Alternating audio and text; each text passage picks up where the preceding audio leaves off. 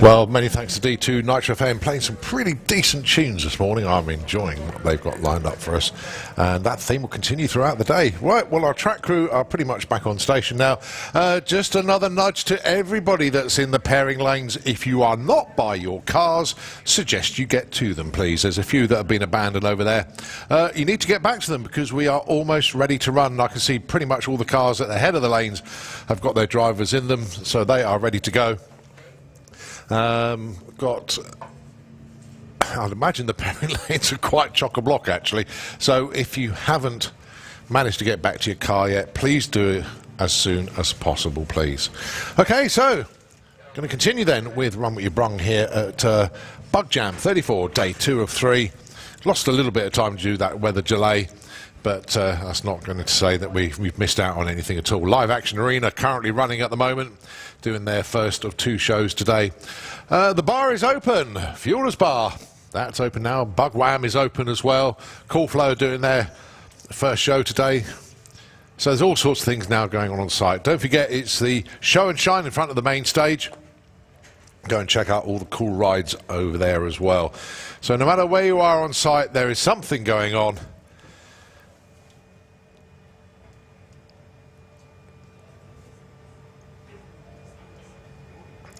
Bit random, there's a removal van appeared at the end of the track, but don't quite know what that's doing there. Now reversing out of the way. So Run What You Brung then, up until 3 o'clock this afternoon, and then of course we get ready for our human powered race at 3:15, and at 4 o'clock it's qualifying for our race classes that have entered into the meeting. A few of those cars will be taking part in Run What You Brung this morning, obviously get some extra track time. We've also got the VW Pro versus VW Sportsman shootout. It's going to be very entertaining. They've all put some money into the pot. And it's basically a team event, Sportsman versus Pro, and whichever team wins, the pot of money then goes into that class, and whoever wins that class for the weekend takes the money. So there's a fair bit of money up for grabs, to be honest. Okay, so we're back with Run What You Brung, a Golf versus a Jetta, basically anything VW brand, which basically means you can turn up with a Seat, a Skoda, a VW obviously, Audi, Porsche. If you've got a Bugatti Veyron, why not have a go with one of them as well? Or if you are entered into the race meeting this weekend, so if you're in Sportsman ET, VW Sportsman, VW Pro, Street Eliminator, Supercharged Outlaws, or if you're one of the invited show cars as well. So there's quite a few different bits of machinery that we got on site that we're going down the quarter mile. Also looking forward to seeing the jet cars. Also we have Top Fuel Dragsters on site as well. Awesome display from them yesterday, with Suzanne Callan getting her first 3-second pass in Top Fuel Dragster yesterday. Saw this car do a few runs, rather rapid to be honest. Getting into the 11s. I'll tell you what, that is not hanging about at all.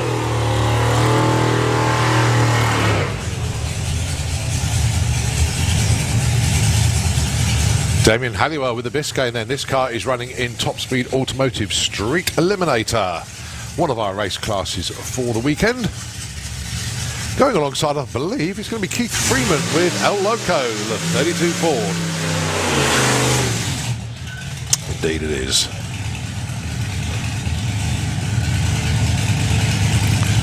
So Keith Freeman going absolutely superbly this weekend. A 9.69 is best so far, getting close to getting into PB territory in the 9.5s.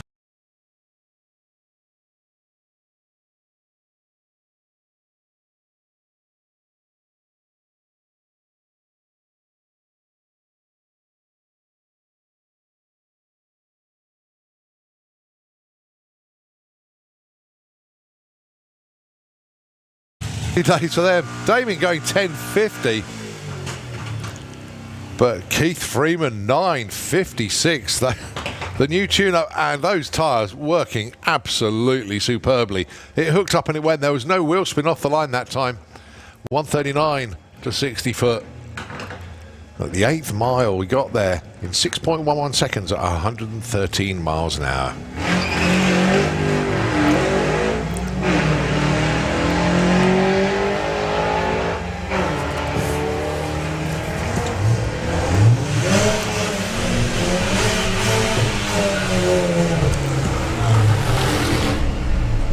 $15.67 at 86 miles an hour, and an 18.48 at 72 for the two VWs there. Well done to the Keith Freeman and the old Loco team. 9.56. That was spot on. And do you know what? That's his first run of the day. Tailwind's helping, but the track's helping, and Martin's happy. Happy days.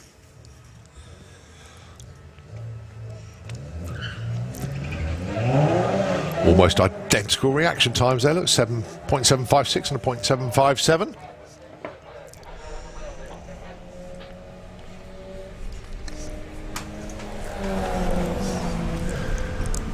So lots of people signing on. It's only 15 quid to do Run What You Brung today. And now those of you that got in before the rain show earlier on have had loads of runs already and still got loads of runs lined up. Don't forget, we're doing Run What You Brung until 3 o'clock this afternoon.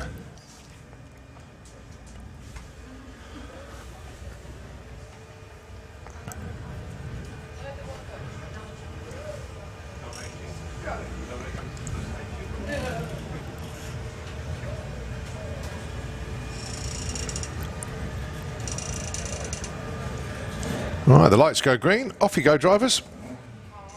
Off you go. Go. What are they waiting for? Christmas?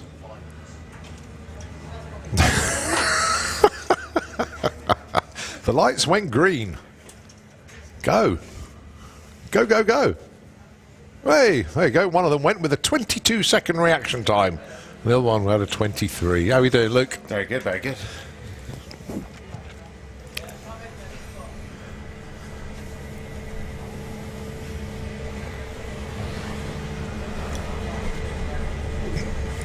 Well, they actually got timed out because it took so long to get going.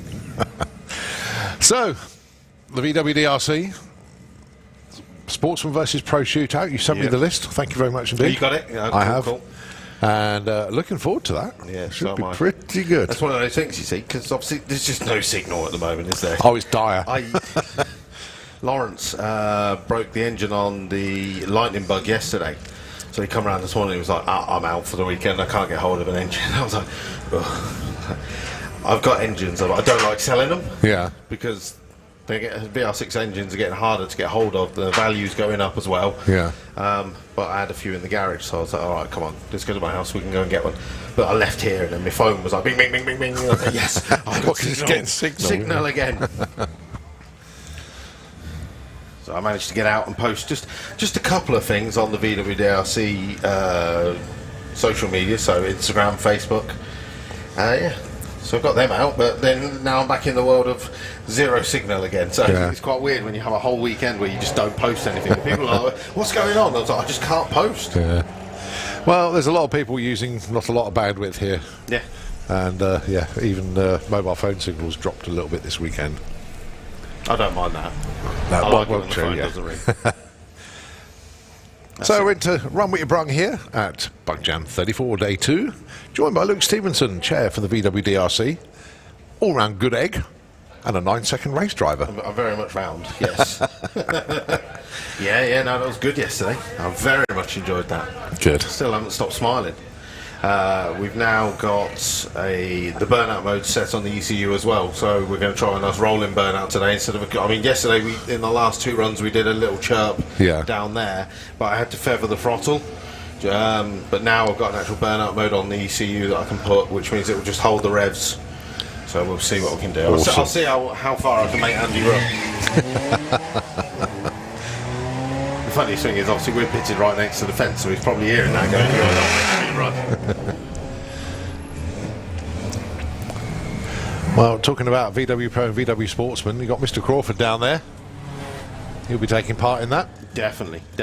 Well, that's the thing. See, it gets very competitive because it starts off like it's like everyone wants to be in the Sportsman versus Pro Shootout, but then you look through the list and then people, it's not nasty, but they're like, that guy's not very. He's either new Yeah. and there's someone on the outside looking in who is more experienced, and then the people are like, do you mind if they come? Because obviously it's like £540. The class, it's like a penalty shootout style. Whichever class has the most wins, that £540 gets put onto the total prize money for the winning class at the end of this weekend. Nice. So basically, whoever wins VW Pro or VW Sportsman and that prize money is added, taking home a nice little check this weekend. Especially with like, what are we, 28 and 27, something like that in both classes. Yeah. So yeah, it's around about £1,000 they'll be taking home if they win the class. Which is a good. And as we all know, because you've proved it, you can spend less on that and buy a car and go racing in a VW Sportsman. That's it. So again, obviously, if you're out and about wandering around, please do come up to the VWDLC pits. We're by the toilets and shower block. Just come to the right of that, and please do walk through any time of the day and just come and talk to the racers. I've said it a million times before. Racers are basically show-offs. Yeah. They love talking about their cars. That is very true, actually. Right, can Mr. Crawford cut a light this time? No. Well, yeah, you do that. You do that in the Sportsman shootout, sir. You keep holding it down. I love the look of that face. The chap in the Mark III Golf was just looking over at Simon Crowley as he did his burnout, and his face of fear was just like, oh God. Nice though. Is that a Golf VR6 Synchro as well?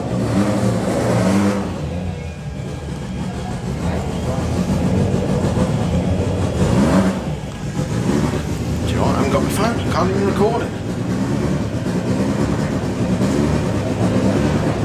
oh, Ian's just quickly dived in there. Top end not clear yet.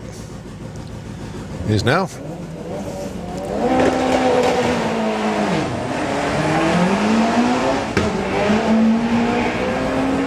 Once Simon gets that launch dialed in,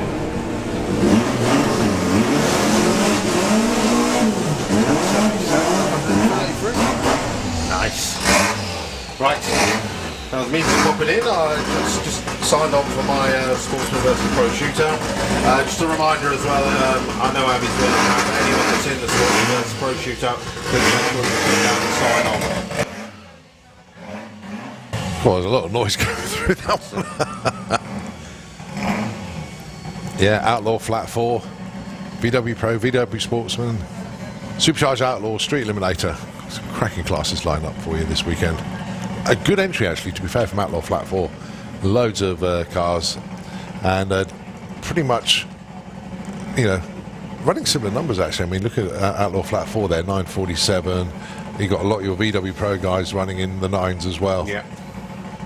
Good to see Paul Jordan back, actually. Hadn't seen him for a little while. Yeah, he's been Twitter-pated. He's in love. Ah, right. Okay. He's been taken away from us for love. But no, yeah, and obviously there's a number of our racers who have not come out yet. They've all just been sitting, waiting for competition, because obviously it is a competition round for us. And some of the people just, they don't fancy doing the Run What You Brung. They are waiting until 4 o'clock when we come out for qualification. I believe we've got free today, possibly free tomorrow. So it's going to be good fun. I definitely know we've got free today. Yeah.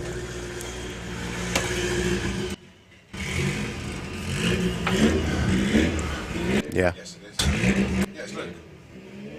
Hi. Yeah. Oh, I don't know. It does sound weird in my ear as well. Oh, g'day, mate.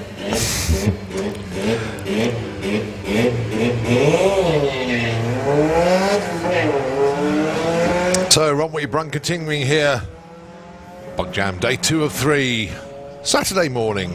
Actually, getting towards afternoon, actually. It's only 23 minutes of the morning.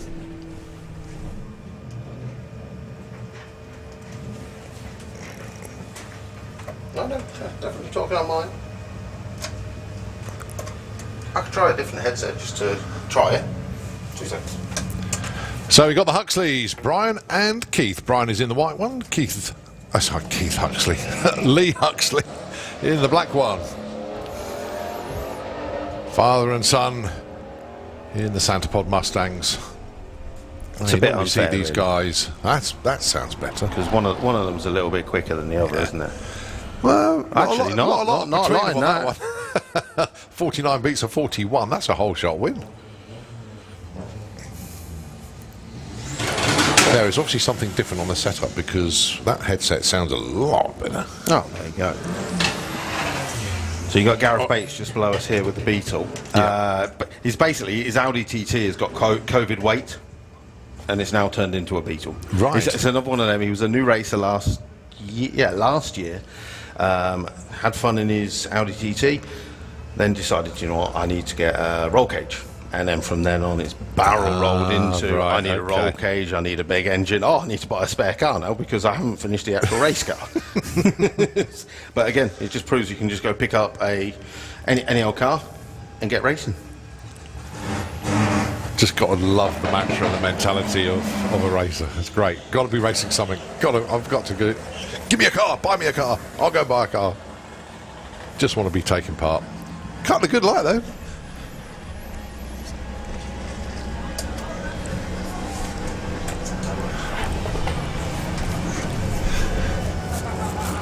Right, this is actually, if Carl turns the wick up on the Tesla, he runs 11s. This R-Line goes in the 11s as well. I like that.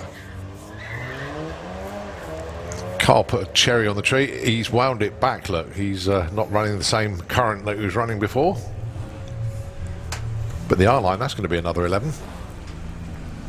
91, 116.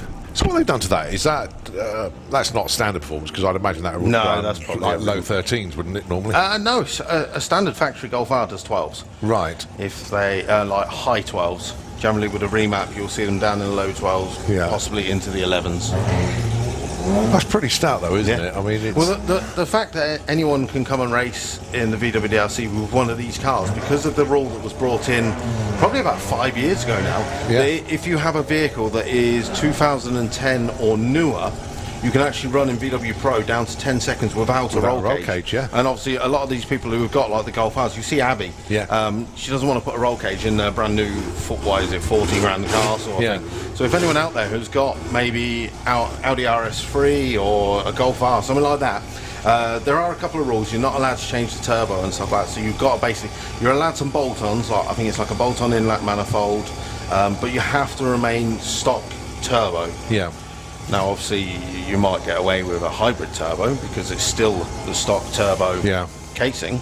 You're obviously allowed to remap it, but that's just a way, if you want to get into racing with a very nice modern car, you can come and race with anything that's 2010 onwards without a cage. Nice. Obviously, we Really do good. advise having a cage, just for safety, because you are racing against, let's say, like me. Yeah. Like today, I'm going to be in the Sportsman versus Pro shootout. I am facing Andy Cooper.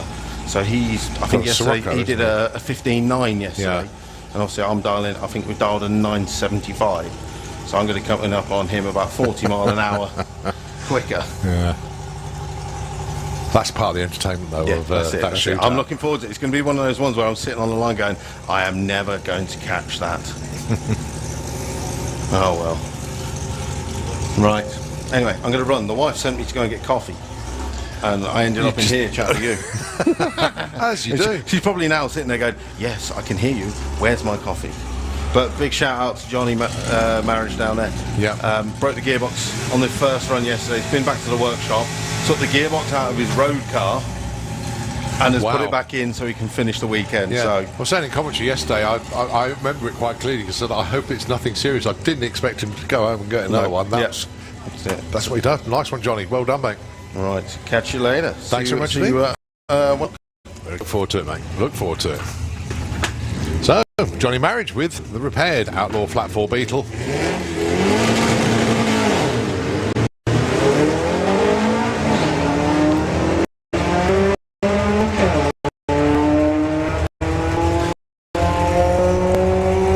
Probably take it a little bit more cautiously on his first run and then build up to the flat out performance. There we go, yeah, 1365. 101. With more to come. Oh, Damien Halliwell getting loads of runs in this morning. Don't forget he's racing in Top Speed Automotive Street Eliminator this weekend. He'll be putting his qualifying runs in from 4 o'clock this afternoon. And then obviously eliminations tomorrow. Going alongside the Jetta in Run What You Brung. Just hear the tyres screeching for a grip there, but Damien launching well. It'll be a 10, but what time? 10:56 at 128 miles an hour. Jetta goes through with an 1860 at 72. And from one car in street eliminated to another one. Al Mack with the Volvo. Love hearing the turbo coming up on boost there as he's doing his burnout. Rolls out of the burnout, car calms down again.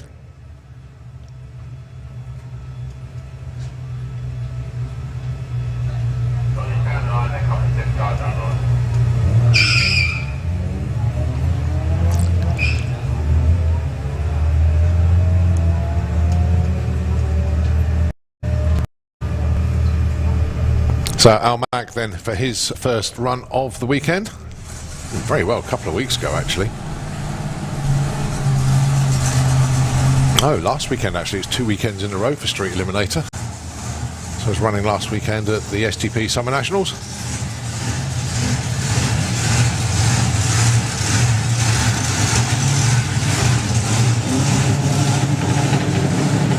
So building on the booth, I've just lurched past stage unfortunately.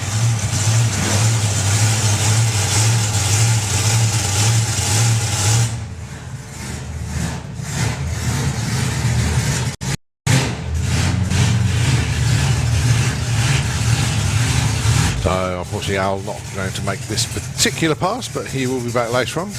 That's what doing Run What You Brung and testing is all about, gives him a chance.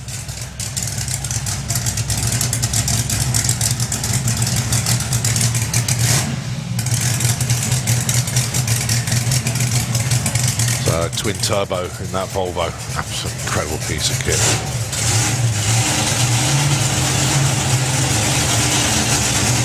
So supercharged Outlaws underneath us now. The Fadster, Andy Hadfield.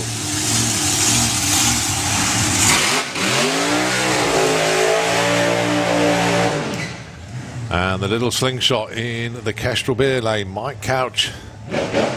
Oh, he's just been pushed back unfortunately. Oh, I'm not quite sure what has happened there. But he was all set, ready to do his burnout, just been pulled back. So the Fadster's got the track all to himself for this one.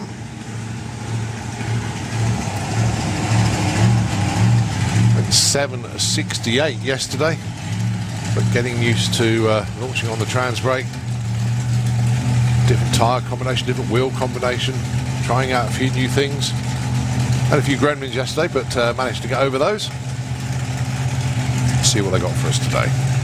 Andy Hadfield with Twister. Little dry hops to the start line.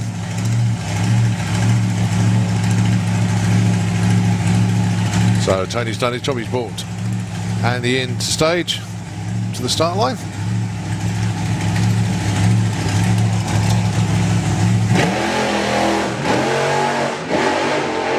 So car drifting over to the right hand side, but eventually straightens it up. Nails it again, goes 8:21, 165 miles an hour. So when he soft launches the car, it settles down really nicely. When you try and hit it hard, it wants to move around. It's finding that sweet spot at the moment. But good driving once again from the Fadster. Well, I've got a bit of a tailwind today, so those looking to go quicker than they've gone before might help you a bit. Put it this way, a tailwind is better driving than a headwind, that's for sure.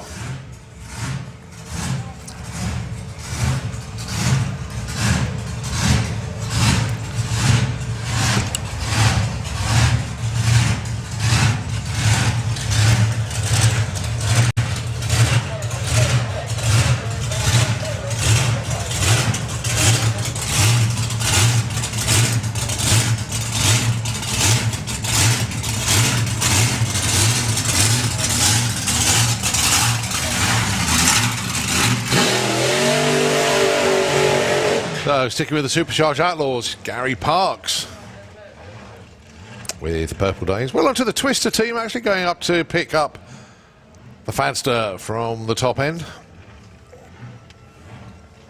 No doubt they'll be down for another run before they get into their race routine at 4 o'clock onwards.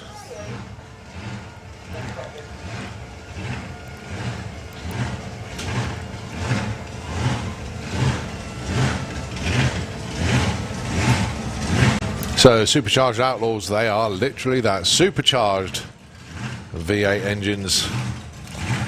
They do their own thing, they are literally outlaws. But a good mix of vehicles as well. Got Altereds, dragsters, pickup trucks, door cars, you name it. What a great mix. The main ingredient though, you got a supercharger on your engine.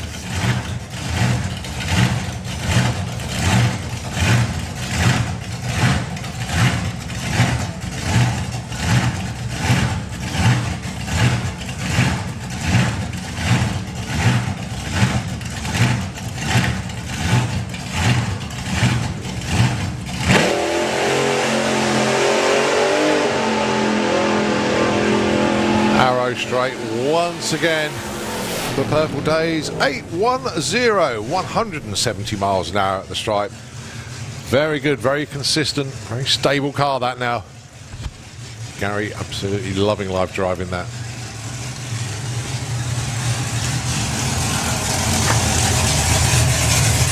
Well, 10 minutes to 12. Judging is about to commence for the show and shine in front of the main stage. So they've all been getting ready. All the cars and vans and whatever is over there have been cleaned up, ready for the Autoglim show and shine in front of the main stage. On track though, Mike Couch. Little Hemi Hustler, the Slingshot Dragster, only 304 cubic inches. Quite a small engine in that car. That's about 5 litres. But it's supercharged, but they had an issue before the run and done his burnout and now having to be pushed back. Not quite sure what's happened. But that's part of the fun of Run What You Brung. It's a great place to do testing. It's a great place to sort of find out any issues you have with the car. Just get it back to the pits, work on it, suss it out, come around, do it again.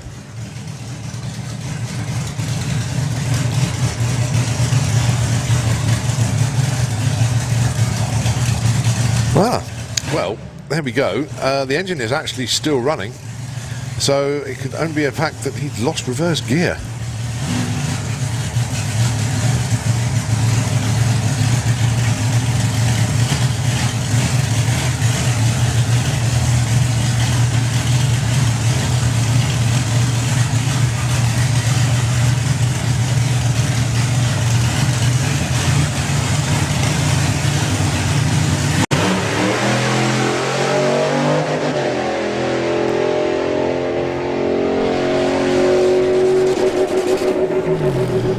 Hit the rev limiter at the finish line there. 896 at 137 miles an hour.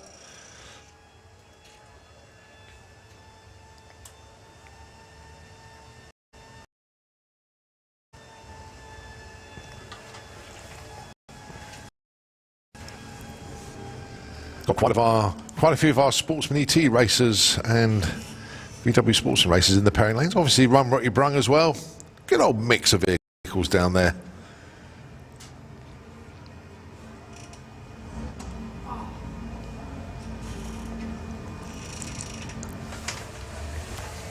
Connor Holt back round once again, running in Sportsman ET. Normally cuts a fairly decent light.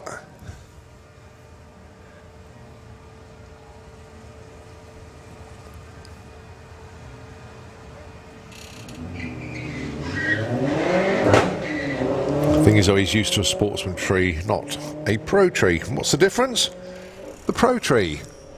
All 3 ambers come on together, then it goes green, so you have to be pretty quick get away from the line. A Sportsman tree, you'll see the Christmas tree start lights come down one at a time. It's 3 amber lights and they come on half a second apart.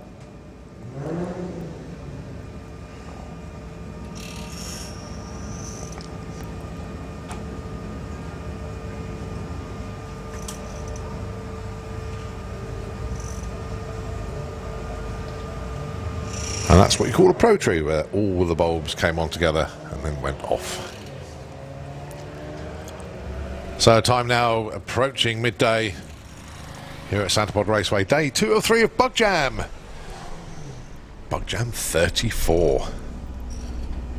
Incredible.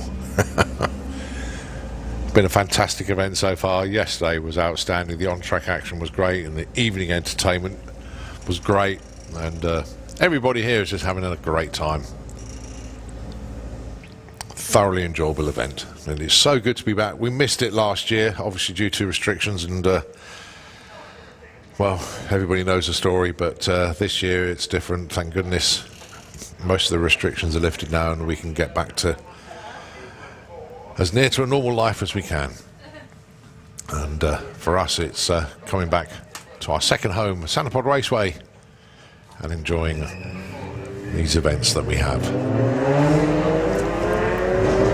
Well, in the Kestrel Beer Lane, that's Felicity Gibbs, one of our racers, that's going to be taking part in the qualifying later on in Sportsman ET, and she is actually the points leader in the National Championship with that Mustang. So doing very nicely indeed.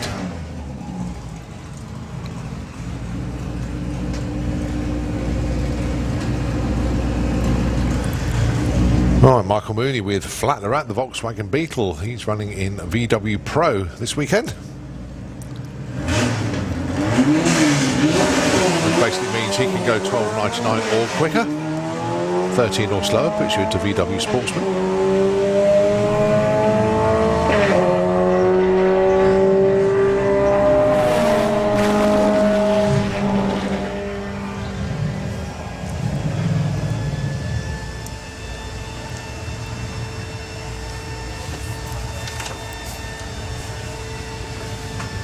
Well, we're only about half an hour away from having our jet cars put in their first runs of the day. Martin Hill went 5:24 yesterday with Fire Force number 5.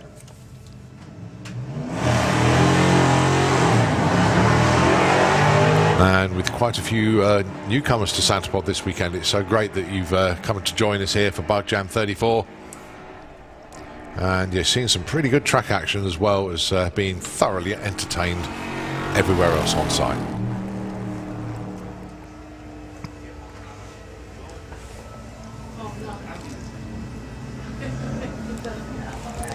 So the two Santa Pod Mustangs, next pairing. But at the moment, you've got a pair of Audis are down there.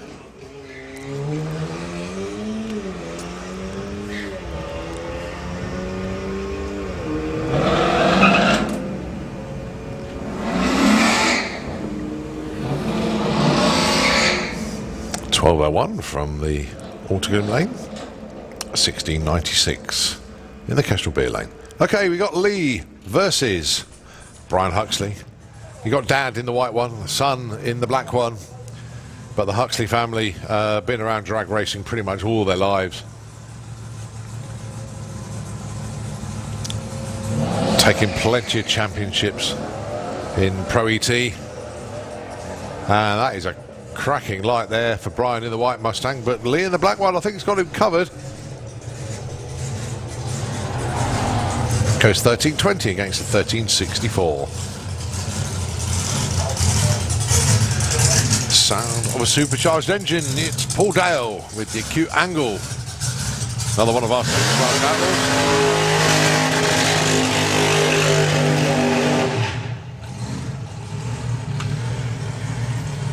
First run of the weekend for Paul. I'd love to see him in the 8 straight off the trailer. That would be superb. But off the trailer runs, basically it's a check-out pass. See how it goes, and if it feels good, take it all the way through. If you don't, it doesn't matter. Back out of it. But track time always valuable for these teams.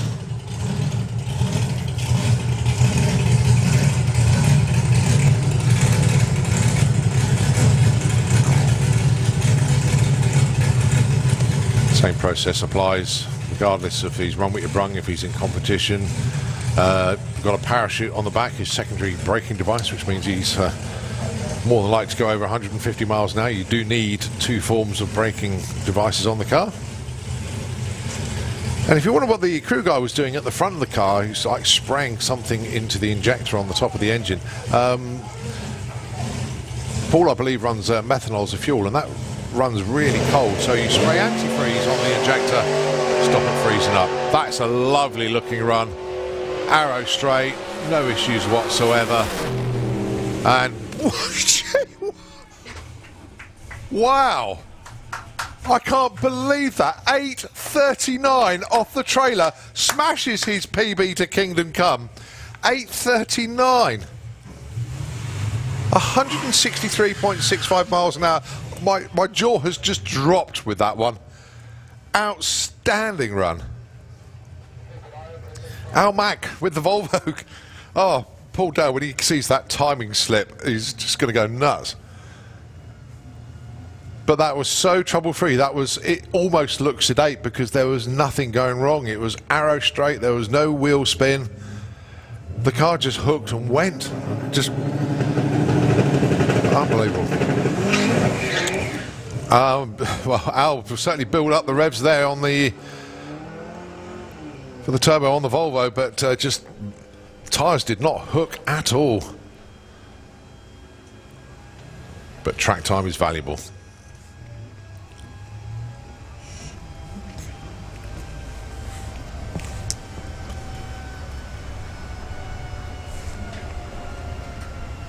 So Al will be back down again for another run, get it all sorted out. Well, that's the thing about testing.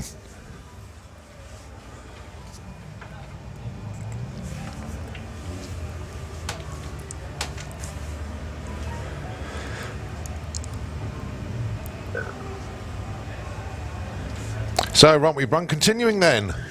What have you got? Bring it down, let's see.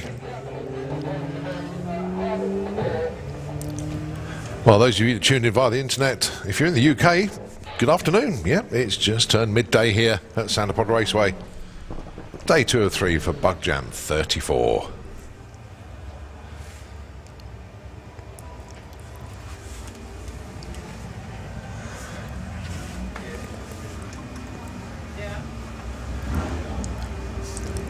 I do sometimes have a little chuckle when you see a car appear on the start line in Run What You Brung with roof rails on it.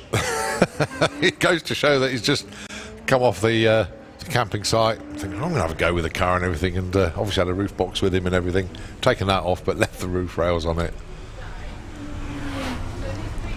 So it's 15:30 at 98 miles an hour, playing a 16:12 at 89.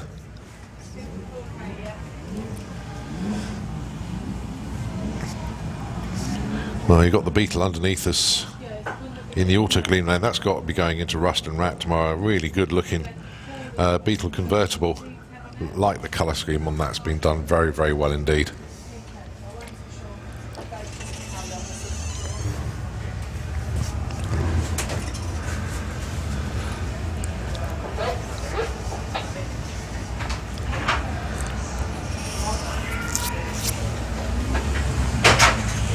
So you'll see this Beetle come through now, actually doing a little bit of a burnout as well.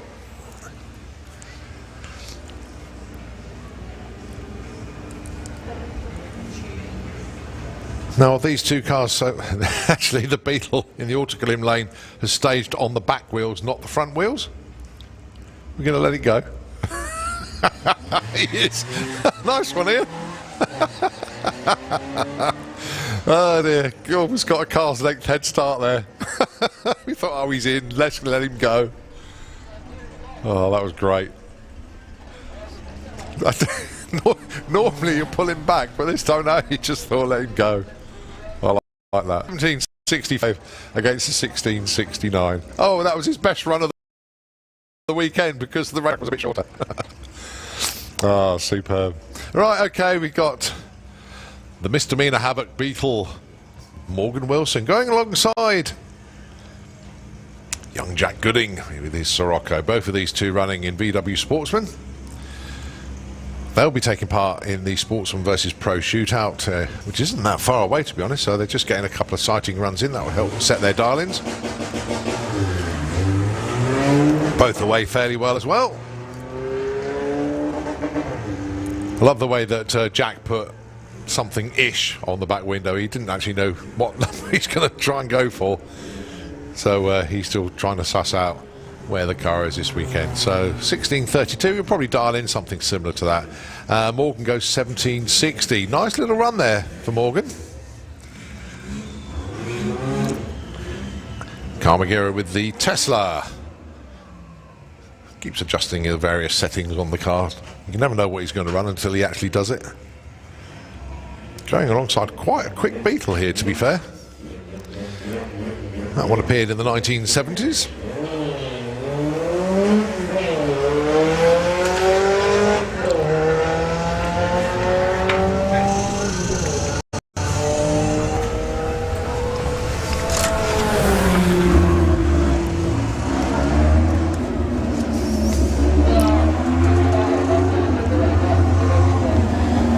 So with the time, as I say, 12 o'clock now, the judging actually has started in front of the main stage for the Autoglim Show and Shine. We do have our jets in around about 15-20 minutes time. Oklahoma Willie the jet bus, followed by Fire Force 5. 1 o'clock, don't forget, you've got Bound and Gagged comedy. That's up in the dance tent, so 1 o'clock. It was a good show yesterday. And of course, around about 1ish we'll be having Top Fuel Dragsters as well.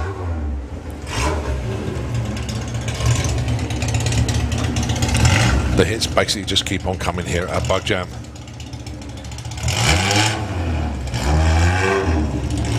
So Paul Bate with the Orange Street Beast by Flat 4 Performance. He's in the Autoglim lane going alongside John Crawford, who runs it in a VW Sportsman.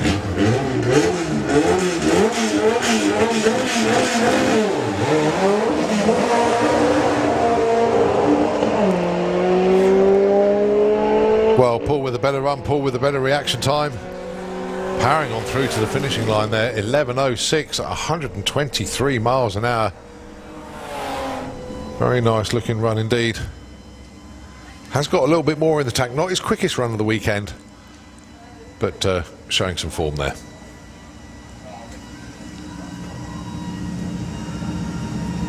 So now we've got Gary Lake with the Arabian Night underneath the tower. Currently second in the National Championship points chase. Not too far behind the leader, Felicity Gibbs, that's also been running. Carl with the Tesla, you just see go through. He's currently number 3 in the points chase. So they're all here this weekend. All want to add to their points tally and try and catch and overtake the person in front of them.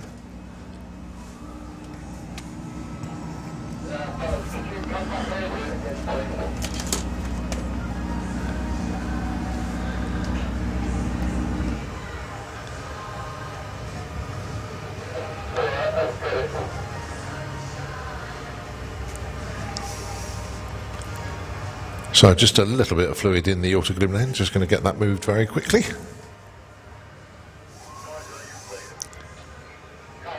And then the pair that's below us can do the run. Well, certainly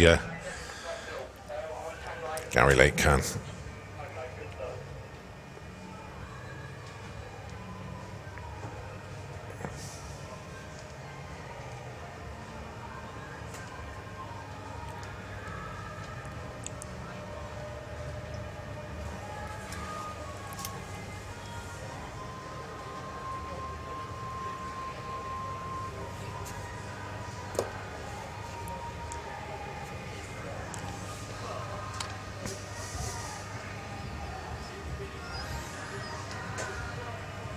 Yeah, still just a little bit of concern on the Autoglim lane on the start line, so they're just making sure that any fluid or whatever that just came out of that car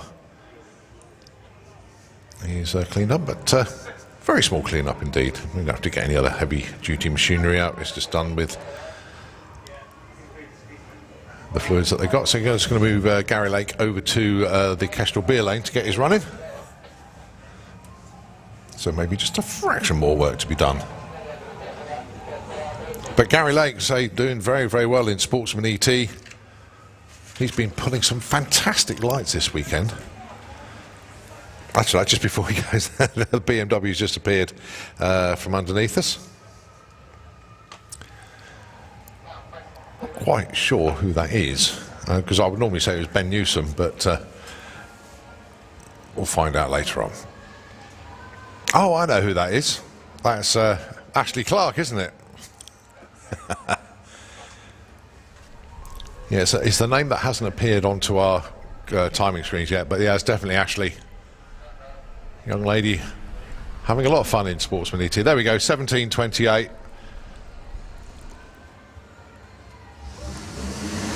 Trying to get the car dialed in. Yeah, Will, rather not running this weekend. He runs his dragster in Pro ET, but it's Ashley's turn to have some fun this weekend. Right, so now Gary Lake does bring the Arabian Night car in to the Kestrel beer lane. Look at his reaction times when the scoreboards clock a number up. Don't be surprised to see a 0 in front. He's really cutting some good lights. So much so, you may just pull a red. He's pulled 1 so far this weekend, but all the others have been 0 lights. So let's see what he's got for us. Look, there you go, 044. That's the way to do it. Basically, he starts moving before the green comes on. The idea being you cut the beam when that green actually comes on. If you wait for the green, you're not going to get a good reaction time to it. So it is a fine art, but nicely done there for Gary. 0.04 of a second reaction time. Goes 14:13 at 96 miles an hour.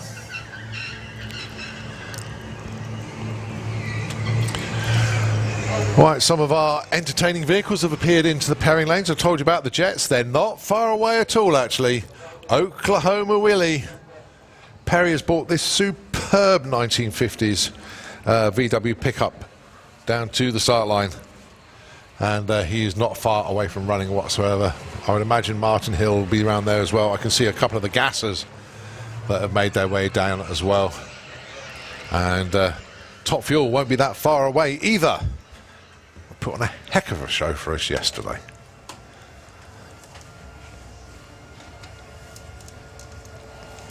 Well, you don't see many of these around anymore, the VW Corrados.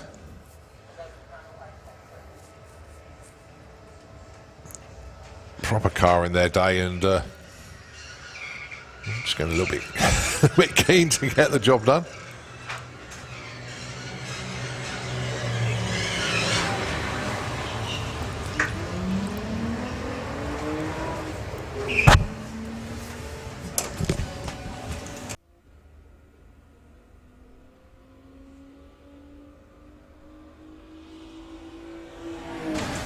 Right, do you remember that list of cars that I read out earlier that are parked up by the top marquees near what was the old Kia trailer? There's 4 cars parked up there. None of them have moved, and the Santapod team would really like them to be moved, or they will move them for you. So it's a silver Audi ML55 MEG. There's a white VW Caddy YS12 GLZ. A Hyundai i10, which number plate is KR11 GZX. And there's one of those little smaller Mercs, LP65 OZM. Those 4 cars are actually parked on an emergency routeway around the site, so we need to get those moved as soon as possible, please. We put this announcement out a while ago, and none of them have moved yet, so we do need them moving as soon as possible, please. A silver Audi ML55 MEG, white Caddy YS12 GLZ, a Hyundai KR11 GZX, and a Merc LP65 OZM. Those 4 cars, can you go back to them and move them, please? You're parked where you shouldn't be. You're on emergency routeway. So basically, if we need to get paramedics or fire truck or anything up to the top there, they need to go that route. So please, can you go and move them as soon as possible? Thank you very much indeed. So as we look down onto the pairing lanes, we can see the never forgotten Beetle. Clark has basically sold this vehicle this week, and the new owner has literally jumped straight into the car and brought it to the track. Now, I'm not quite sure who has bought it, because I'm looking at the social media posts and there's a few names that have been tagged in it.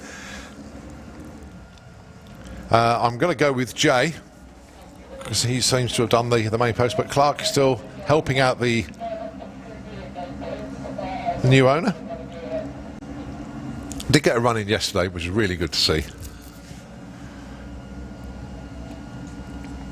So the Never Forgotten be absolutely beautiful. You need to have a closer look at the paintwork on this car, and the airbrush work is absolutely superb. This is a tribute car to the fallen, and if you look at the airbrush work on the black paintwork, it's sort of ghost images of poppies. Very, very well done indeed. Beautiful car, and it's so good to see the car back on the track.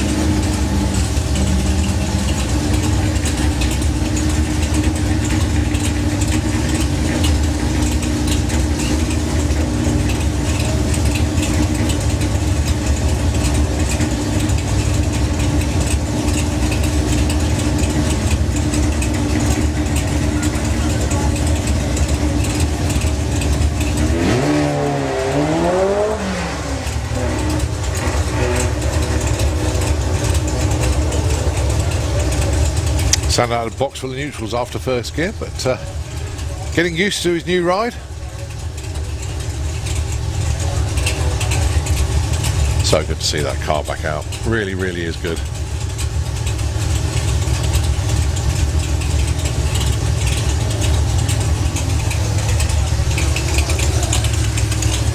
Right, this is a great matchup actually. We got Steve Matthews with Honky Tonky going alongside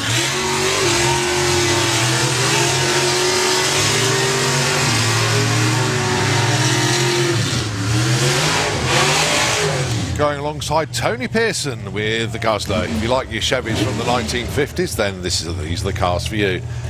Both of these cars run in a class called the Gasser Circus. Both of them can run in the 10s, possibly dip their toes into the 9s.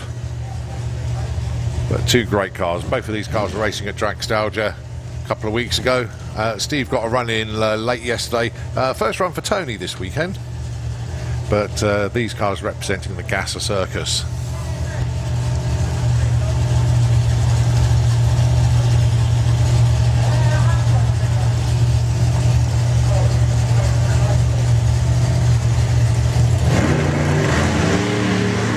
Well, they were both caught out by the tree there actually. They normally run a sportsman tree, but that was a pro for them. Steve Matthews got his nose out in front and runs a 1060. 136 miles an hour compared to a 1080 at 123 for Tony Pearson. So nice runs from them. Jason Hollenby with the jumping jalapeno. Again, another 10-second gasser.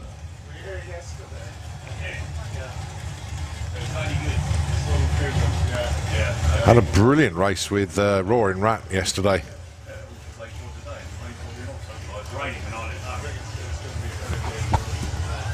So Jason brings the car up to the line, goes into stage, the lights count him down, off he goes. 158 to 60 foot at the 8th mile. He gets there in 6.95 seconds at just a smidge under 100 miles an hour and takes the stripe at 10.92 at 122 miles an hour. Right, well, in the pairing lanes, I can see jets. So if you're not on the grandstand, get yourselves up there.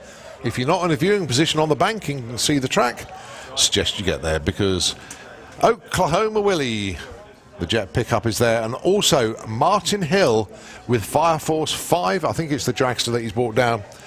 He's not far away from running at all, and I have a sneaky suspicion. I can't see them because I can't got eyes in the lanes at the moment, but we are not that far away from top field. And actually, I can confirm that it is Martin Hill with Fire Force 5. Which is the jet dragster. So they are moments away. Also, just actually the live feed is just giving me a glimpse of the main stage area where everything is parked up for show and shine. So plenty of vehicles over there. Loads of Beetles I can see parked up. Trying to judge winners out of that lot, very difficult indeed. Loads of VW buses down there as well. And of course you've got cars coming into the pairing lanes as well, so very busy. But coming around the corner now is Perry with Oklahoma Willie. What a show vehicle this is. This could be parked up in the Auto Glim Show and Shine and win it every time. But he's here to put on a show. A Rolls-Royce Viper 535 jet engine on the back of this. That came originally from a Strike Master jet and has round about 3,500 pounds of thrust. Has a normal road engine to move around with, so he can drive it on the road. Yep, it's totally street legal. Just needs to cover up the jet pipe and everything.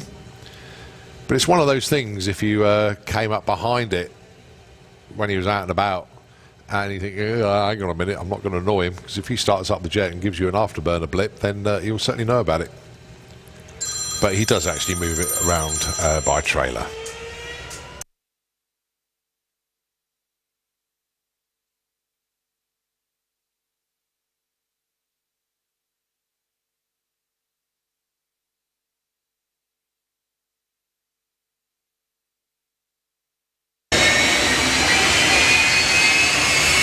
So Oklahoma Willie then, the jet turbine building up. Going to see some big sheets of flame coming out the back of this. It puts on a nice little show for us.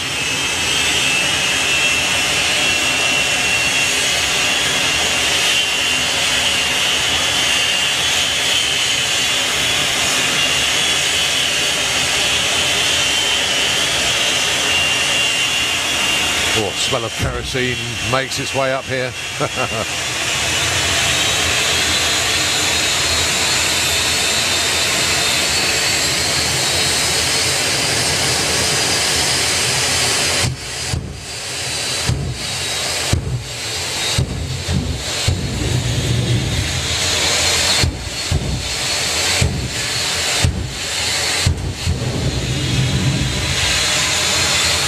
Huge sheets of flames coming out of the back of this jet engine mounted on the back of this 1950s VW pickup bus that Perry has done all the work on.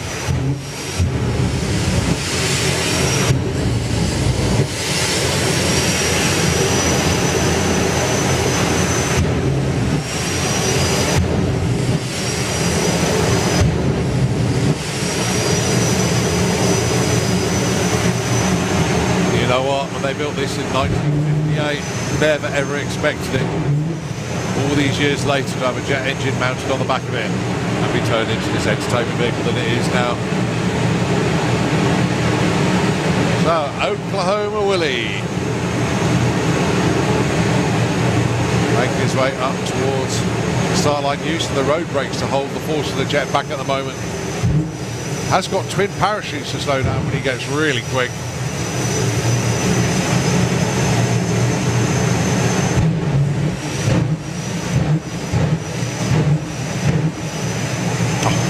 Rolled through. He's going to take it all the way through there.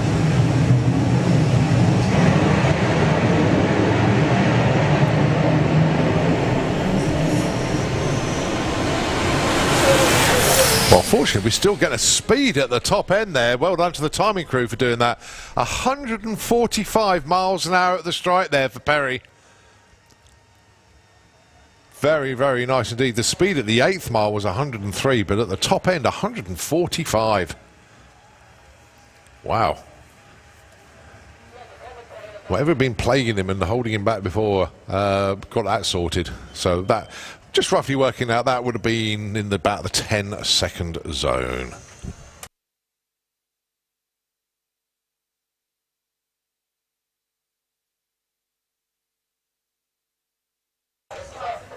So well done to Perry. Very quick thinking actually by Ian Marshall there, realising that Perry was on the run, so Ian triggered the beams with his foot. So although the ET doesn't exist, which we didn't even read out, the speed was spot on. Tell you what, once Martin Hill is getting into position, don't forget, 1 o'clock, Bound and Gagged Comedy up in the dance tent, and that is a full-on show today. Got Ariel Suma at 1 o'clock, your compere. Going to be introducing Susan Murray for a 20-minute spot starting at 10 past 1, and then Chris McCausland, he's got his slot at 1:35, and then there's a whole host of people putting on their acts, and that will take you up to 4 o'clock this afternoon. So have a great time up there. There's some very, very good acts up there taking part in Bound and Gagged Comedy from 1 o'clock until 4 o'clock this afternoon. 3 hours up there. Go and take your chairs, go and have a sit down in there and enjoy 3 hours of entertainment up there from various different acts. So 1 o'clock is the start time for that. It's inside the dance tent. Yep. You know, the big marquee at the top there. I'm sure you know where it is by now. Also, 1 o'clock, the main stage will open up, actually. The judging for Show and Shine will have been done by them. We're not announcing the winners until later on.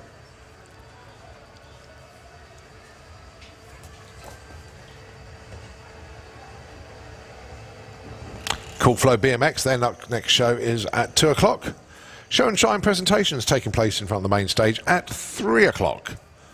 The Human Powered Race, 3:15. And then basically at 3:30 we remove all the vehicles in front of the main stage. Getting ready for Bug Jam's Got Talent at 3:30. Second show for Live Action Arena also at 3:30 this afternoon.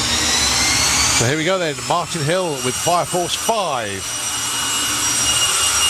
The Jet Dragster, and if you haven't seen this before, this is going to be quick, it's going to be loud, and if you've got youngsters with them, protect your ears, protect their ears, please.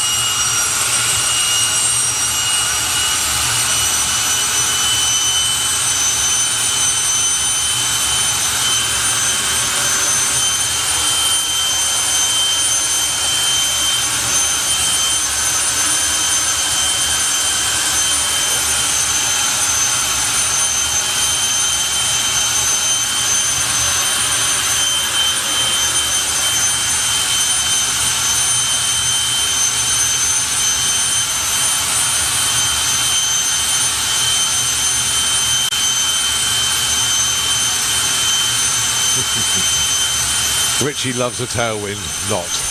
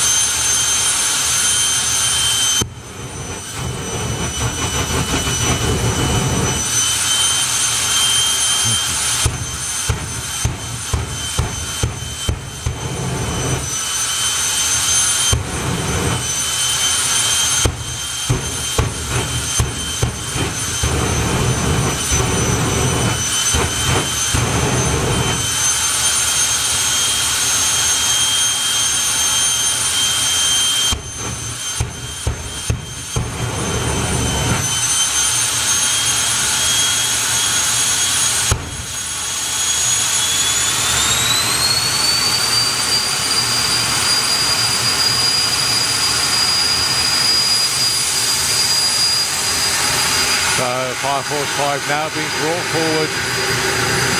Richie's just giving him some directions. The pops and the bangs are going to get a little bit louder now.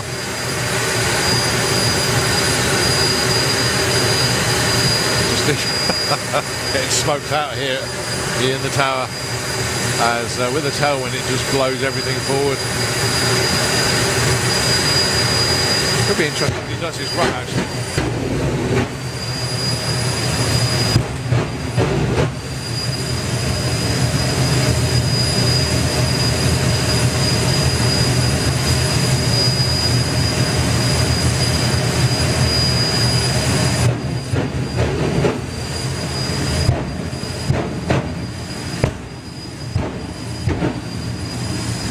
So Martin Hill yesterday went 5:24. What's he got for us today? Give Richie a big wave. Puts a lot of effort into their show, and it's basically the faster Martin goes, the more you wave. we go then. 545. Clicks it slightly early, still goes 5.56 at 188 miles an hour. At the 8th mile, 3.6 seconds, 226. But a lot of smoke and a lot of fumes from Fire Force there. But a nice run nevertheless.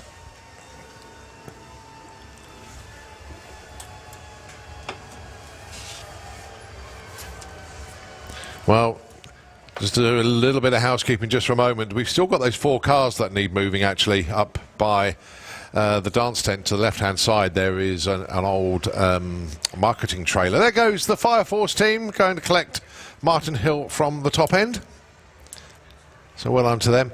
Yeah, we still need to get these 4 cars moved, please. Silver Audi ML55 MEG, the white Caddy YS12 GLZ, a Hyundai KR11 GZX, and a Mercedes LP65 OZM. Those 4 cars, please, need moving as soon as possible. Right, well, the time now, 12:30, lunch break for our track crew. But gives a chance for everybody to get a breather, catch their breath, and get ready to go up, maybe to the dance tent. We've got Bound and Gagged comedy at 1 o'clock. That's a 3-hour set from a whole host of different acts up there, so certainly worth checking that one out. So the dance tent, 1 o'clock, Bound and Gagged comedy. Also, Cool Flow BMX got another show coming up this afternoon. There's so much going on site actually. Cool Flow got a show at 2 o'clock, 4 o'clock, 7 o'clock, and they've also got a party mixed in as well. Live Action Arena second shows at 3:30 this afternoon. Run What You Brung will finish at 3 o'clock, and then 3:15 we will have our human-powered race. So time to get a breather, half-hour track break for our crew. Time to get yourselves fed and watered. We'll see you shortly. Nitro going to take the airwaves away. Just turn the music up a little bit more.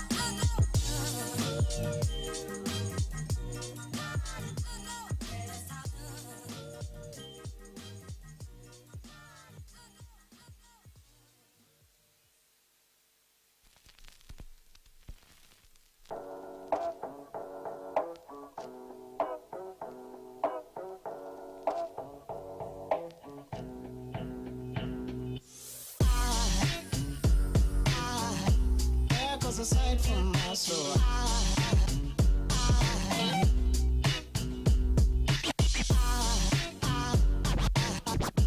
there goes a sight, there goes a sight. Now there goes a sight from my soul. There goes a sight from my soul.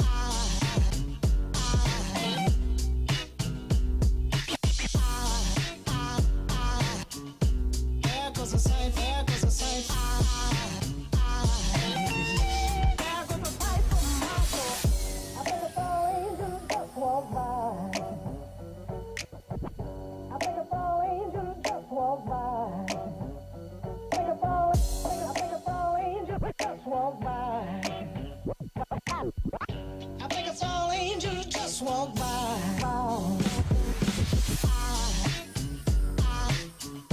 There goes a sight from my soul.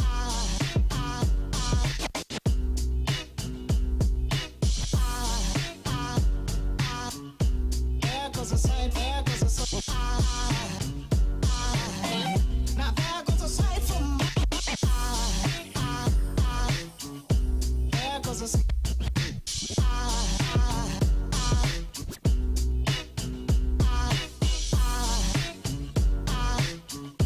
There goes a sight, there goes a sight.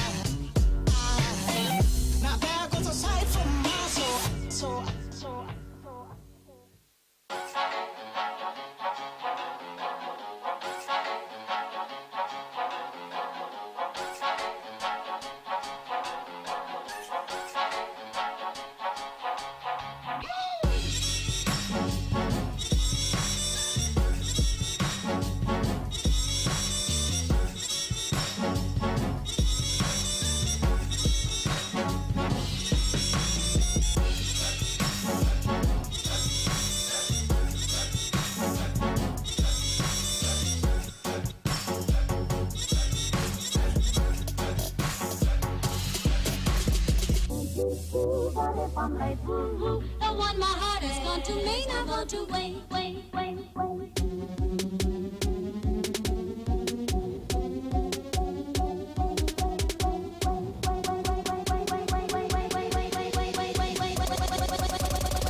not want to wait. Tico tick, oh tico tico tico tock. Tico tick, oh tico tico tico tock. Tico tick, oh tico tico tico tock. Tico tick, oh tico tico tock. This tico tico is a cuckoo in my car.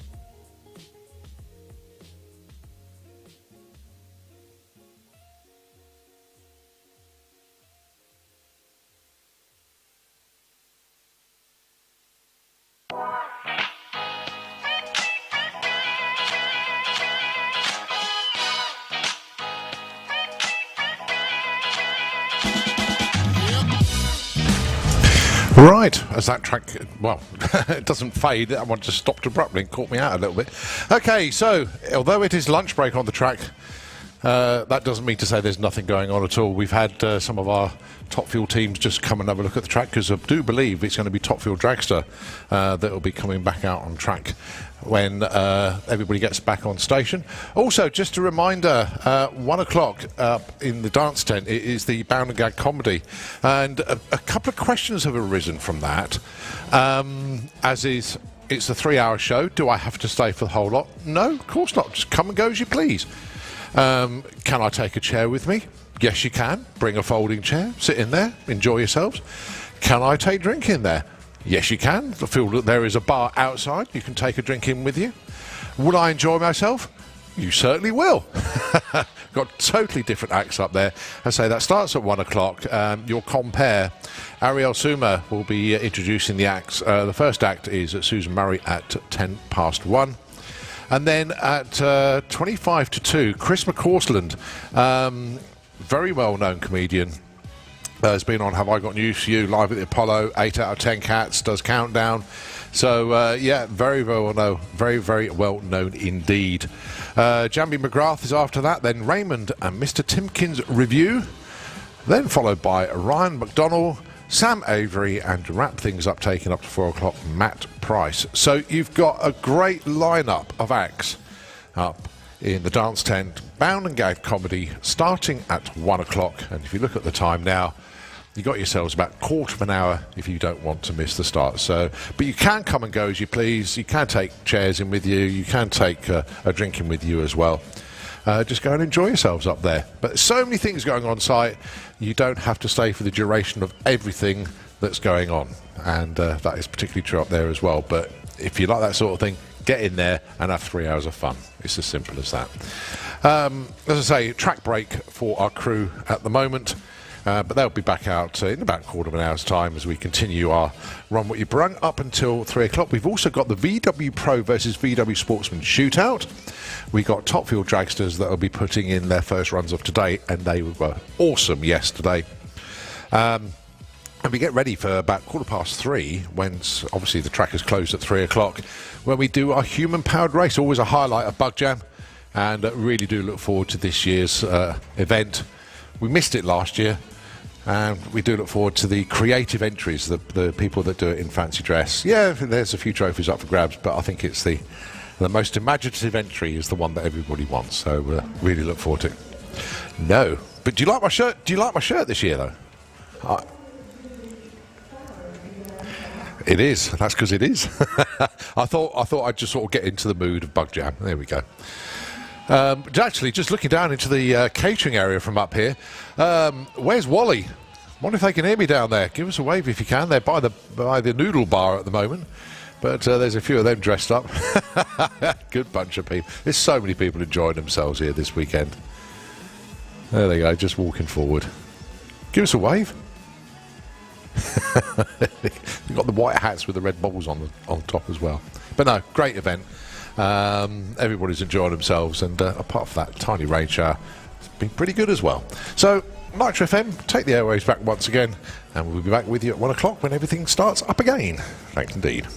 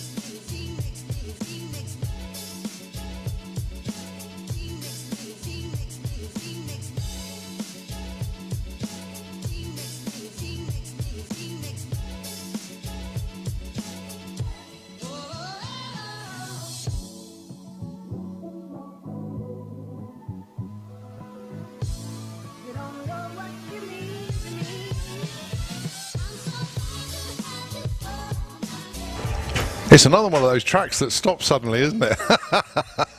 Okay then, well, a little bit of an update for you. You can see our track crew are out there at the moment with the Gluebird, which puts down some extra glue, but also the tractor is out there, and that's got what's called a counter rotator on the back of it. It's got 4 big Goodyear slick tyres, and that will be going up to about half track, both lanes, and it'll be putting an extra layer of rubber down. So that's what's going to be happening on track. Off track, we're not far away from starting off with Bound and Gagged up in the dance tent.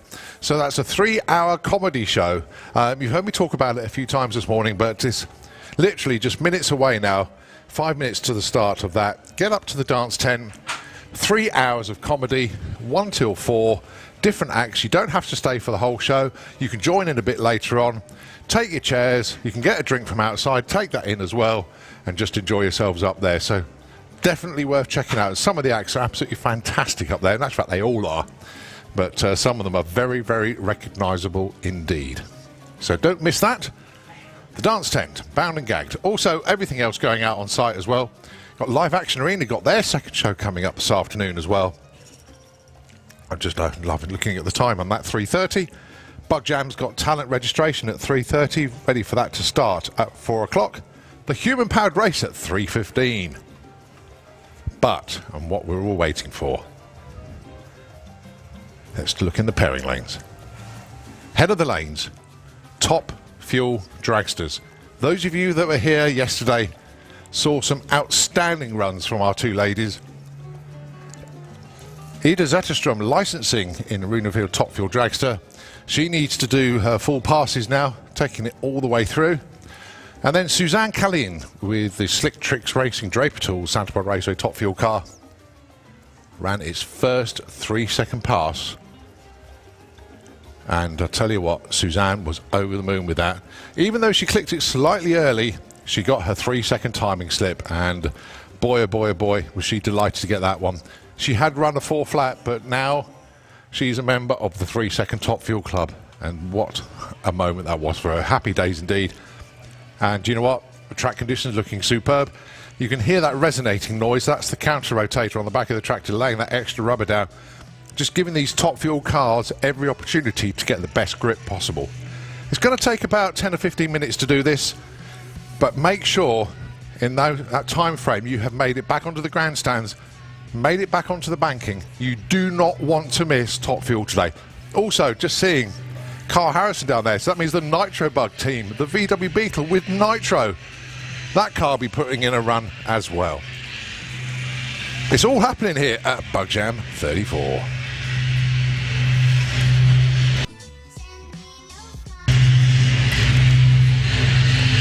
Tractor resonating again. Let's go back to Nitro FM 96.2. Going to take it away with more tunes.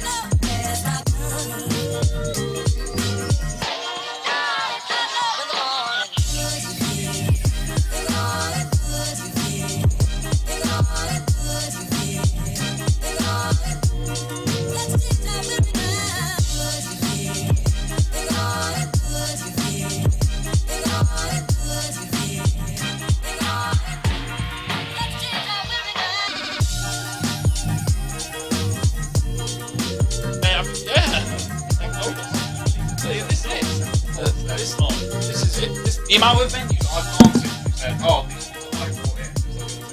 Have you met Julian yet? Very briefly, you know. Julian Davies. Yeah, pretty much. Yeah, so I'm just kind of like just getting the lowdown on it. So, I feel kind of like, I feel a lot off.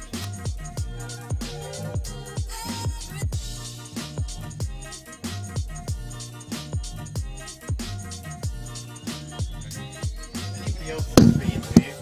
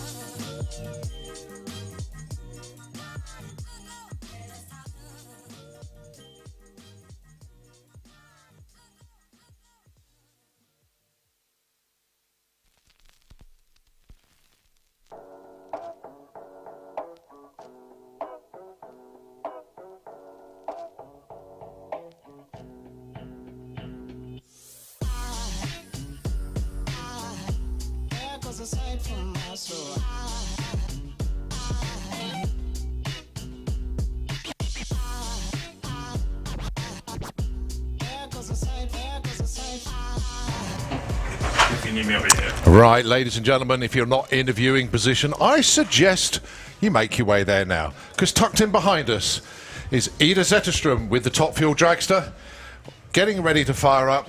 So get onto that banking, get onto the grandstands. Ida has got to go for her full licensing runs now. She's done a burnout and launch.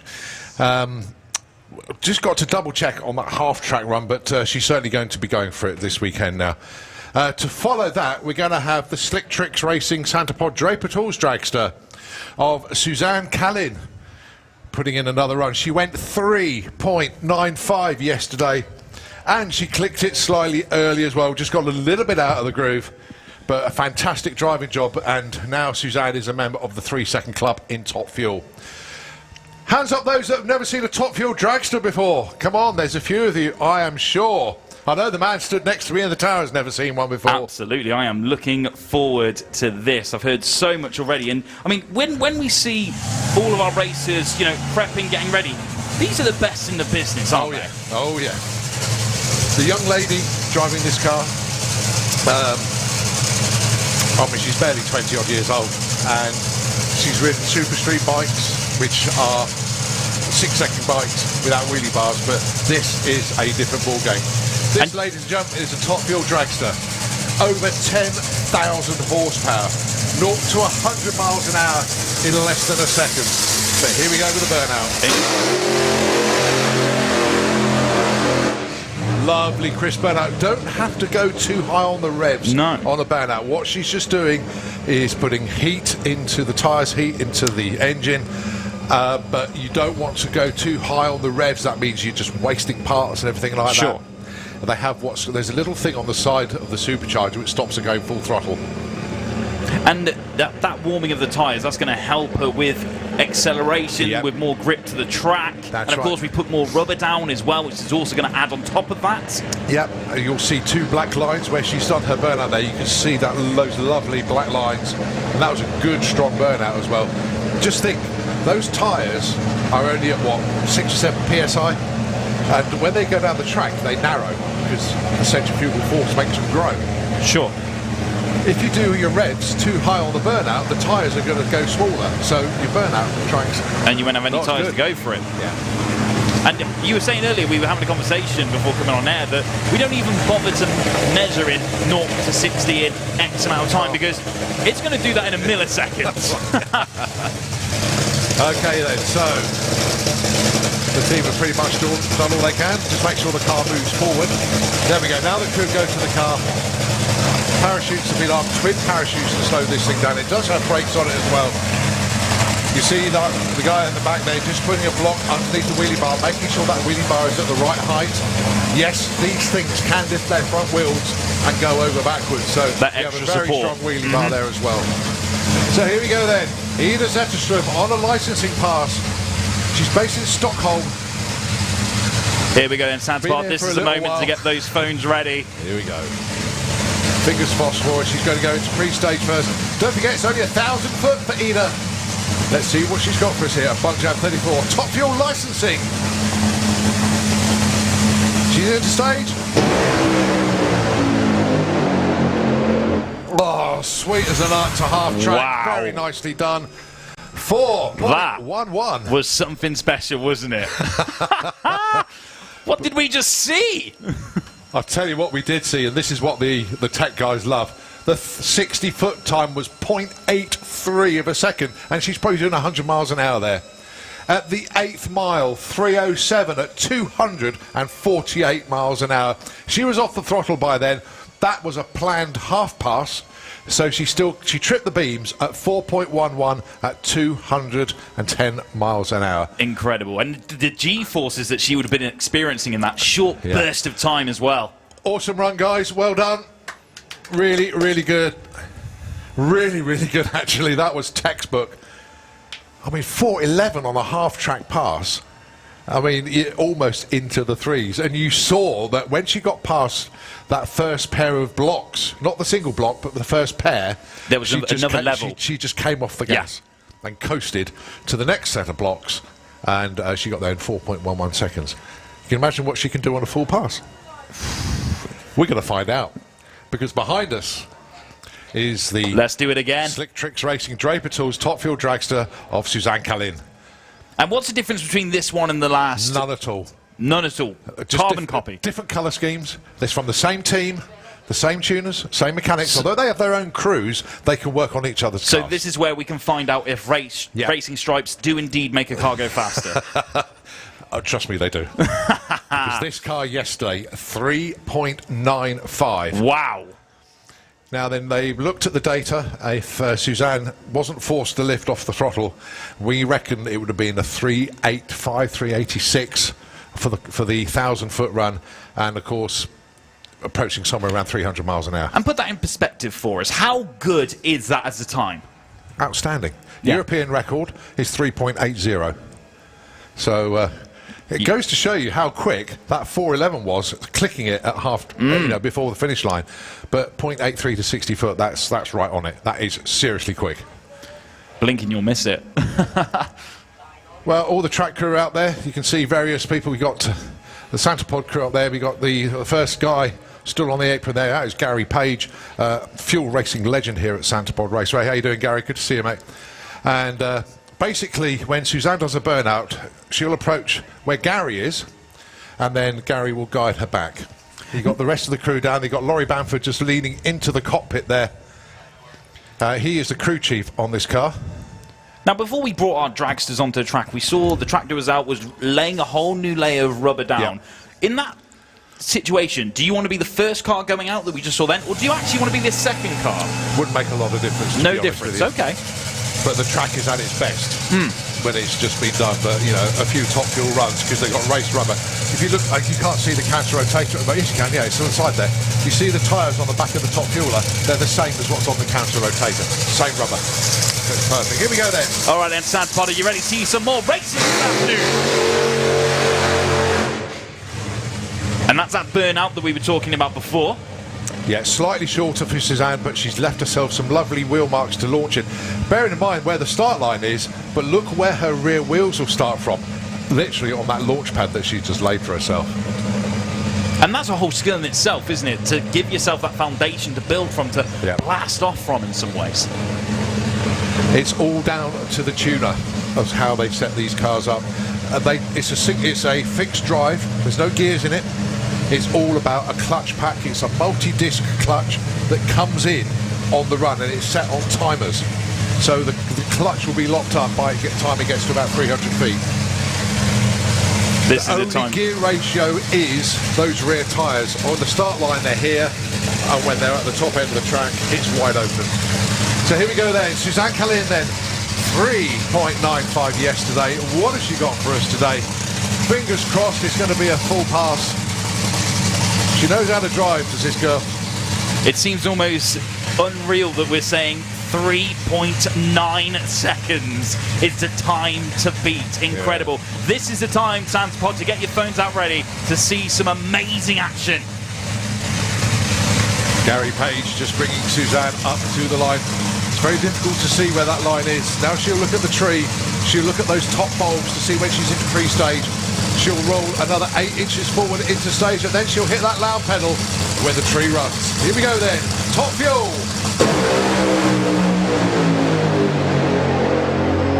Oh, she's in the threes again. 399. Wow. 250. Car was drifting again. Just past the just past half track at the 8th mile. And it's scary to think what she could have done if she didn't have that little drift at the end there as well. But I tell you what, 2-3 second track is at its best when it's just been done. But, you know, a few top fuel runs because they've got race rubber. If you look, you can't see the counter rotator, but yes, you can. Yeah, it's on the side there. You see the tyres on the back of the top fueler. They're the same as what's on the counter rotator. Same rubber. That's perfect. Here we go then. All right then, Sans Potter, you ready to see some more racing this afternoon? And that's that burnout that we were talking about before. Yeah, slightly shorter for Suzanne, but she's left herself some lovely wheel marks to launch it. Bearing in mind where the start line is, but look where her rear wheels will start from. Literally on that launch pad that she just laid for herself. And that's a whole skill in itself, isn't it? To give yourself that foundation to build from, to blast off from in some ways. It's all down to the tuner of how they set these cars up. It's a fixed drive. There's no gears in it. It's all about a clutch pack. It's a multi-disc clutch that comes in on the run, and it's set on timers. So the clutch will be locked up by the time it gets to about 300 feet. This The is the only time. gear ratio is those rear tyres. On the start line, they're here, and when they're at the top end of the track, it's wide open. So here we go then. Suzanne Callinan then, 3.95 yesterday. What has she got for us today? Fingers crossed it's going to be a full pass. She knows how to drive, does this girl? It seems almost unreal that we're saying 3.9 seconds is the time to beat. Incredible. This is the time, Sans Pod, to get your phones out ready to see some amazing action. Gary Page just bringing Suzanne up to the line. It's very difficult to see where that line is. Now she'll look at the tree. She'll look at those top bulbs to see when she's in pre-stage. She'll roll another 8 inches forward into stage, and then she'll hit that loud pedal when the tree runs. Here we go then. Top fuel. Oh, she's in the threes again. 399. Wow. 250. Car was drifting again. Just past the just past half track at the 8th mile. And it's scary to think what she could have done if she didn't. They got that delivered back to them yesterday. So yesterday afternoon into the evening, their job was putting the supercharger back on. Rob basically just got the car back from the previous event, had a very good debut, and now just basically it's fine-tuning, getting used to the car. So the starters have been attached. You'll see a detachable starter motor. They don't have onboard starters at all. And if you look in the back of the pickup bed, you'll see there's, well, you can't see it, but there is a big, like 12-volt, massive 12-volt booster box in there, which connects to the starters. That's how they turn it over. Now, another thing you can see, if you just look down on the fuel tank at the front of the car, you'll see a wide tank, and then just next to it is a narrow tank. Yes. The narrow tank holds methanol. The big tank holds nitro. So they start the car on methanol, just like the top fuelers, and then they switch over to the nitro. And that's where you see it on the track as well, where that sudden little switch is that very split second, and then that's what you'll gets see speed. it now. Right, so they've both been given the instruction to start. Just checking. They always check with each other to make sure they're ready. Just waiting for the track crew. You can see the burnout crews as well. They're ready to receive the cars, because obviously they can't see where they're going backwards. So you have somebody in front of the car going like this, guiding the car back, and because you've got somebody behind the car giving instructions to the guy up front. You'll see it all happen. And of course, it wouldn't be anything without all our pit crew and making sure the track's all together. So Santa Pod, please put your hands together for all our pit crew and track crew as well. Awesome, aren't they? Doing a fantastic job all day long. And not only that, the sun's come out for them as well. I'm not sure if that was down to the pit crew, the sun, in all fairness, but No, I wouldn't be surprised if it was. They'll take it. Okay, signals now been given to start them up. And this is it, as you mentioned earlier, the communication between the two teams as well. Yep.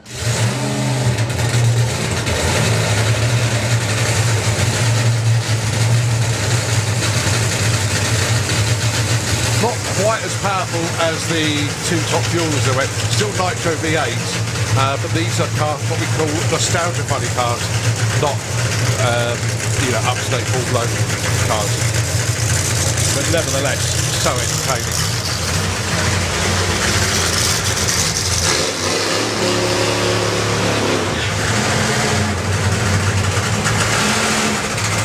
Very soft burn out there, Fanny Ball. Not really striking.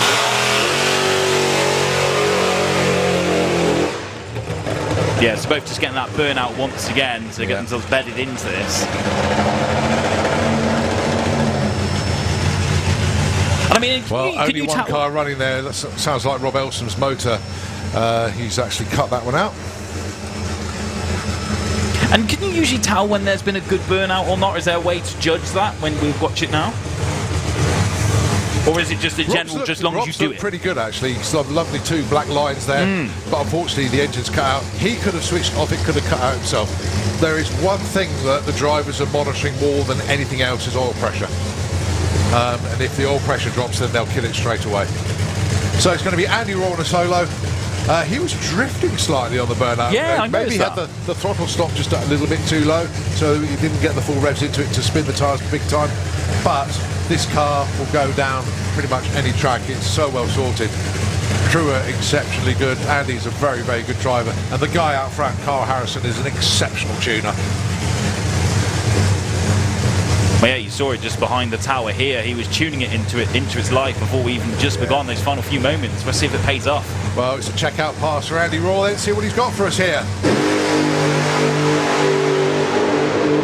Well, you just saw him getting out of the groove a little bit there. He started to drift towards the centre line. Still goes through with an 885 at 89 miles an hour, 105 to 60 foot. He's certainly on it off the start line. But discretion, the better part of valor there. Just cruising on through there. No point trying to be a hero first time. He takes played the it track safe. over the weekend. Yeah. Absolutely. But look at the tyre marks. You can now analyse the run. You can see he's wheel spinning, and then he gets to about 300 feet. Just before that first block, you can see the car slightly drifting to the right. And you think, hang on a minute, he's just moving Had out to the groove a bit. rebalance it, I'm just going to settle it down. He gave it a good blast to start with, though. It's those previous drag cars we saw, it was always a blast and then another hit. But that was just all power straight away, going for it. Yeah. But nicely done, Andy Raw. Okay, so not quite sure what happened to Rob. So they're going to get that car back to the pits. That's one thing that you generally can't do with a nitro car. Once you've started up and done a burnout, you can't suddenly get it back, start it up again. It's quite a procedure. Obviously, it uses quite a lot of fuel to do what they've just done, so they need to top the tank up. And once you've had nitro in the engine, you really do need to make sure there's no more fuel in it before we try and start one again, because you can just literally lift the heads up straight away, and becomes a bit of a recipe for disaster. So they'll get that back to the pits, take the heads off, check everything through, and then come back out. And to again do an later. average check on one of these drag cars, how long are we looking at for that? If it's a quick check, half an hour to 3/4 of an hour. I mean, it has been known that they can strip an engine and have it rebuilt within an hour. Wow. But if you watch some of the American racing, they have what's called, they start stripping the engine before it gets back to the pits. The crew go to meet the car at the top end, and they're pulling bits off it whilst it's been towed back to the pits. It's amazing to watch. But they've run to such a tight time schedule. So, Rob, we'll get that car back to the pits. They are pitting next to each other. They know, everybody knows everybody up there. So, fingers crossed they can get that one sorted. But Yeah, they'll all be helping out each other, won't they? yeah. New car to Rob this year. And this is it. With a new car, I imagine it's part of that whole fine-tuning process. We're going to see things like this with newer cars.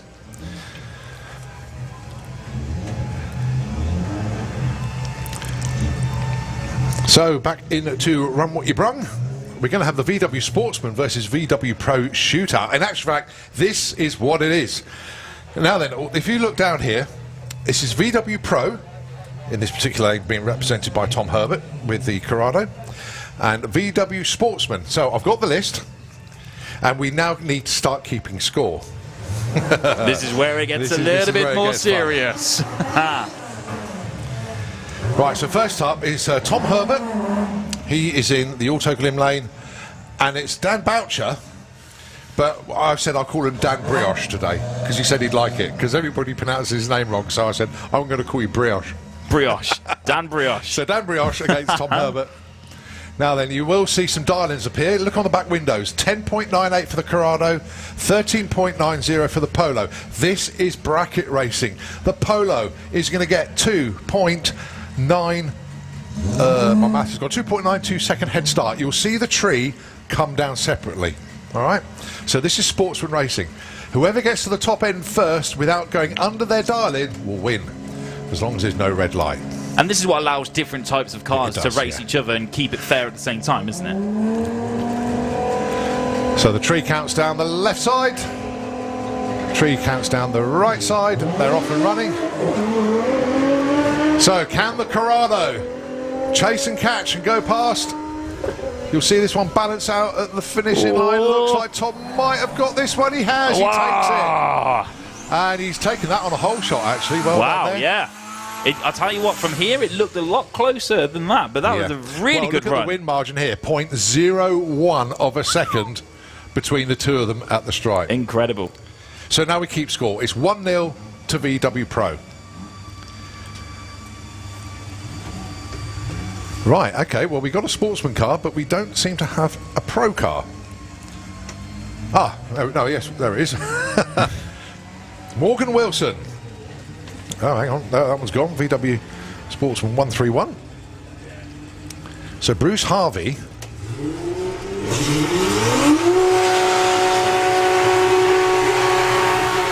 Should have been alongside Paul Jackson. So Bruce has taken that one. So it is now 1-1. Right, representing VW Sportsman then, it is Morgan Wilson. She dials in at 17.60. The Team Militia Golf is going to have to wait an eternity. James Gould dials in 11.2. 6.4 second head start That to the is- Beetle. This is going to be very entertaining. Very indeed, interesting, because this. He's just got to wait, don't flinch. Both into pre-stage. And that's a discipline in itself to wait. Both into stage. Morgan's tree will run first. Off she goes.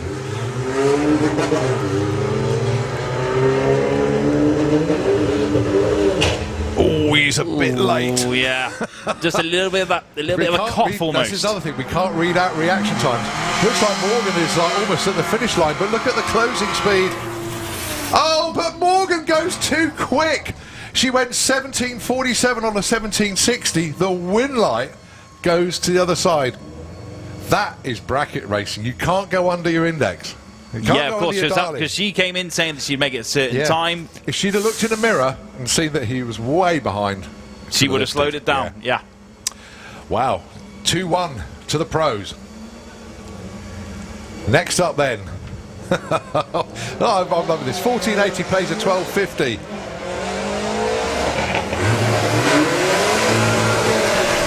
So Ian Dale closing in. Looks like he's drawing alongside. Oh, but no, it's not enough. Look at the breakout. 11.59 on a 12.50. So it's another win for the Sportsman. It's 2-all.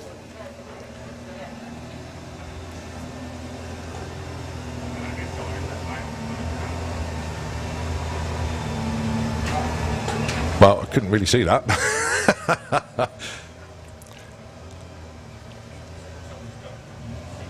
So this is Phil Unsworth representing VW Pro. Should have been alongside Fee Sinclair, but Fee hasn't made the call. So I'm assuming that Phil will close his roof hatch in a moment. There we go.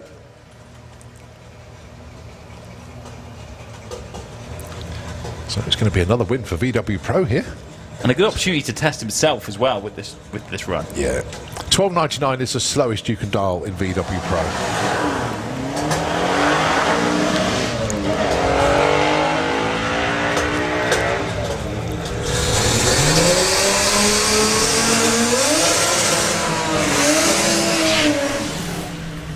$14.04. Makes you wonder if you should switch to VW Sportsman. Right, this is going to be a good one. This is where we really see that difference in timing and allowing someone that slight advantage, isn't it? Yeah.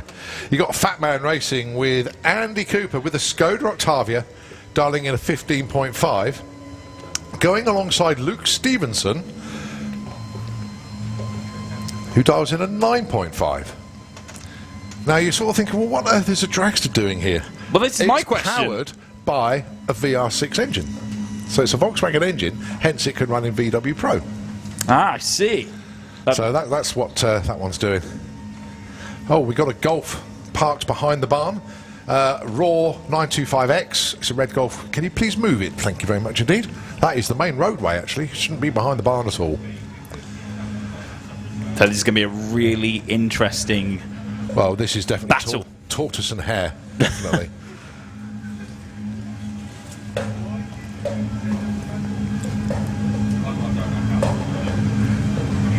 So Luke Stevenson in the dragster. He ran his first 9 this weekend, going alongside the Skoda.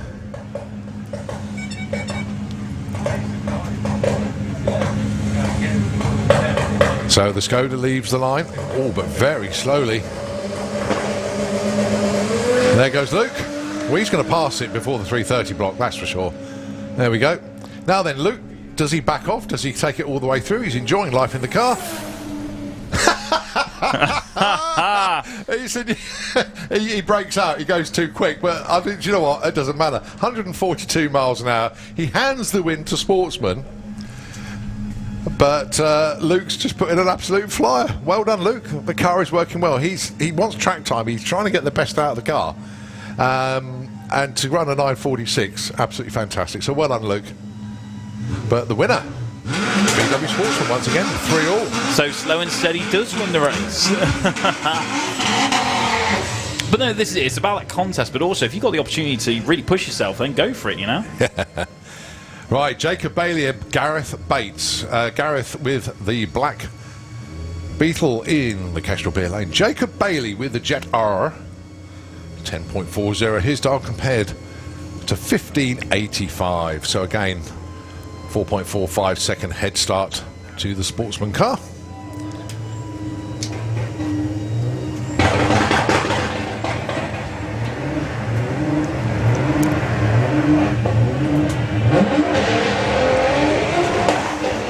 So Jacob Bailey off in pursuit. Jacob catching, feathering the throttle at the stripe and takes the win. 10.88 against a lose-out, 16.32. Win margin, 0.4 of a second. That's another win to Pro. It's 4-3 now to Pro against Sportsman.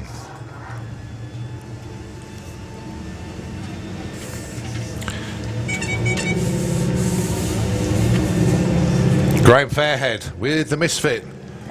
He's having to wait, he's having to wait, he's having to wait. Now he sets off in pursuit. Now can he catch Polly Judge with the yellow Audi? Oh, this is getting close at the stripe. But Ollie's... Oh, that was very, very close indeed. So it's another win for Pro. Graham Fairhead takes that one. Kaylee Jackson with the Audi taking on Ed Keach with the Tangoed Golf. This is going to be another big... Look at this one. 12.2 for Ed. 17.99 for Kaylee.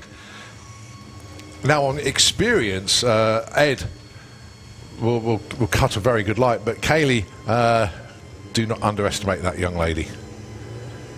So off she goes. And Ed sets off in pursuit. That was a really nice start from Ed there as well.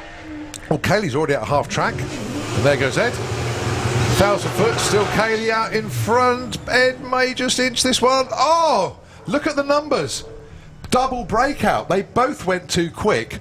So you look to see who's broken out by the least, and that's Ed.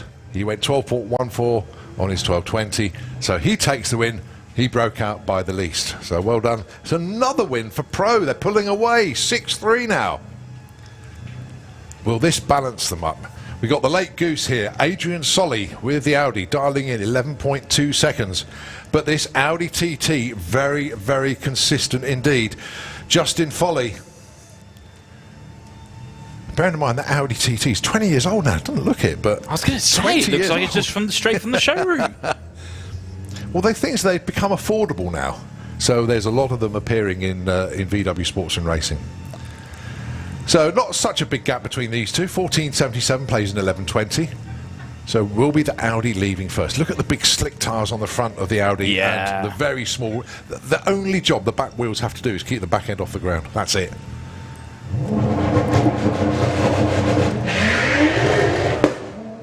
And you could see it there, couldn't you, from the Audi? The front was just pulling the rest of the chassis. Well, the front does all the work. And the Goose has done his work. Gets to the stripe first. Goes 11.47. Takes the win from a 15.02. Wow, 7-3 now.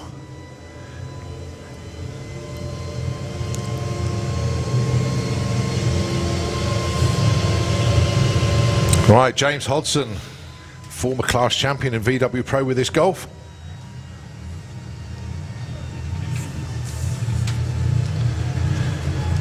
Going alongside Simon Clare with the Black Pearl Audi. 13.95 for the Audi. And 11 something, I can't read it, 11.99 on the back window there for James. So that's the slowest you can dial in VW Pro. But it's Pro 7, Sportsman 3 at the moment. I think the Pro gang are smiling. Because don't forget, there's about 540 quid going into the pot for either Pro or Sportsman for the winner of the event in whichever class takes the overall shootout win. So it's a lot of money at stake. Someone will definitely be getting the rounds in then, basically, is what we're saying. No, they'll just be buying parts. Yeah, all that. So once again, the Sportsman car will be leaving first. That will be the case in all of these matchups, to be honest.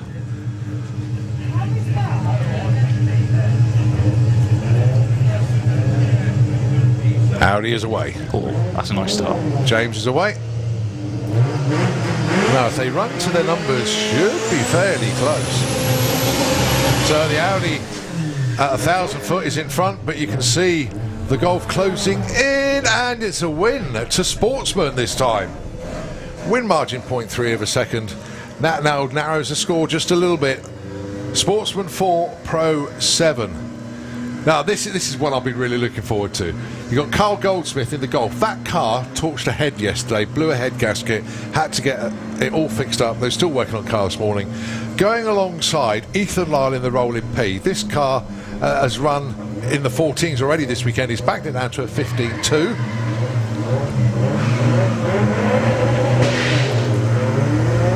Not a lot between them off the line. No, it's not really, is there? Two very experienced drag racers indeed. Ethan looks like he's way out in front. He's on the brakes, but it's not enough. He broke out. No. You can see the brake lights. He only crossed the line at 81 miles an hour. but the win goes to Pro. 11.23 on a 10.90 dial. That is another win, so that's 8-4 to Pro now. Right, the champion in VW Sportsman, Mr. John Crawford, taking on Alex Knott with a highly medicated Beetle. I love the theme of that Beetle. Ah, it's awesome, isn't it? You want to see it when we get to events like Flame and Thunder in November when it's dark and he puts all the lights on. It's just so cool. Glow in the dark as well. Let's see if that can help him here with this race against the champ. Yeah, 1503. Sorry, 1583 plays in 1150. John is away.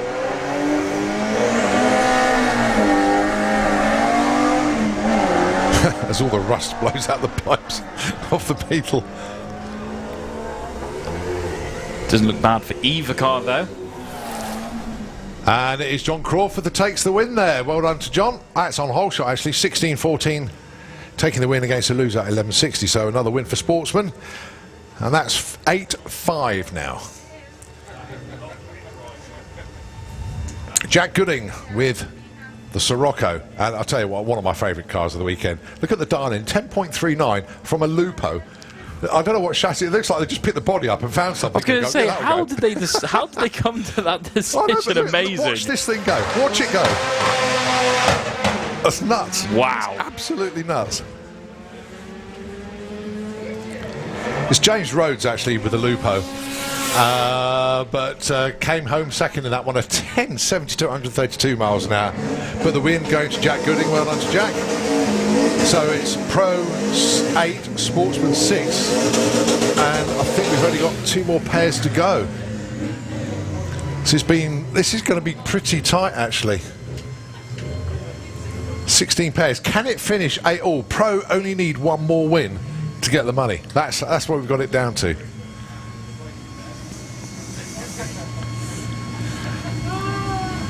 So Andrew Barnbrick then with the goal from Manchester. He is representing VW Sportsman in the Kestrel Beer Lane.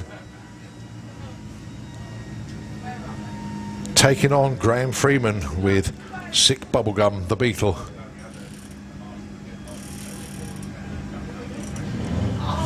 So Andrew will be going first, dialed in 14.10.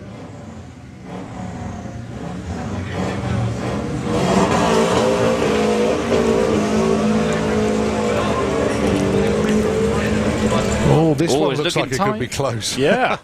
If the wind light comes on in the Autoglim lane, the pros have taken it. It's even. Oh, look at that for a judged run.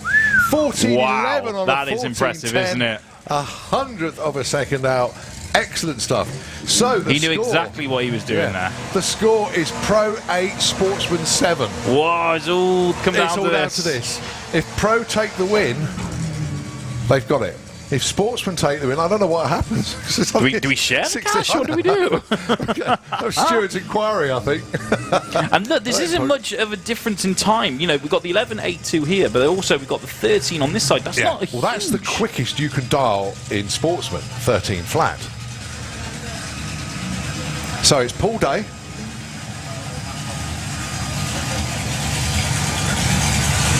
Going alongside.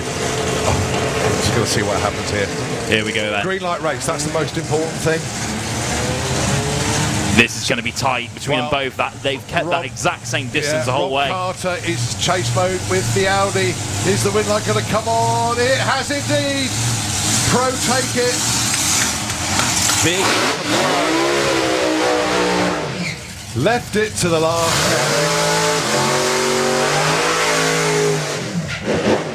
Well done to VW Pro and VW Sportsman. That was some good matchups there. Yeah, really and nice got real stuff. Close at the end there. Yes. 9-7 to Pro. So that pot of money that they all chipped into will now go to the winner of VW Pro this weekend when we get to the final on Sunday. Whoever wins VW Pro final gets that money. That's how it Amazing. works. Great stuff. Great stuff. So more to come from VW Pro. Right, this is Oh, we've got some more Supercharged dragsters. Outlaws. Right, the Fadster with Twister, the Ford Model T. Going alongside Keith Freeman, who set a new personal best earlier on today, 9.56. Outstanding run for Keith. The Fadster, if he can get everything right, I hope he goes for a slightly softer launch this time, because when he nails it too hard, the car dances all over the place. Off the line, steady. That's good, that's good. Oh, he sat feather it a bit. Sticking with it. 173 mile an hour. Keith Freeman goes 961. 141 mile an hour. The Fats there, 173 miles an hour. Got there in 8.24 seconds. He was a little bit shaky at the start, but he managed to keep it under control, and that's the important thing. Oh, it was a bit shorter than the one he did yesterday. He just carried on going. Nutter. It's Dave McCallum, another one of the supercharged outlaws with the pickup truck.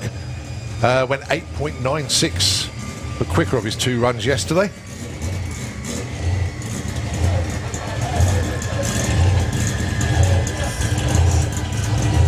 Let's see what he's got for us then. Dave McCallum. And that's a really nice start as well.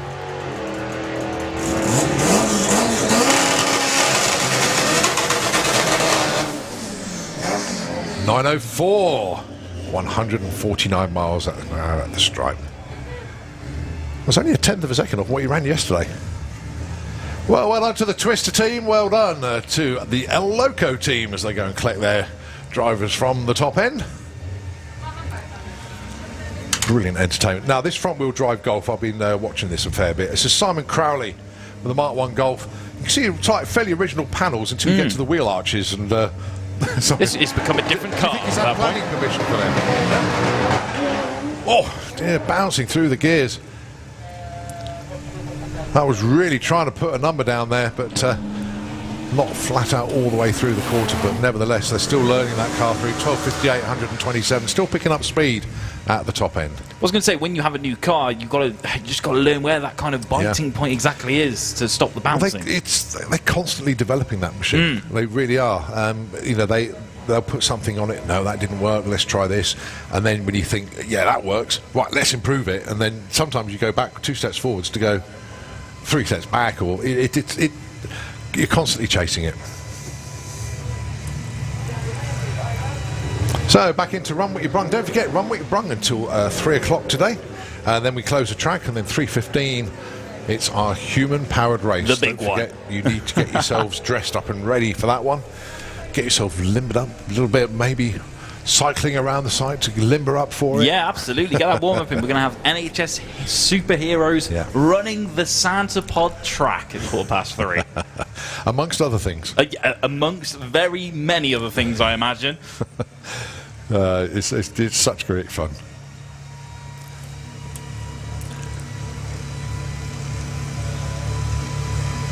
If you look in the parent lanes, you remember the Top Fuel dragsters that run. It's got scaled down versions of them now. You've got the 2 juniors for Slick Tricks Racing. They're going to be doing a match race for us.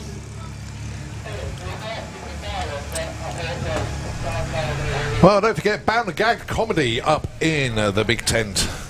The dance tent, as it's officially known as, at the top end there.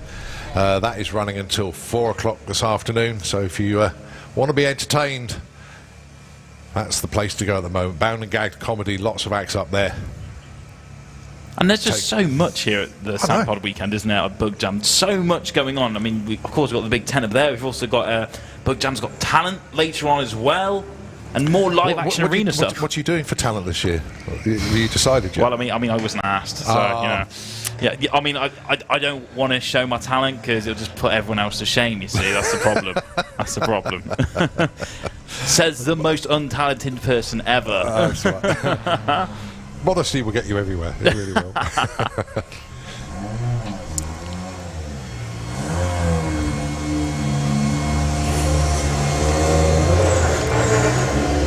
Well, it's the first time we've seen an EOS put a run in today.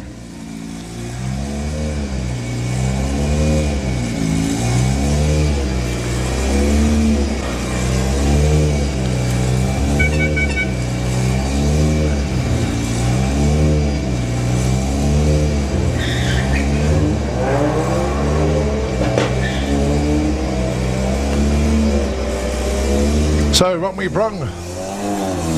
Most of the cars have already been signed on now that you'll see going through. Paul Jackson. Then we were expecting to see him in the VW Pro against VW Sportsman shootout, but he didn't make the call. So this is another one of these crazy lupos. Again, does not hang about. Il Pirata, the little pirate. Let's see what he's got for us then.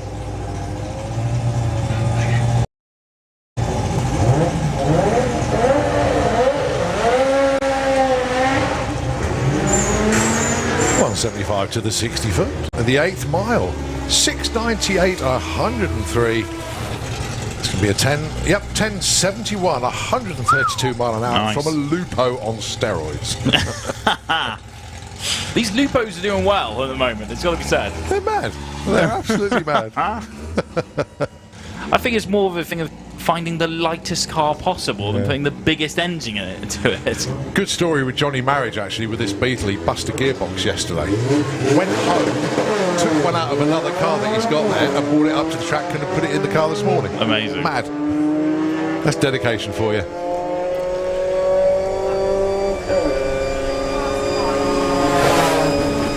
$12.57 at 104 there for Johnny Marriage. That's his quickest run so far. Well done.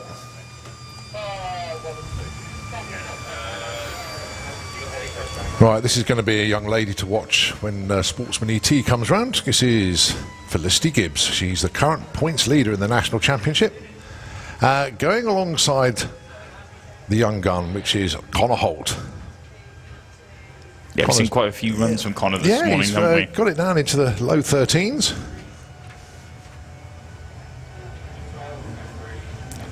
Just waiting for the top end to clear. You'll see a white bulb appear on the Christmas tree. There it is. So that means track is clear.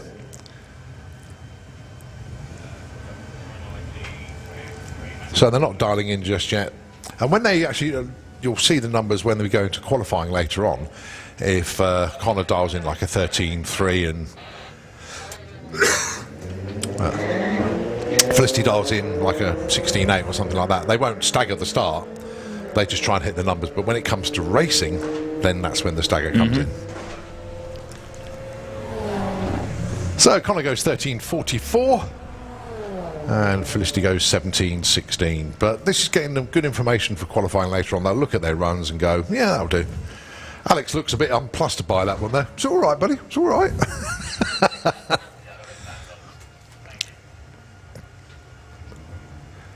Alex is used to being another one of our racers, Billy, who's got a low 8-second Vauxhall Super Pro car.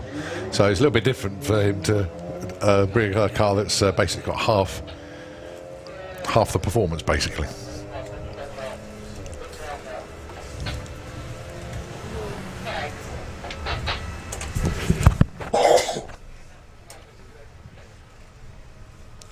Still plenty of cars in Runway Brung in the lanes. Got the two Santapod Junior Dragsters over there for Slick Tricks Racing. They'll be coming round in a moment.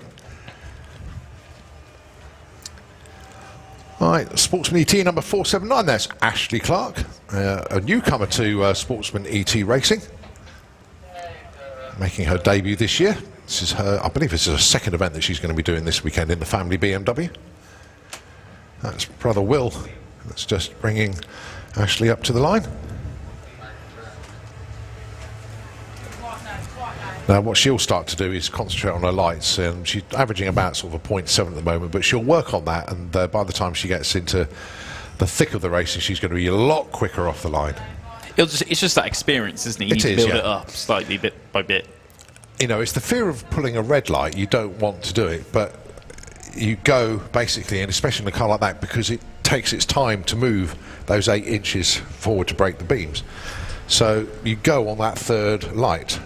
So basically, when the light goes green, you're moving, and you break the beams as that light comes on. That's how you basically get a reaction time. Or a good one, I should say. Said like a true pro. Yeah, well, I haven't mastered it yet. Last time I raced, I went red. Went too quick. But there we go. Golf R Estate. Very rapid indeed.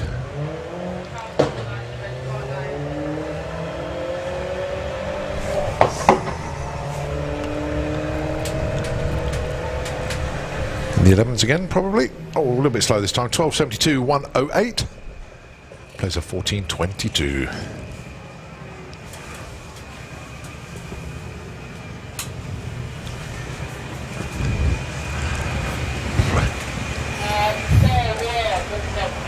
So it is the Santapod Junior Dragsters, the Slick Tricks Racing. Oh, looking forward to this.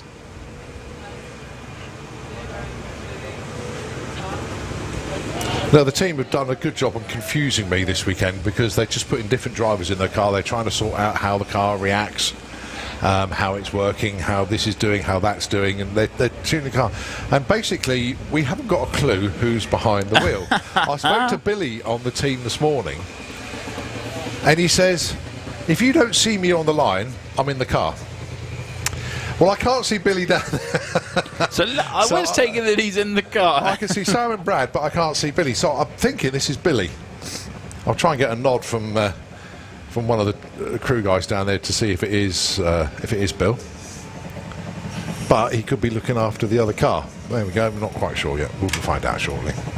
And the thing is, as well, when you have a team like this, they're going to take turns in driving all the different cars and seeing how they react differently and stuff like that. Well, considering they're all too old to drive a junior dragster, they're just fortunate that they can fit in it.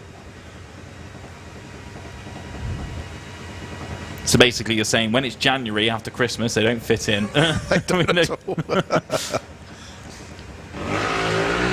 036, that's nice. No, they want to run about an 8 flat. Get away with a 7.9, but 8.18, that'll do. But it's sussing out where the sweet spot is. Just trying. Guys, is that Billy driving it? If they can hear me? No, it doesn't matter. We'll say it's Billy. We'll say it's Billy. I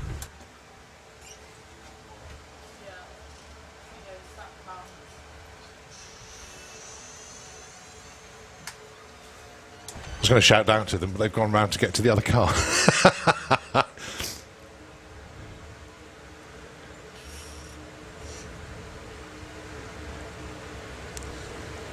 So the other one of the Slick Tricks Junior Dragsters is about to come round. Let's see, that's the other thing. That could have been Caitlin driving that one, and it could be Billy in this one. We just don't know. Don't know.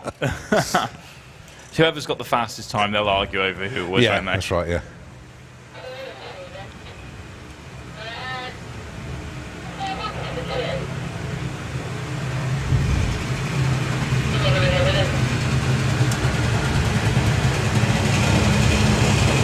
I still can't tell.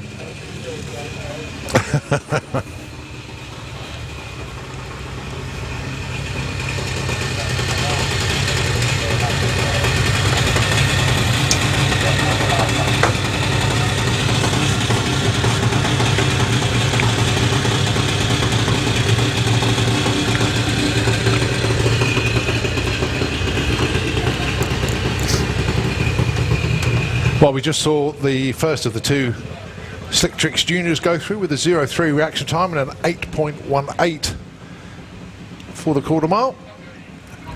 You'll see these cars do some qualifying runs when we get to the event proper later on. The other thing that you'll notice, you see they're going over to the right hand side of the lane. They're Yeah, not, I was going to ask, Yeah. why are they leaning the one way? because it's not so sticky there. And they can get more speed. No, they don't get stuck to the start line. Don't forget, these cars haven't got a lot React, of power. yeah. And it has been known that they can actually get stuck when they're waiting to go. So it just gives them more chance to get off the Okay. line.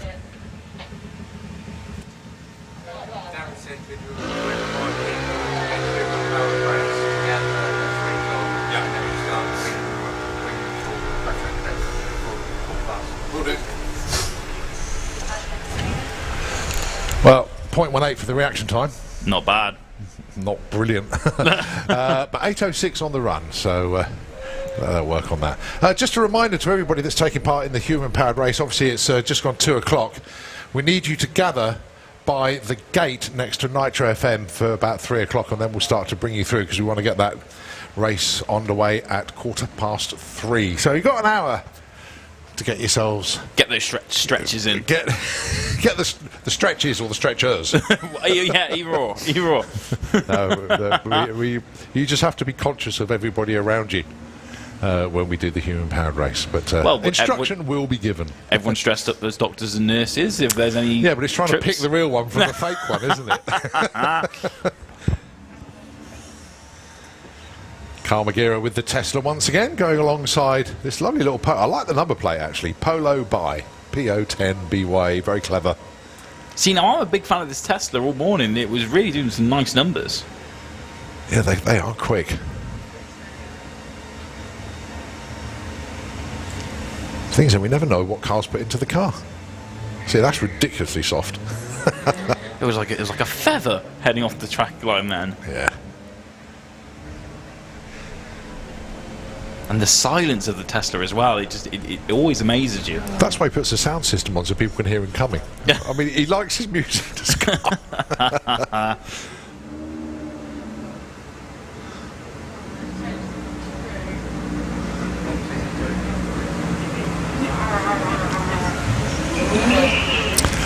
Right, not a huge amount of vehicles in the pairing lanes at the moment. And we seem to have a Golf that's hanging around there. I don't quite know why it hasn't moved yet, but it's still there. Making us wait in anticipation. That's the first time I think I've ever seen a Touareg in Run What You Brung. I honestly don't think I've seen one before.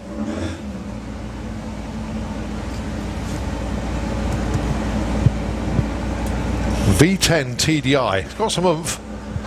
Let's see what it does then. Let's say, nice road car. Never seen one on the drag strip before.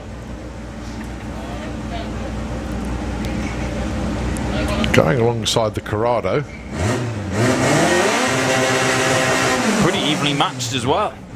Yeah, well, the Touareg has actually put a run in already, so it's not the first time it's been on track this weekend. I just can't have been paying attention. There we go, 1588 against a 1618. The never forgotten Beetle with its new owner. Oh, straight into deep stage.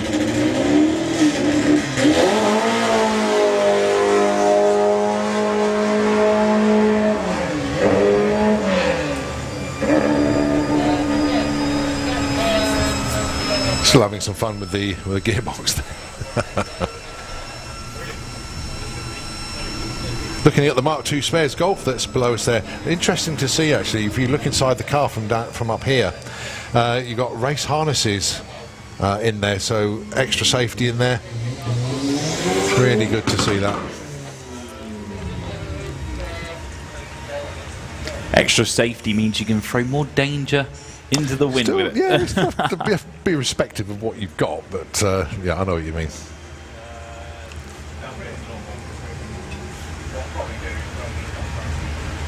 Obviously, it's not a Mark II Golf, it's just the name of the company. That did confuse me earlier.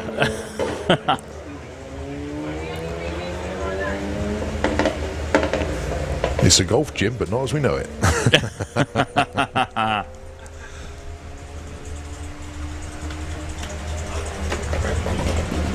(17.3) at 88 miles an hour. We remember we had one earlier, staged with the back wheels. But this one's been brought back.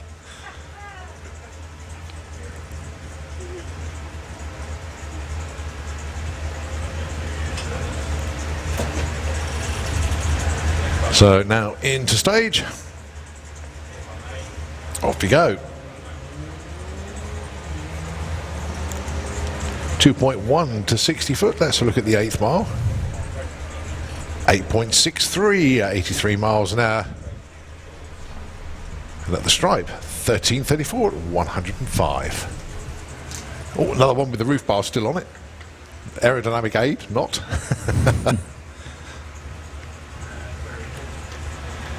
Mind you, having said that, roof bars can be real fiddly to get them on and off. If you It just couldn't be bothered. Just couldn't be bothered. Just left it. yeah. Can't blame him.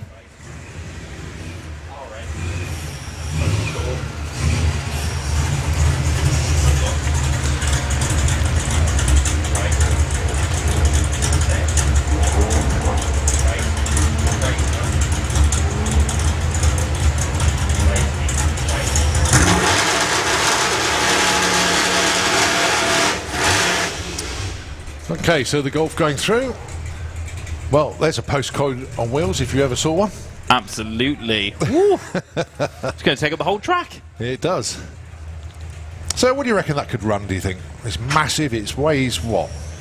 How many tons? I don't know, but got any thoughts on that? You know what? This is going to be quite a big time, isn't it? Plus 15 at least.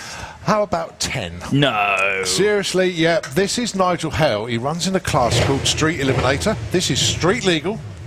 It's street legal. Yes, it does. What street's going to fit that car is my question. Well, it's fun when he goes around the country lanes here, that's for sure. Yeah. But, he's got about 1,600 horsepower under the hood of this thing. It was a Mark Lamore built engine.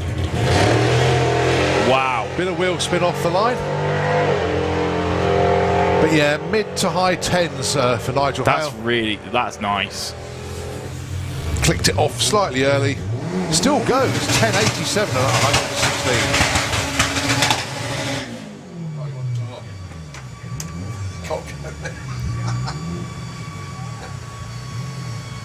116. He doesn't want to go. Oh dear, oh dear.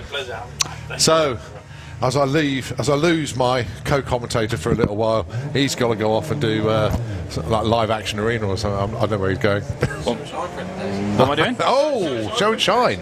Nice. What's that? You're going to the main stage. Now is your chance to shine. I've always wanted this opportunity. The pleasure. Good stuff. Okay, mate, it's that one. Thanks very much indeed. We'll see you a bit later on.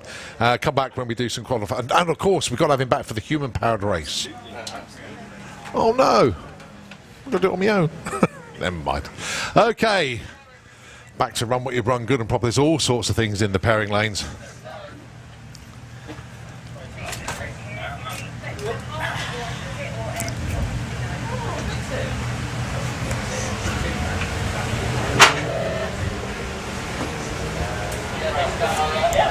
Couple of quick golfs for you. Right, time now is 2:10 in the afternoon. So we've got just over 3/4 of an hour track time left for Run What You've Brung. But don't forget, we need everybody that's taking part in the human-powered race to think about getting ready soon. We need to collect you by the gate next to Nitro FM. That is just by the catering area for 3 o'clock, please. Because once Run What You've Brung is finished, we're going to start bringing you in, and we need to have obviously a quick chat with a few people and get ready for Run What You for the human-powered race. There we go.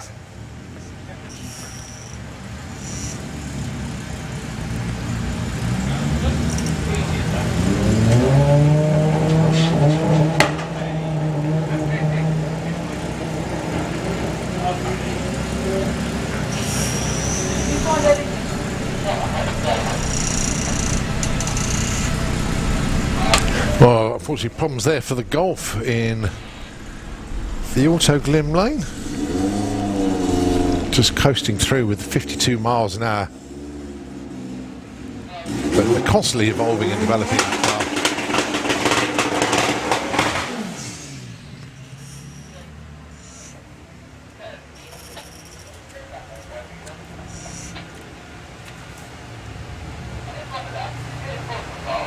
Right, Mark Taylor then with the Blue Leon Racing running in VW Pro this weekend.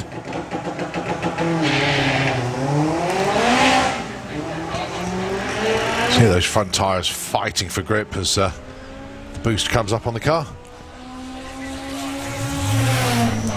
Goes through with 11.45 and 129 miles an hour, picking up speed at the top end.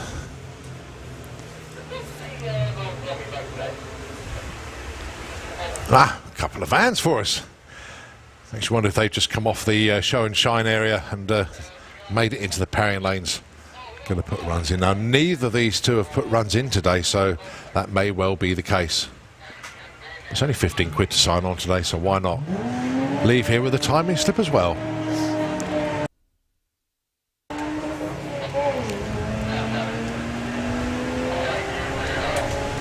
You never know, it could be a shortcut to the campsite for them as well. 16.74, 81 miles an hour, plays a 1937 at 71. Pair of 5-door Golfs. Looking in the lanes, you can see Beetles. I can actually see a Skyline that's come down there. So you're going to be taking part in Sportsman ET. Lots of people having passenger rides as well.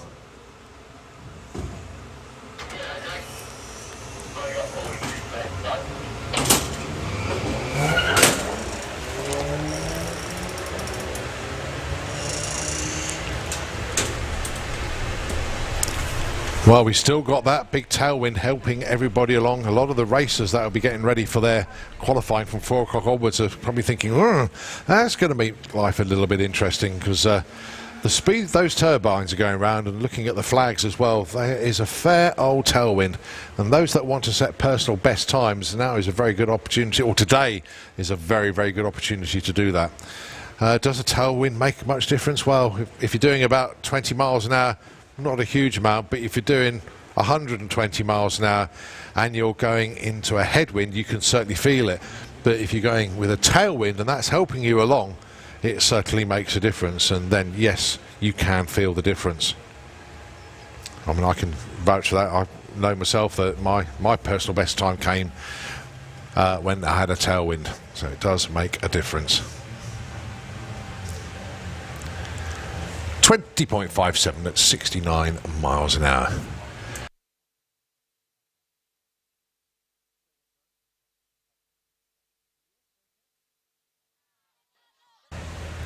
So Corrado alongside the Nissan. So Nissan will be in Sportsman ET qualifying later on. It's the Corrado that's away first.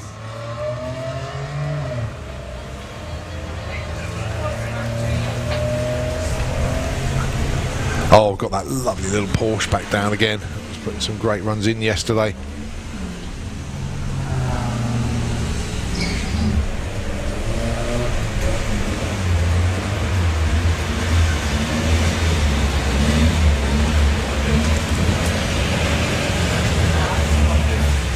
Going alongside the Arabian Knight of Gary Lake. Mr. Zero, I'm going to call him. Every reaction time, apart from one, had a zero in front. And the one that didn't, well, it did have a zero, but it was a red light. So very, very good off the line indeed. It's going to be tough to beat this weekend if he can continue that form into eliminations tomorrow. Qualifying later on this afternoon. And eliminations tomorrow here at Bug Jam 34. It's a zero light again, 07. And just to make a point, the Porsche goes 0.5. Nicely done.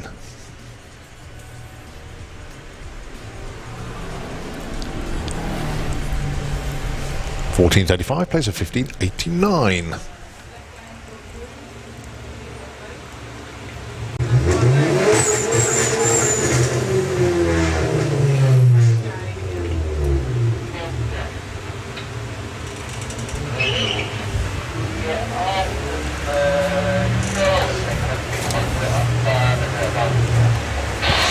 So Run What You Brung continuing here at Bug Jam, and those of you that would have looked at a weather forecast earlier on and thinking, oh dear, this is going to be a washout, how wrong you were. We had a little bit of a shower earlier on, got that cleaned up, got it dried off, and it's turned into a glorious day here. Hope it holds, but so far so good. And actually a bit warmer than predicted as well.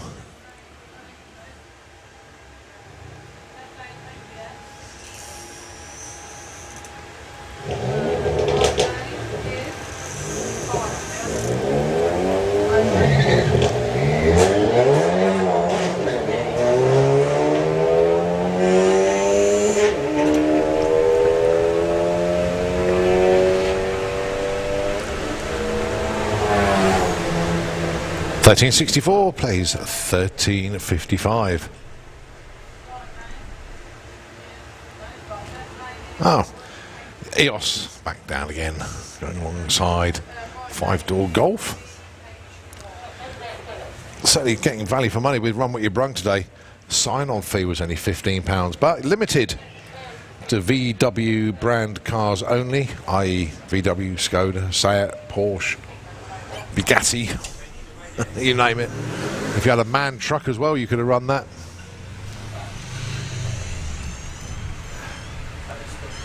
And of course, any cars entered into the race meeting this weekend in either Sportsman ET, Junior Dragster, Outlaw Flat 4, but then they're all VW anyway, and Supercharged Outlaws.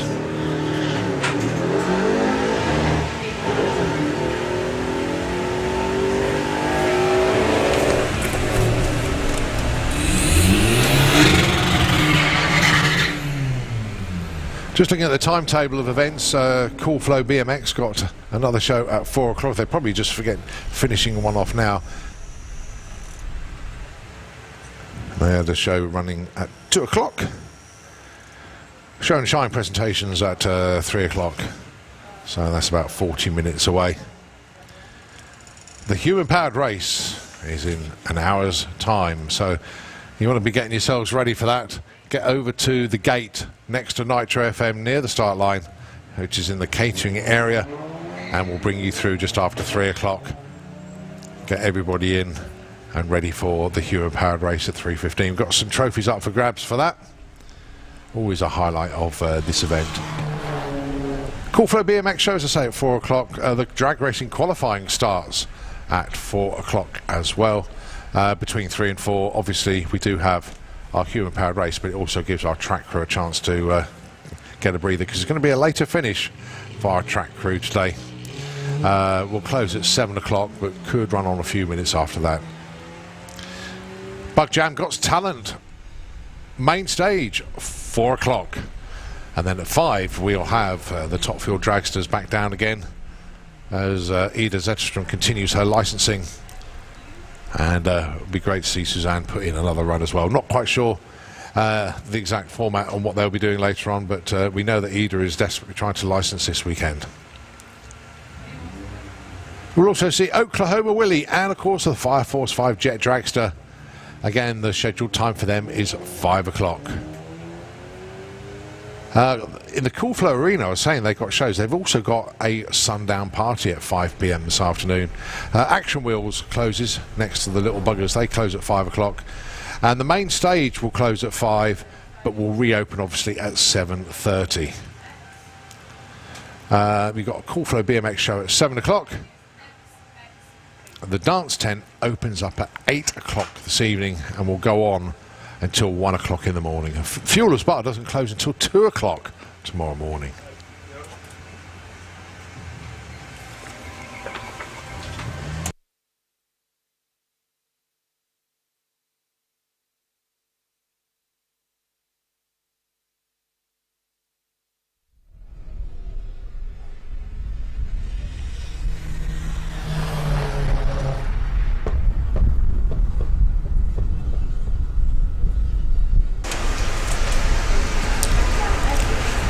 Well, same floor pan, but different bodies. You've got a Golf alongside the Sirocco here.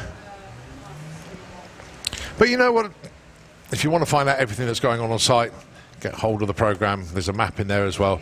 Don't forget to visit our traders as well. You get all sorts of cool stuff here. T-shirts. I've picked up a few T-shirts already this weekend. Some real nice designs here. Some very good prices as well. Retro VW parts, sunglasses, hats. And the food on offer in the catering area and the catering units around the site was quite staggering. Donuts aplenty. Burgers, sausages, hog roast, noodles, Mexican, you name it, you can get everything. And flipping pancakes. If you haven't had one of them yet, suggest you do. Nutella and cream goes down very well indeed, but there's all sorts of toppings available, and comes with my recommendation actually. But having said that, all the food on site is very, very good here. Trust me, I've tried most of it and I've enjoyed it all. Don't forget the 2 pod shops, the main units I should say. The one is in the pits just past the half track, and the second one is just past the live action arena. But there's also the mobile unit as well next to the catering area. So anything Santa Pod merchandise related, you've got those 3 pod shops, the 2 permanent units and the mobile unit to go and see and get hold of the Bug Jam T-shirts amongst other Santa Pod merchandise.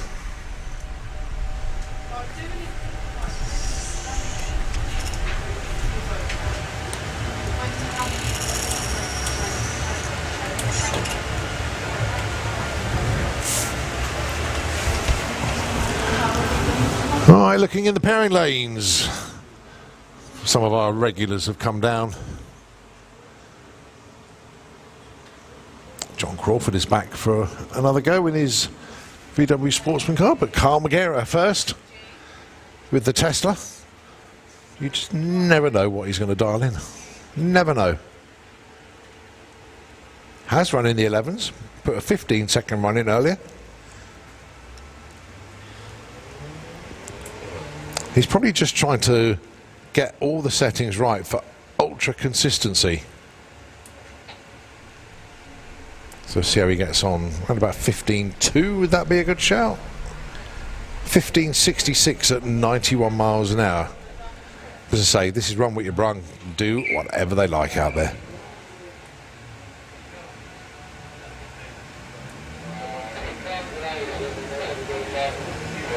Left lane is 1, OMG. And right lane is VW, ST, and 1.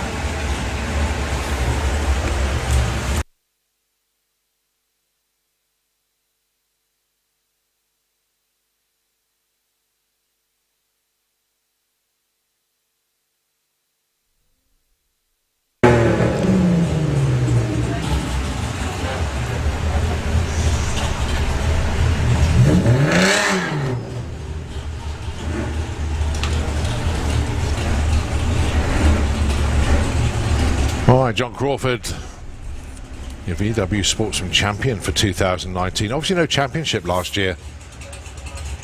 So they're carrying over their race numbers from the 2019 championship positions. And that's why John Crawford wears the number 1 with pride.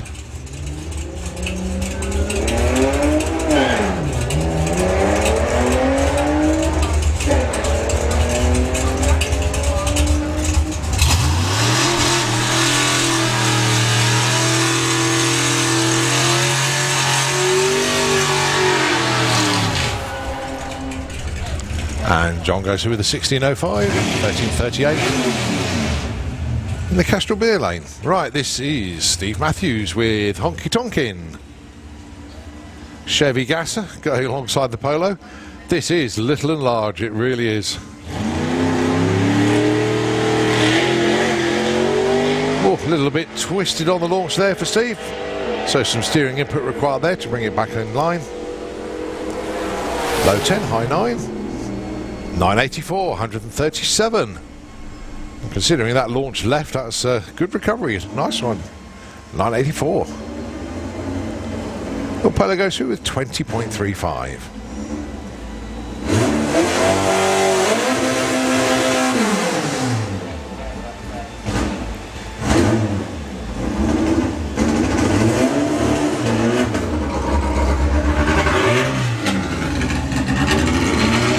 So the never forgotten Beetle, it's so good to see this car back once again.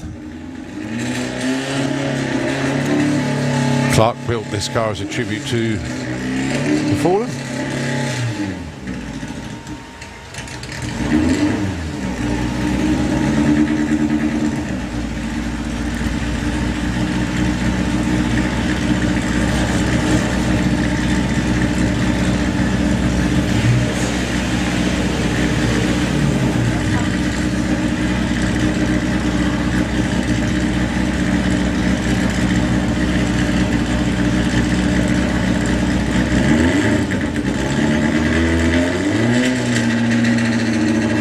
Rolled through.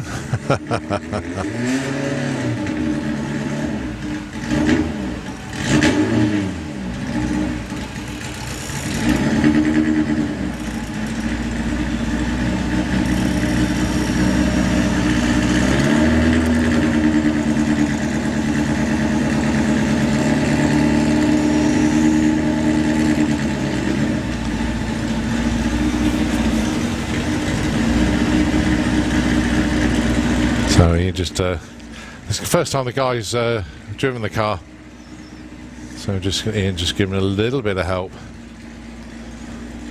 That's good.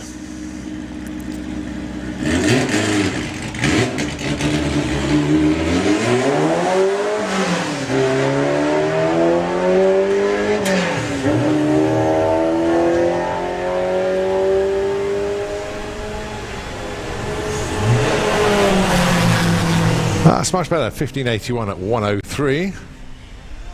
Did roll the beams a little bit, so there's plenty more to come. it's all getting used to it. Just another call out for this one. I'm not sure if it's been moved yet. If it has, thanks very much indeed, and apologies for repeating it. But there was a red Golf moved, sort of needed moving from behind the barn, RAW 925X. If it's already been moved, then ignore this message, but just in case it hasn't been moved, just going to call that one out again.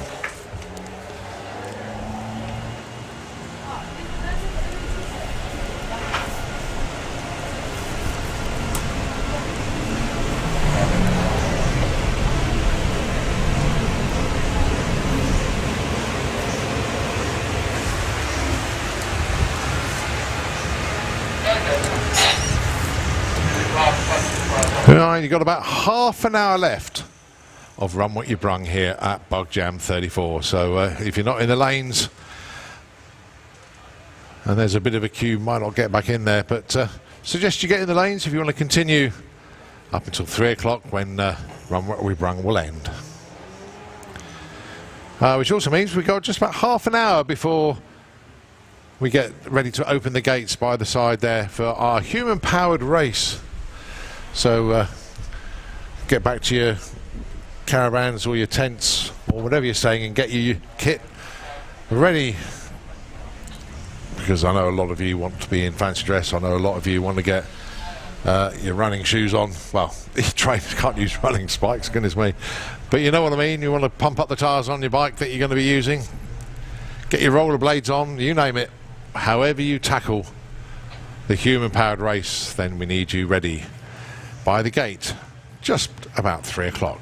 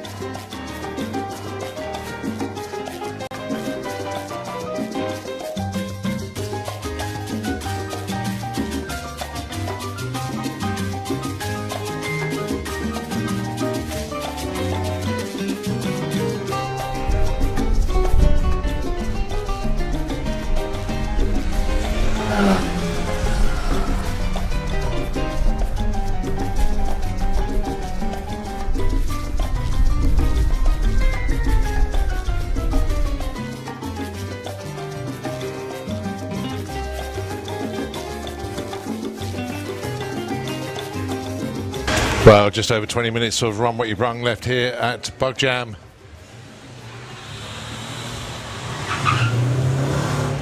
Still quite a few vehicles in the pairing lanes. The Slick Tricks Juniors have made it down. Carl's back down again. I can see Al Mack with the Volvo in the lanes as well. Just getting some final runs in before they go into qualifying later on for the actual racing categories that are here for us this weekend. Obviously the VW classes are very well represented. The VW Pro and VW Sportsman are the two main, well, the two VW classes racing this weekend. We also have Sportsman ET. We have Top Speed Automotive Street Eliminator. We have Outlaw Flat 4. And of course the Supercharged Outlaws as well. And not forgetting our exhibition cars this weekend, the two Nostalgia Funny cars, and of course our two Top Fuel Dragsters. So there's a fair old mix of vehicles in the mix for this weekend's racing.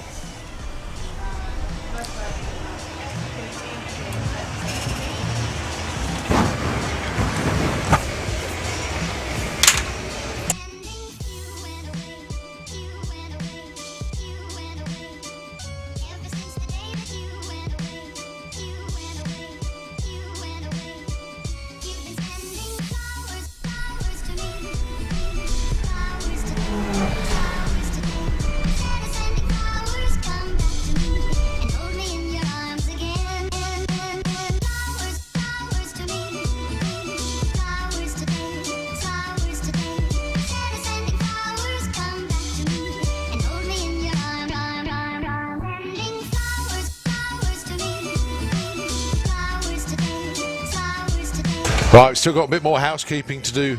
You know that red Golf I mentioned to you, apologies if it hasn't been moved. No apologies, it's still there. So if you own a red Golf, registration number RAW925X, you've parked behind the barn behind the start line, that is the main thoroughfare for everybody to get in and out. So you need to get that car moved, especially if we get like a race transporter or a big vehicle going down there. You're going to make life very, very difficult. Also, there is another vehicle that seems to have ended up around there as well. It's a Peugeot 3008. The registration number is FA18RBV. So FA18RBV. Need to go and get that car moved, please. Thank you very, very much indeed.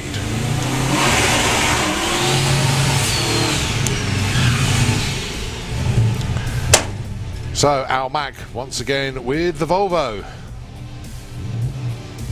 Did get a run in earlier, but it wasn't the run he was looking for, so hopefully this one will go a lot better. It came up on the boost, but didn't go a huge distance down the track. But Al Mack running in Top Speed Automotive Street Eliminator. Qualifying for them starts just after 4 o'clock, along with the rest of our race classes here at Bug Jam 34.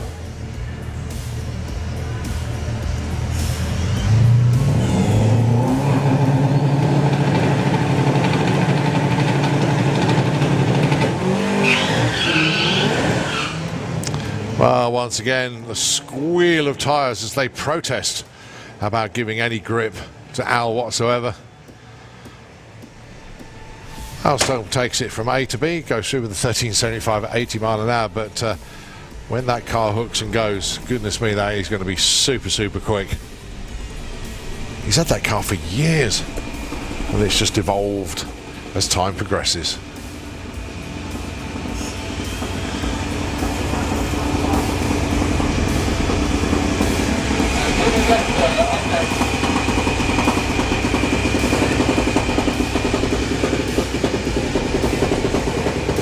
So the Slick Tricks Junior team out once again,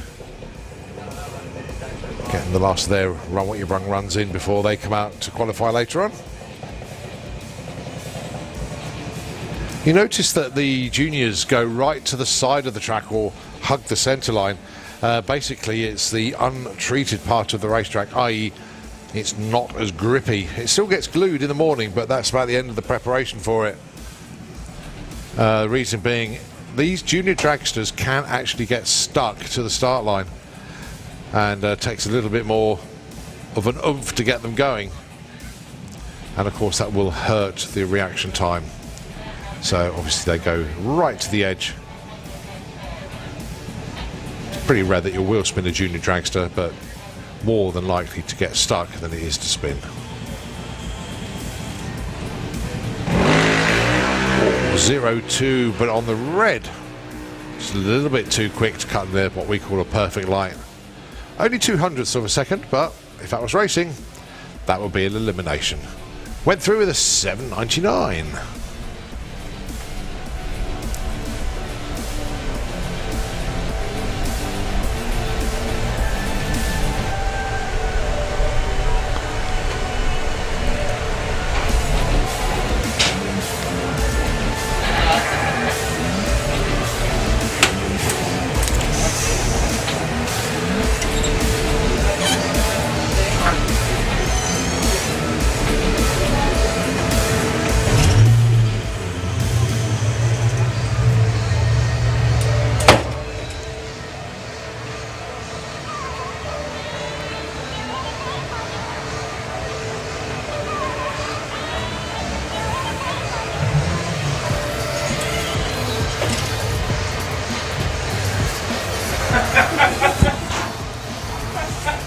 Well, we're getting towards the end of Romney Brung, just over a quarter of an hour left. Expect to see some people gathering by the gate now. Indeed, I think there are a few there. As in around about 20 minutes time, we'll be bringing them in, ready for our human-powered race. Can't wait for that. Always a great highlight of Bug Jam. Everybody gets involved. Goodness knows how many people are going to be taking part this year. But it is a real highlight.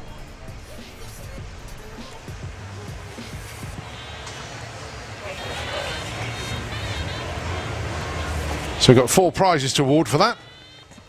We have the quickest bicycle, the quickest skater, the quickest runner, and the most imaginative entry. Obviously, that's the fancy dress side of it.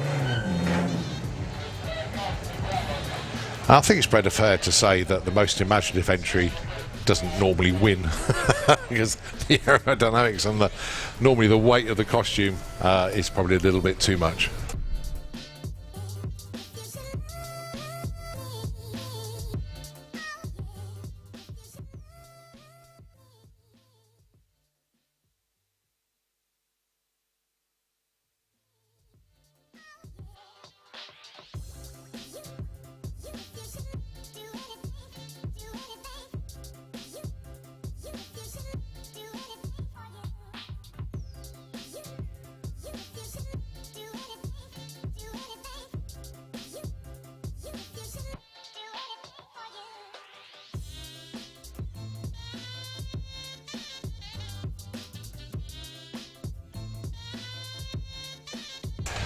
Well, the general rule of thumb is if there isn't a car parked there, it's not a parking space.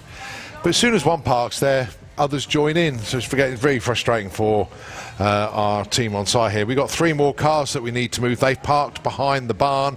It is a thoroughfare. Keep it clear. This is where everybody gets in and out. The 3 cars in question then to add to the Peugeot 3008 that I mentioned earlier, FA18 RBV. We've now got a grey Honda that's parked round there. RF64 CYH, a white Mini KM20 HJV, and a grey Volvo VM17 MKZ. We need those cars moved, please. And it goes without saying, folks, please do not park behind the barn, behind the start line. It is the main thoroughfare for everybody on site to get out, and obviously from everybody that's off site to get in. It's the main thoroughfare, not a parking area. Please move those cars immediately. Thank you.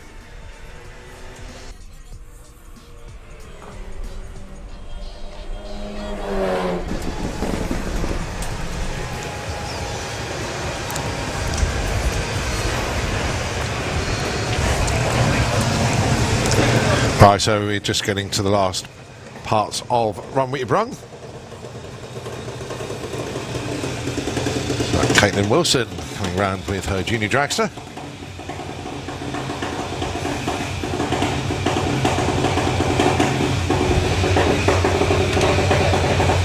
Oh, it's a shame it's not taking on the little Polo. That would be fun.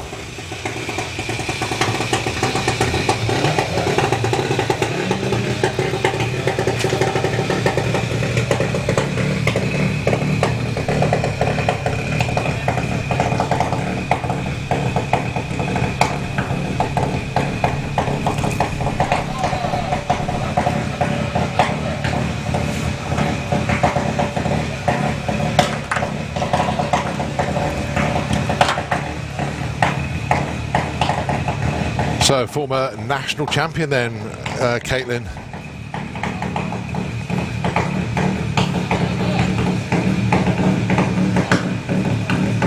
Sister Morgan, Mum Rachel, Dad Duncan, the whole family here. So they take Caitlin up to the line. Now, what she got for us then? Reaction times we're looking for.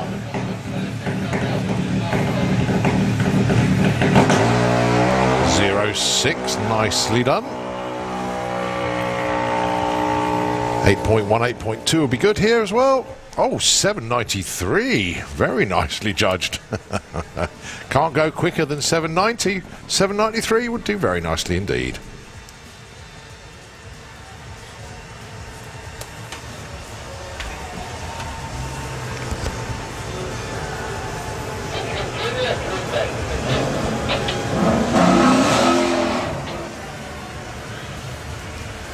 So Lee Huxley then with the black Mustang.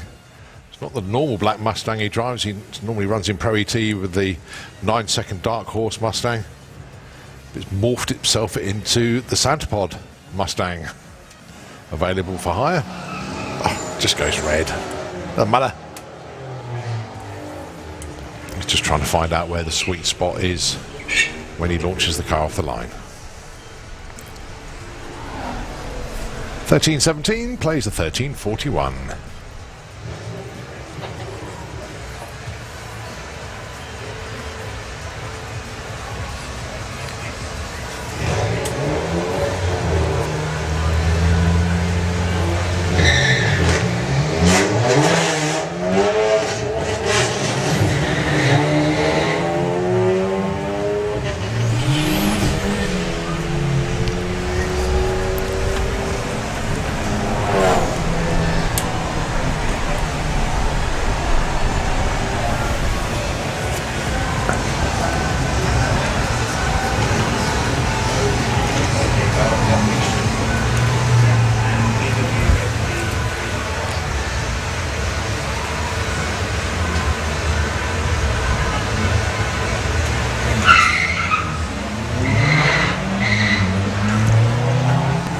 So just getting through Run What You Brung for the last few cars in the lanes now. We've got 10 minutes left. And then all of these cars will either go back to the pits and get ready for qualifying if they are racing this weekend, or back onto the campsites or the car parks, where they will stay until they leave the premises.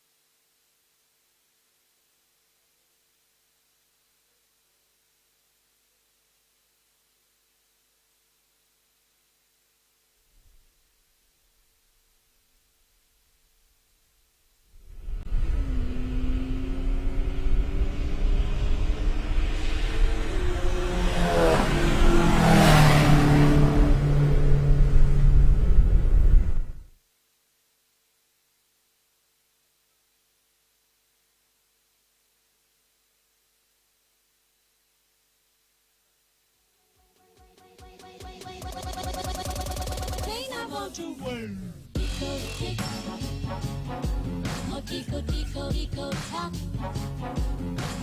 Tico, tick. Oh, tico, tico, tico, tock.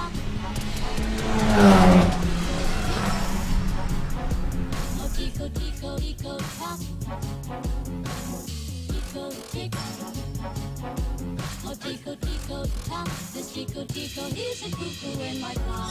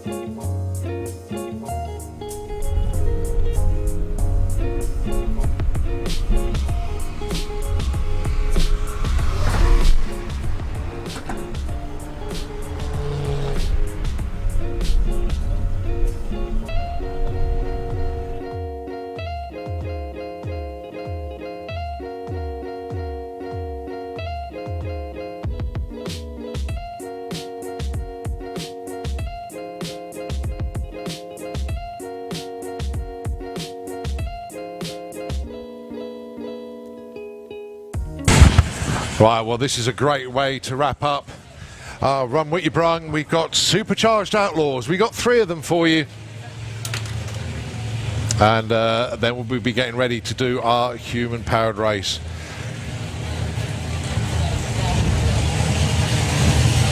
Dave McCallum with the pickup. He's been running in the high 8s this weekend, but how about Paul Dale? Outstanding performance from him earlier, a new personal best of 8.39. And then behind him, we got Keith Freeman with El Loco.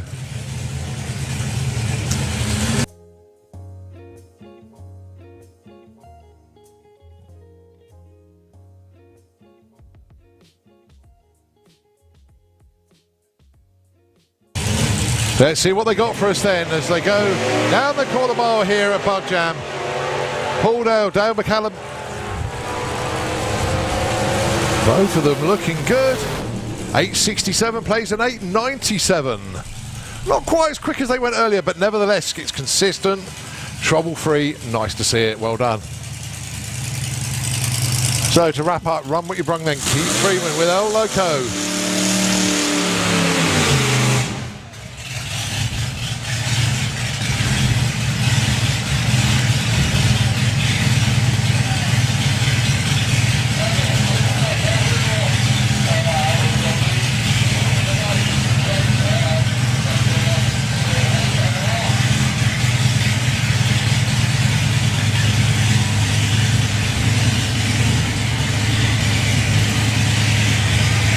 So Keith brings El Loco up to the line then. 9.56 is his best so far this weekend, but that's looking good. He's going to be in the 9s again, but what flavour?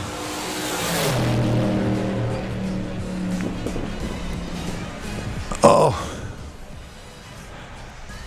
Sorry guys, no time or speed recorded. Oh, how frustrating. That was looking good as well. Curses. Curses. Right, I'm going to make a little wander down to the start line as we get ready for our human-powered race. We'll see you shortly.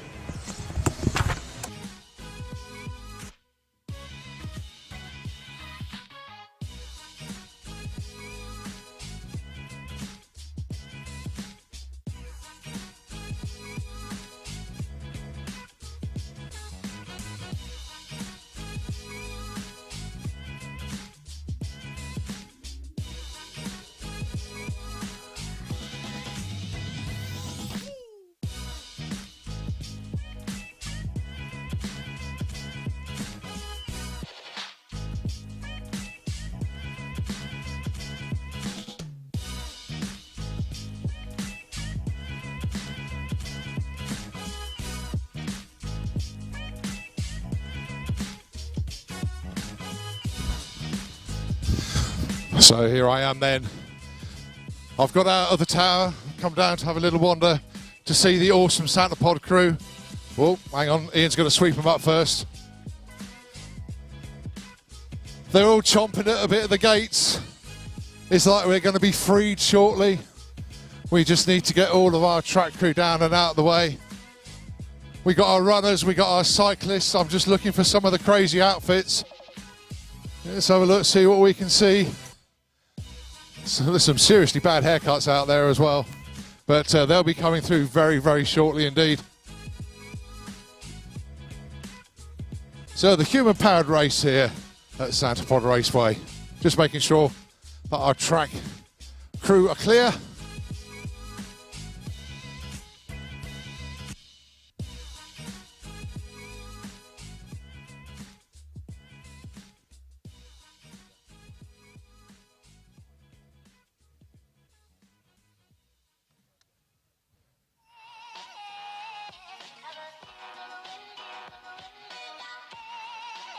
Right, okay, so we're going to open the gate to allow our runners and riders to come under the Kestrel beer sign, but no further forward. We need to gather as many people as possible. So if you can just stop by this line here, then we will bring you forward when we get ready to actually do the human-powered race itself. So a lot of the cyclists getting towards the front. This isn't the start line, by the way. This is the collection area. Whoa. Rollerblades, no, you're not going, you're going up that side. Ah, look at this. We got an individual Flintstone. That is awesome. I like that. A lot of runners, a lot of skateboarders, a lot of scooters as well. Even wheelchair athletes as well. That's an interesting take on a trailer. I like that. Unhitched it from the bike that you've been towing around all weekend long. And I'm going to take it. Hey, NHS heroes, we're liking that. How about that? yeah. Absolutely awesome. What we got here, Laura's Thirsty 30th birthday bash. And this is Laura, many happy returns. Crikey, we got quite a few contestants this year. Now don't forget, you are going under the Kestrel Beer banner. Now the race is going to start at 3:15 on the dot. Now if you want to get to the gate and come through, it's not too late to join in. But obviously we need everybody here that's going to be taking part. Now just need to remind everybody, be aware of youngsters around you. We try not to get anybody injured in this. Oh, here come the dinosaurs at the back. Oh, we've got two dinosaurs going to be taking it on.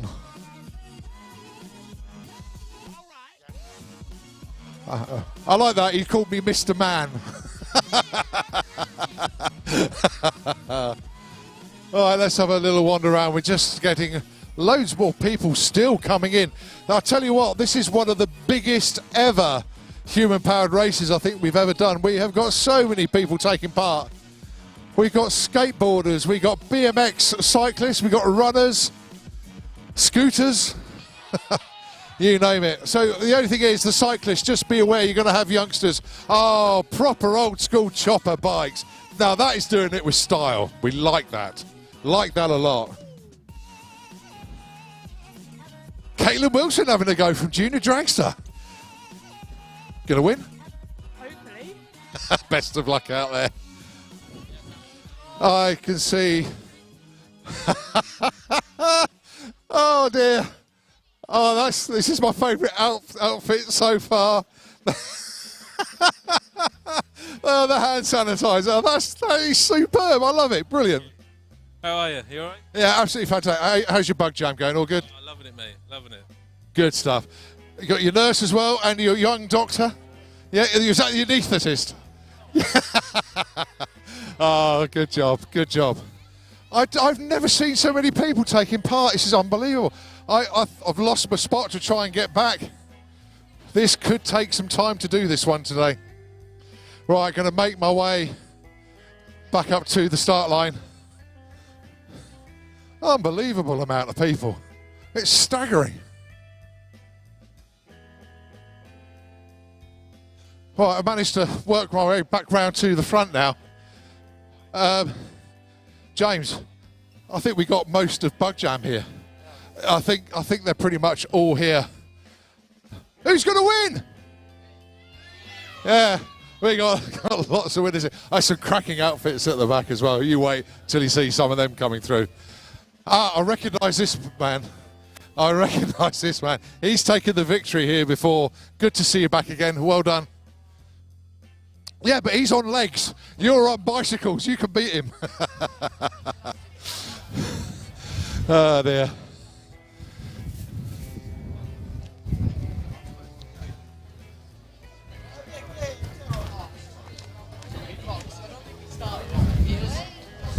So everybody is keen. Do you know what? We've gathered you all so quickly.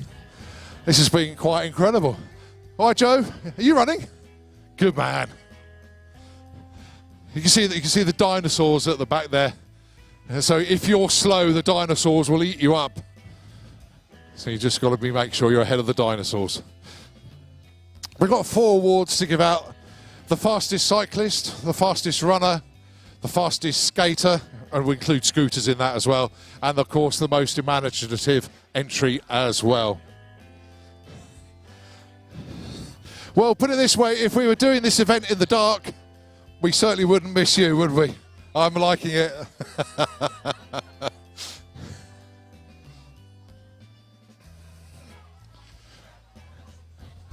Oh dear, it's getting a bit seriously bad over there. That's an outfit, isn't it? Good stuff. Oh, I've just seen the Incredible Hulk. Look at the size of his hands. Give us a wave, Hulk. If we can see you at the back there.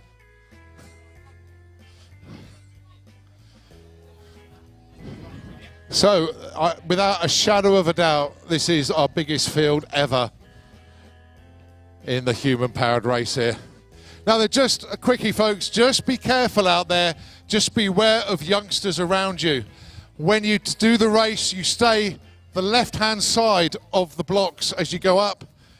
A lot of people do drift to the other side of the track. Please stay this side. It's very important because you get to the top end and then you swing around and you come back down the other side. And of course, if people are coming up the wrong side of the track, you can have some collisions, and we want to make sure that it is clear for the runners that are going a lot quicker coming back down the other side. Okay, so just be aware of that. We'll remind you once again when we come up to the start line.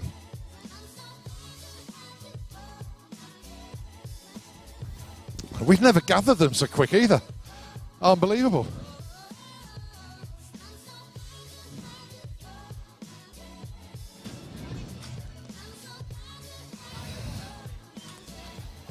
So, what's been your training regime for this then? Come on. Nothing. You mean you haven't? You mean you haven't trained at all?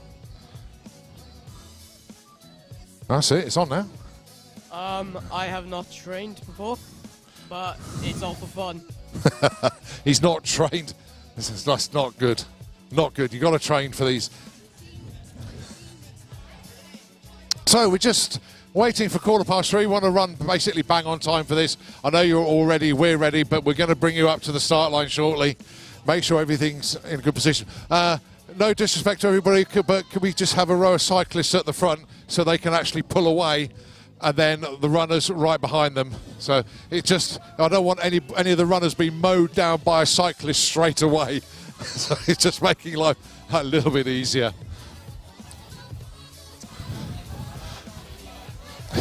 That's assuming that the cyclists can get off the line, because we've got some quite quick runners here, you know.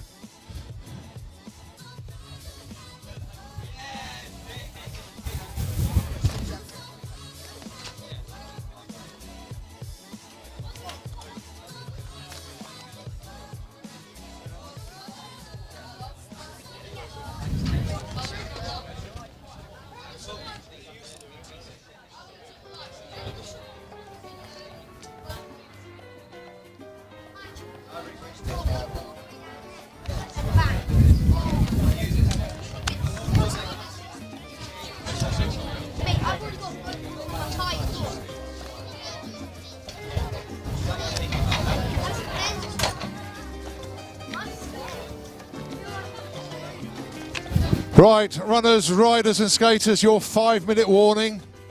Just to make sure you've done your last limbering up exercises. We're going to take you up to the start line in a couple of minutes, just to get everybody into position. And we'd like to get some photographs of everybody on the start line. And then at 3:15, the human-powered race will begin. Wish everybody the best of luck. Just as I say, be aware of everybody around you. And try to avoid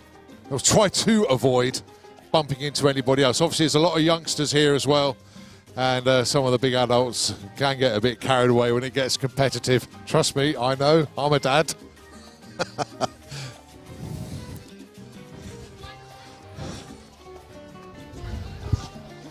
Yeah, you can feel that the track is... That's another thing, actually, folks.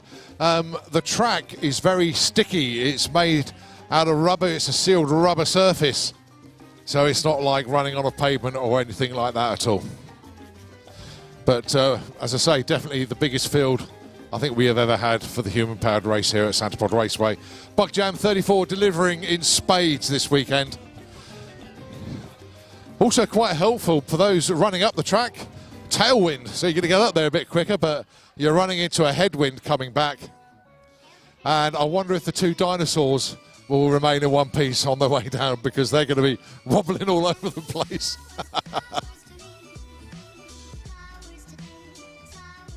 A couple of stragglers still coming in the gate at the back, but I think we've pretty much got most of our runners and riders here now.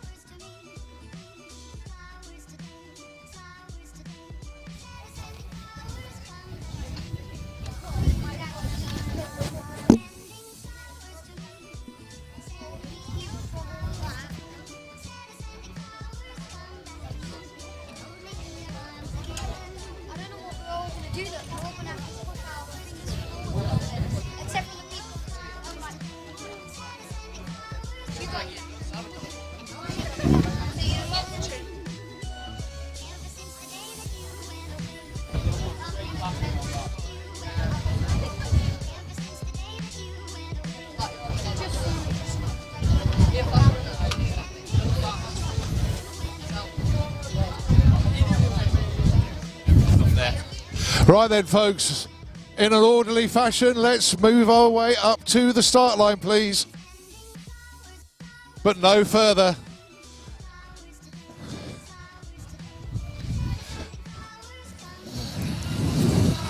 So you need to go the left-hand side of the track. I don't know where they're going. You want to go the other side, please, folks. This side of the track. This side. Because we need to keep everybody going. Oh, I'm loving the face masks. There's all sorts of crazy this side, please. Thank you.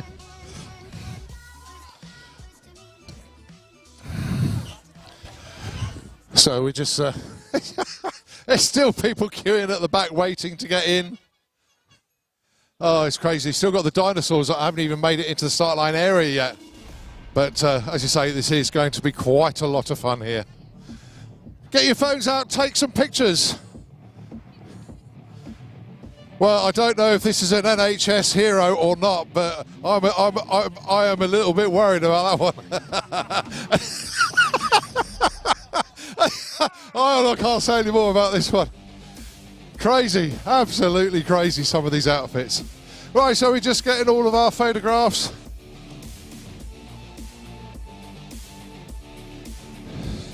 Right then, folks, listen up. Are you all ready? I didn't hear you. Are you all ready? Excellent, that's better. Now then, you look at the Christmas tree. You see that it's pre-staged. The stage bulbs are lit as well. Watch the lights and go on the green. Here we go. And they're off and running. Stay on the left-hand side of the track. Stay on the left-hand side.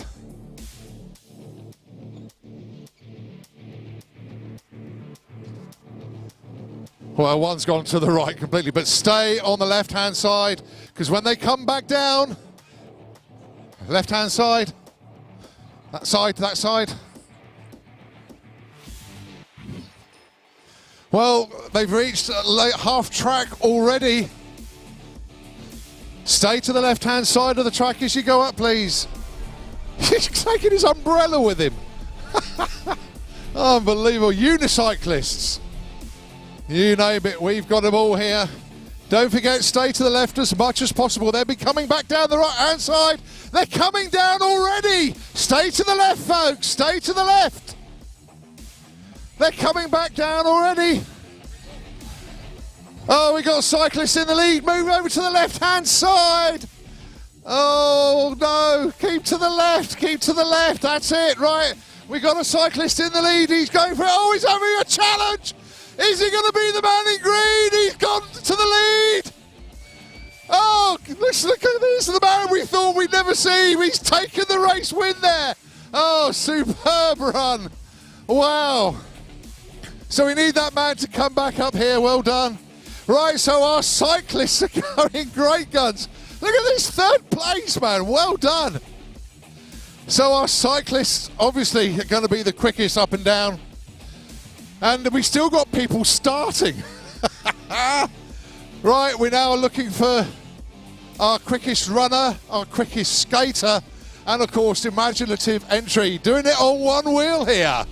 Nicely done. Well done, Caitlin. There's a good result there. Another one doing it on one wheel. Oh, it's our first skater. Look, there's a scooter there. We class that as a skater, so well done to that young man. We need him. Oh, it's electric. Oh, no, cheating. Not allowed that. No, these are proper skaters. This is for the win. This is for the win. A skater. Oh, you've already got one. I didn't see one go through. Oh, it's a runner. Yes. Oh. Wow. Skateboarders coming through. And the chopper as well. Yes. Proper old school. The man with his umbrella. I think it fell out. We got it again. Joe Elliott goes through. Well done, Joe. Nicely done, sir. Crazy outfit. Love it. Even got Mexican sombrero hats. Our runners are coming through as well. They've taken it easy at the top end, but now they're running back.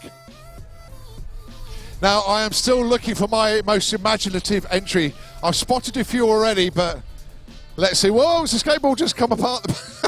I nearly lost it completely there.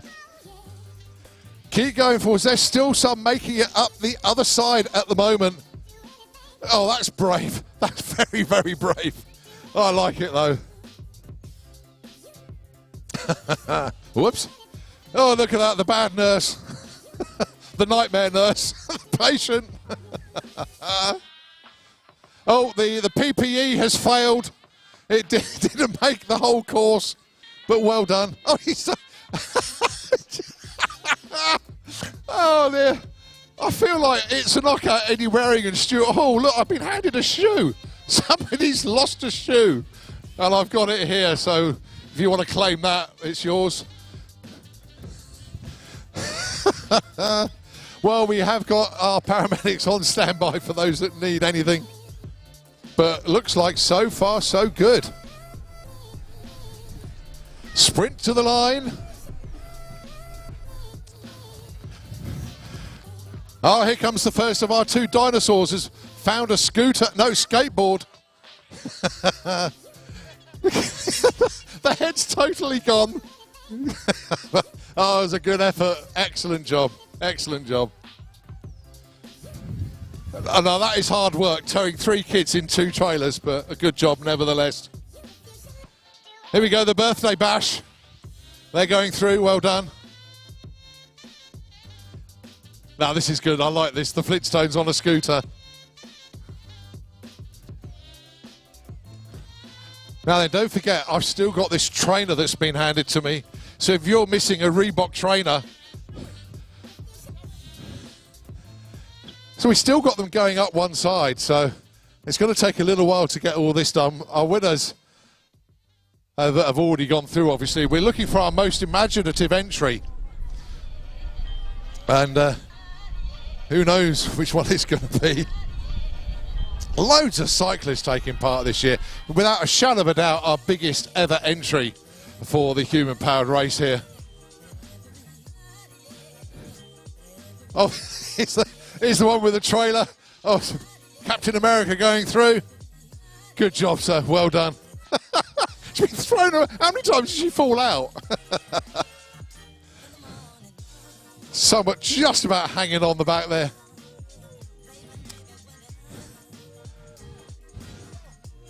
Still coming through. Rollerbladers, cyclists, walkers, runners, you name it. Pretty much everything here. Well done. Still the scooters are coming through. Unicyclist, I saw him go up and he's come back again. Kirsty, well done.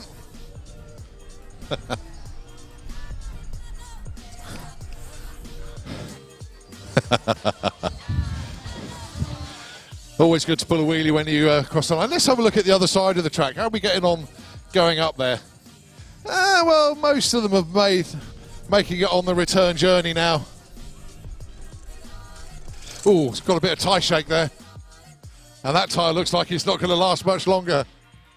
And talking about, you know, squat on the rear angle of your rear tyres, that's right. That's probably an absolute nightmare to pedal, but good job.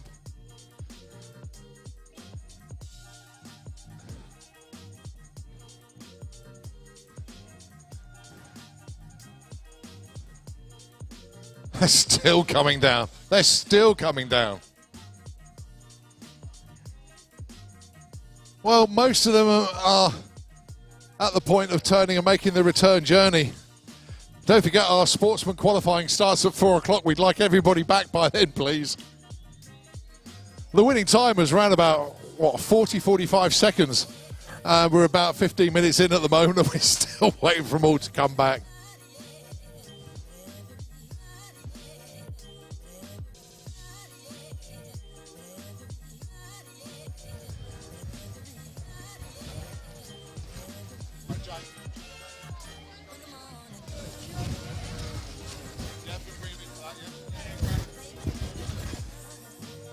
Right, so they're still coming back.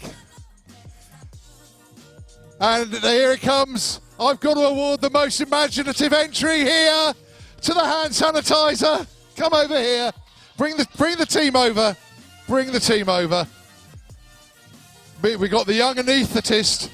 We've got the nurse. And, of course, we've got our hand sanitizer. Congratulations. Did you enjoy that? It was a good bit of fun out there, yeah? Yeah, I loved it, man. I wanted to do it 2 years ago. A chance to. Oh, well, you've done it this year, and it goes without saying, I reckon that's a cracking outfit. It's so correct. Most imaginative entry, folks. What do you reckon? Hand sanitizer, the nurse, and the young anaesthetist as well. So well done to them. We've got a little trophy to award you in a little while, so don't go away. Thanks very much indeed. Oh, we're going to present it straight away. So, most imaginative entry then. If you want to take that, congratulations, well done.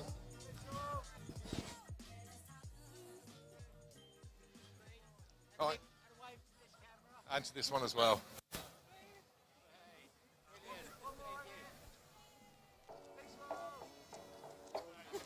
Well done. We'll take your details so we can get your name and put it on the social media in a moment there. Ah, right. So we have the rest of our winners here as well.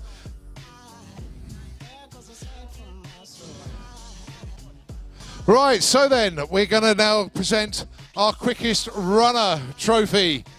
Gentlemen, sir, our runner, let's have him up here, please. Well, let's bring them all up, actually, so we can do our trophy presentations. Where's my runner? You're the cyclist. You're the runner, aren't you? Okay. So, congratulations. What's the name? Elliot, Elliot, and how many bug jams have you attended? this is my first one. And you've taken the event win? Yeah. Oh, congratulations.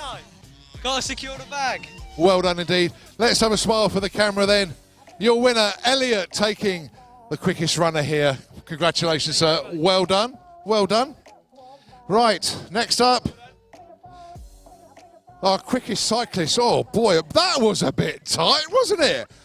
We picked him out on the start line, and you literally were in second place coming into the closing stage, and you had a bit of a sprint finish.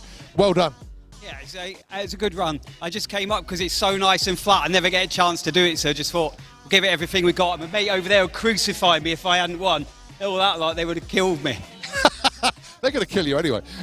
Don't worry about that. But anyway, congratulations. The quickest bicycle and overall winner. And smile for the cameras at the front here. Congratulations. Well done. Sorry, you didn't catch the name. John.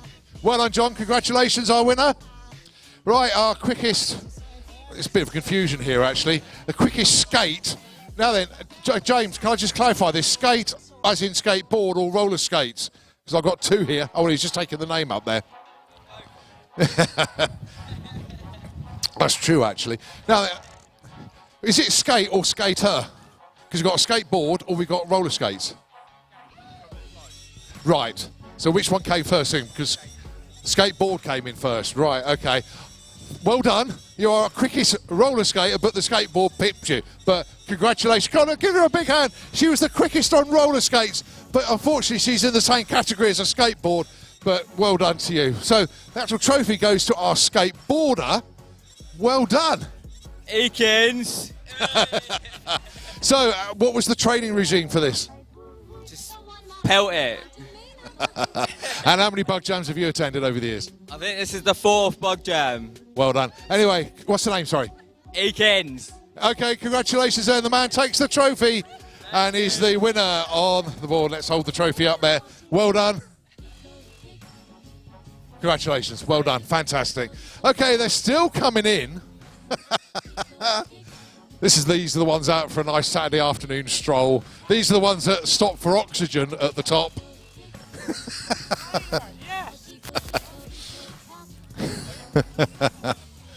Oh, okay, right. Oh, it had to be VW, didn't it? That's anybody lost some VW keys? It's not like there's anybody lost.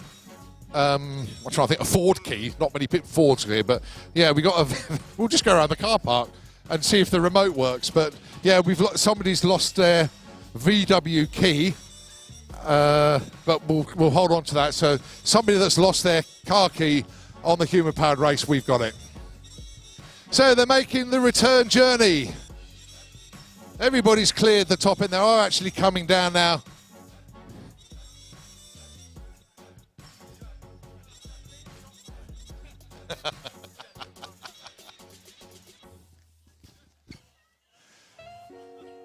Oh, I do worry.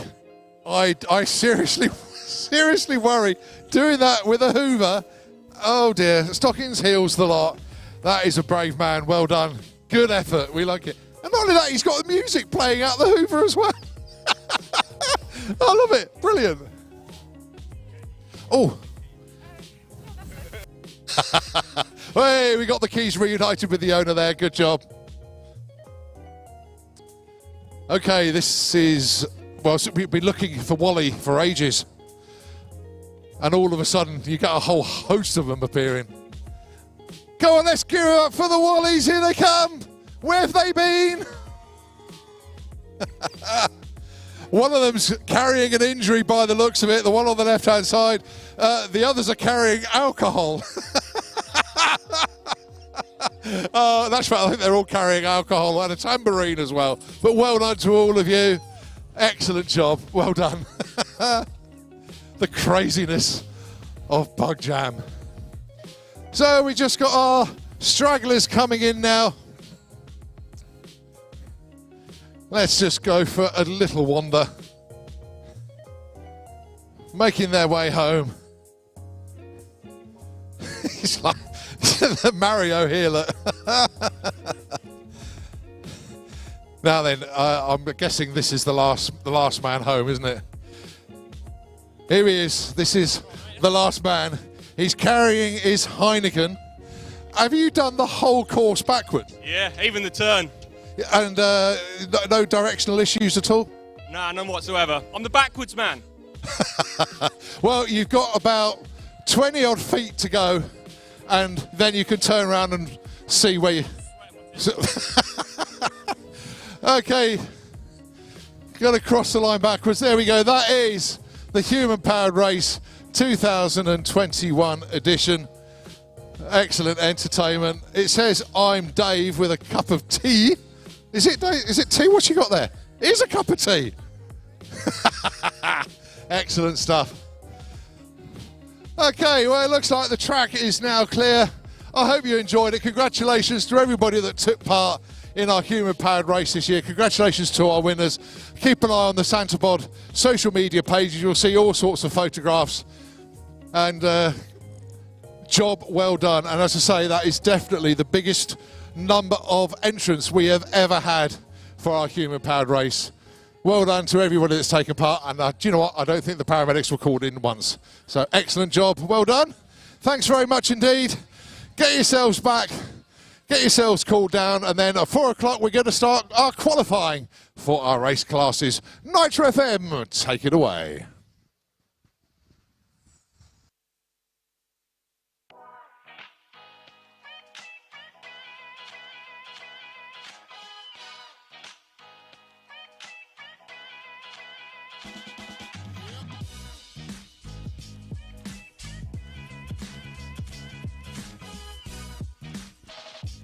Right, okay, just before we go full-blown back to Nitro FM, I'm having a chat with a gentleman down here on the start line.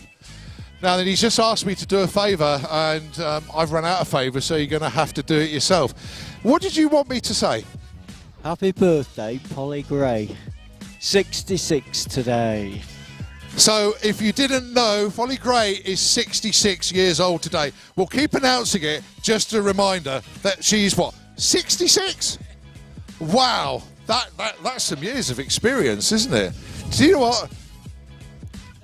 To have you as a dad is fantastic, isn't it? I always get my own back when I'm commentary, but well done. So congratulations, and obviously many happy returns to Polly. Thanks very much indeed. Let's now go back to Nitro FM.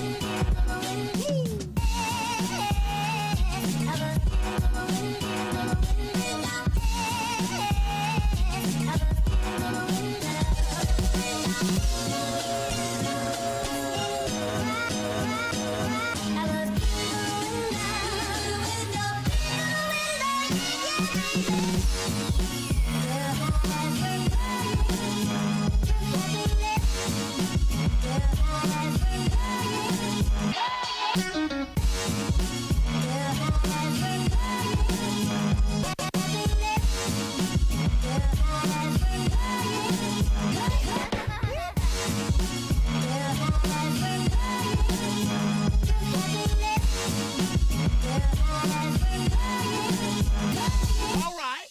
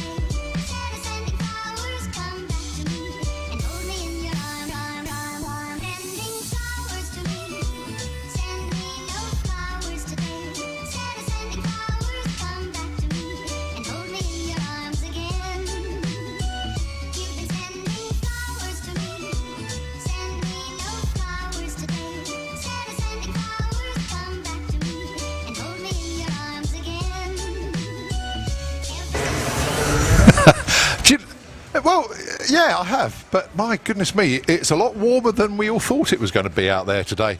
Yeah, some parts of the country are possibly underwater now, I don't know, but it turned out to be a scorcher here. As per usual, we have different weather here than what everybody seems to think we're going to get. Right, announcements. Bug Jam's Got Talent. Well, we know Bug Jam's Got Talent, but it's time for you to prove it.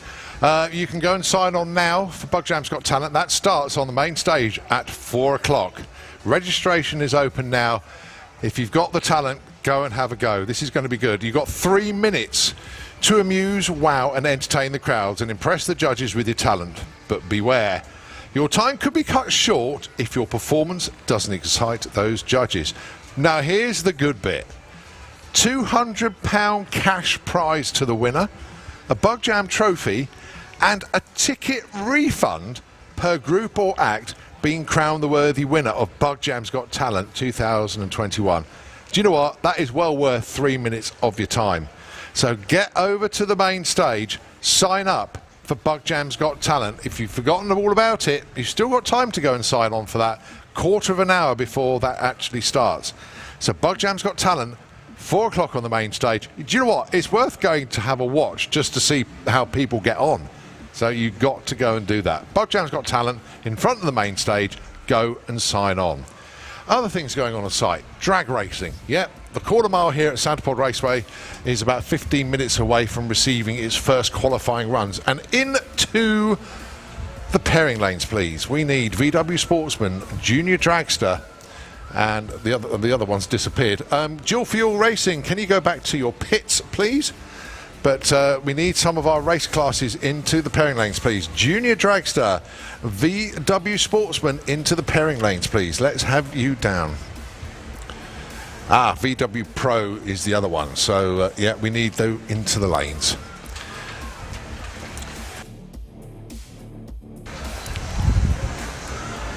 Look at those flags flying. Look at the wind direction. This is going to be very, very entertaining indeed. You're going to see all these people that are being put in test runs in possibly going a little bit quicker than what they thought earlier, because the track's got warmer, so it's a bit grippier.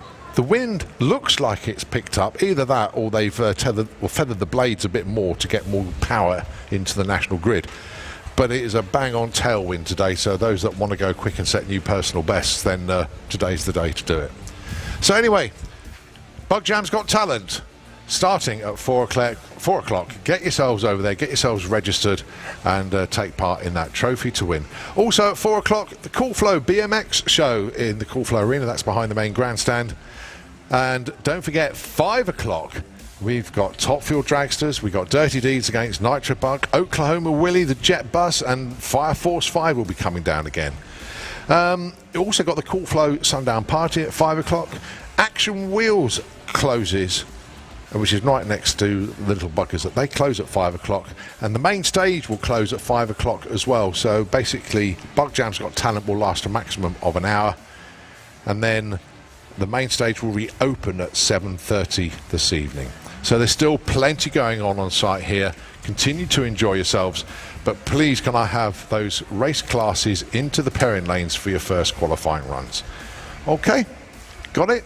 Superb. Continue to enjoy yourselves out there. It looks like actually Live Action Arena are running at the moment as well. In the furore of the human-powered race, actually missed the fact that Live Action Arena are running at the moment. So if you're wondering what everybody's doing still on top of the banking over there, Live Action Arena currently running their second show of the day over there. And you'll still catch plenty of the action if you head over there. Right, going to hand the airwaves back over to Nitro FM 96.2. We'll take it back when we have more announcements from the tower and when we start our qualifying here for Bug Jam 34.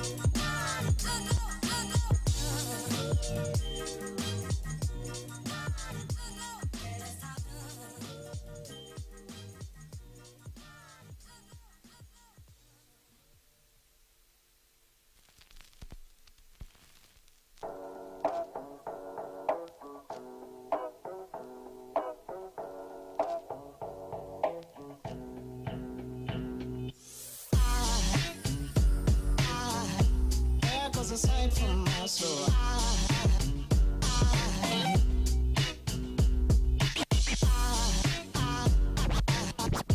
There goes a sight, there goes a sight. Now there goes a sight from my soul. There goes a sight from my soul.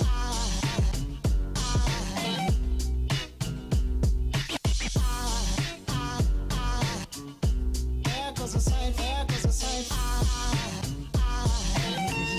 There goes a sight from my soul. I think I saw angels just walk by. I think I saw angels just walk by. I think I saw angels just walk by. I think I saw angels just walk by.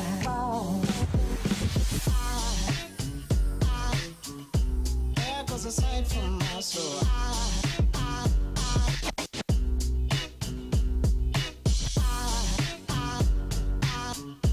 There goes a sight, there goes a sight.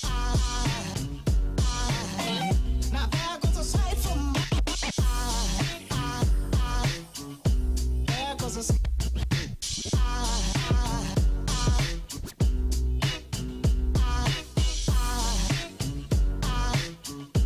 There goes a sight, there goes a sight.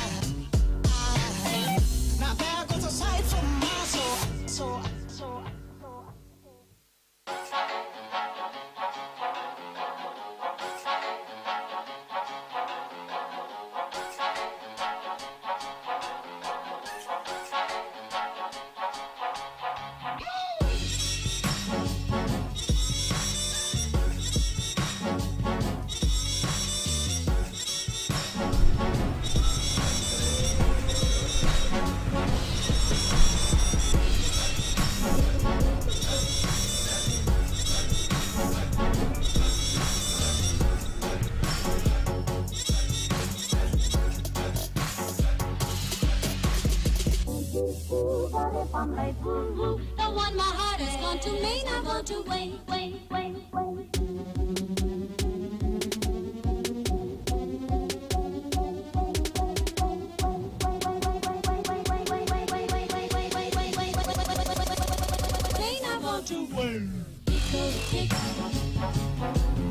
Tico, tico, tico, tock. Tico, tick. Oh, tico, tico, tico, tock. Tico, tick. Oh, tico, tico, tico, tock. Tico, tick. Oh, tico, tico, tock. This tico, tico, he's a cuckoo in my car.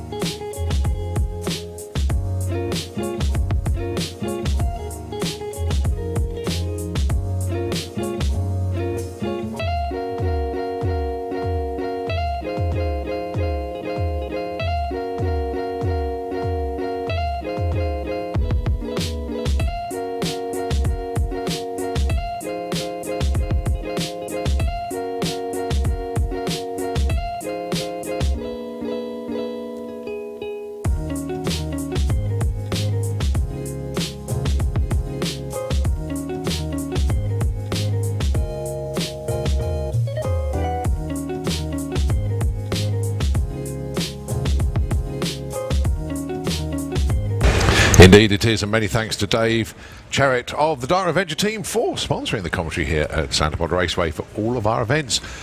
Okay, it's been run what you brung all weekend long so far, but now is the serious stuff. We now go into qualifying for our race meeting. You'll see a lot of these cars have been doing runs in Run What You Brung, but now it is qualifying proper. This is dial-ins. This is what they've been practicing. This is what they've been doing. The time now is 4 o'clock. Bug Jam's Got Talent is about to start on the main stage. Do you know what? If you haven't made it over there and you want to take part, you may just sneak an entry in if you're quick. Get yourselves over there into the main stage for Bug Jam's Got Talent. Right, so then our Perfect Awards now kick in as well. You have £50 available for the Eurodraxler.com Bad Habit Racing Perfect Light. So it needs to be a 000 reaction time to get that. And the Perfect ET Award, that is basically hitting your dial-in. That's also been set to £50, and that is But £50 from Eurotrax.com, and of course Andy Hadfield of the Twister race team. So that's something to go for. Fee Sinclair with the Beetle going alongside Laurie Anslow with Lady Baha 2. The dial-ins then 13.60 in the Kestrel VLA, 14.5 for the Lady Baha Bug.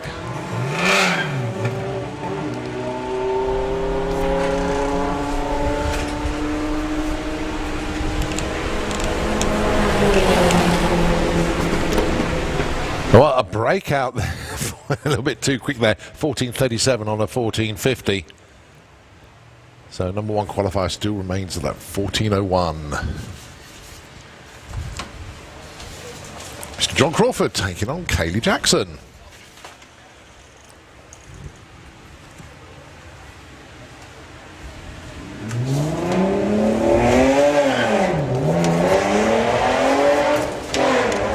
Well, nobody's made a proper assault on the reaction times yet, but it's early days. That could disappear in the next pair. It could disappear in the next class. Who knows? But 15.73 breakout there for John Crawford, and a breakout there for Kaylee Jackson as well. She went a little bit too quick. 17.47 on a 17.80 dial-in. Phil Jones with the Dragon Wagon, the Audi A3, going alongside Jack Gooding with the Nemesis Sirocco. So the dial-ins, Jack Gooding, he wants to see 16.38 appear, and Phil wants 14.80 for the Audi A3. Let's see how they get on then. 15.19, 16.04, breakout for Jack. Phil goes into the number 3 spot.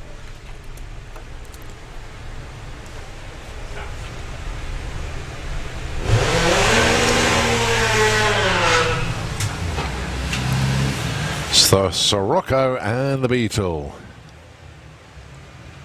17.5 dial-in for Connor Jones with the Beetle from Rugby, and I don't know whereabouts in Toaster this man lives.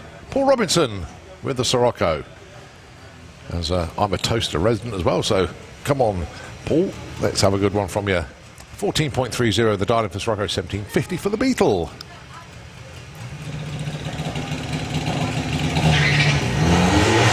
A little bit of wheel spin off the line there for the Beetle.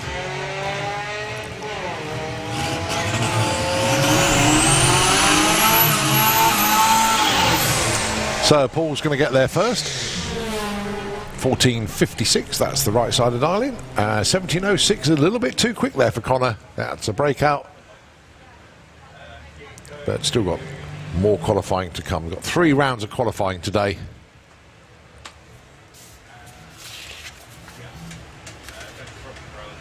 And we have 2 rounds of qualifying tomorrow morning. So you get 5 rounds of qualifying altogether. Paul Day and Bruce Harvey. Paul Day looking for 13 flat. Bruce Harvey wants 15.3 with the Golf. As the smoke clears. Can't even see him. So much smoke come out of it. 12.89 breakout there for Paul Day with the Golf. Just that a little bit too quick. And a 16.02 for Bruce. So he goes into number 6. Paul goes number 7, virtue of the breakout. I can't believe this. We got Paul Bargate with the Porsche. Yep, it's Porsche is owned by VW, so it is eligible. Dials in a 13.30, going alongside Gareth Bates with the Beetle, looking for 16 flat.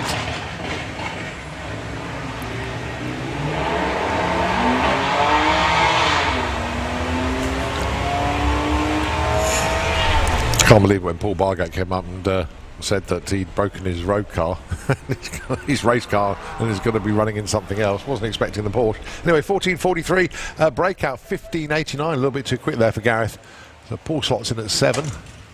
The next pair of Audi TTs, Justin Foley, dialing in 14.77, and Polly Judge with her yellow Audi TT, looking for 16.32. Differences between these 2 cars. Polly's is a 1.7, Justin's 2.8 litre, so obviously Justin's car is the quicker of the 2.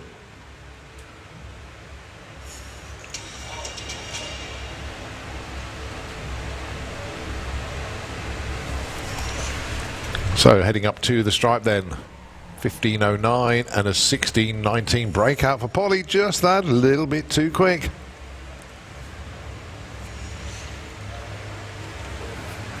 Audi TT is very, very popular actually. Another one, Steve Metcalf with the Imposter. Brings his Audi TT from Milton Keynes.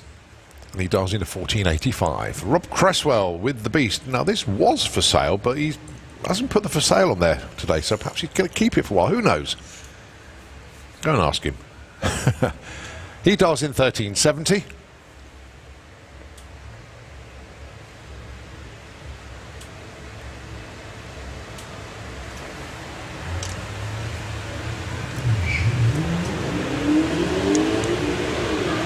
Both away well.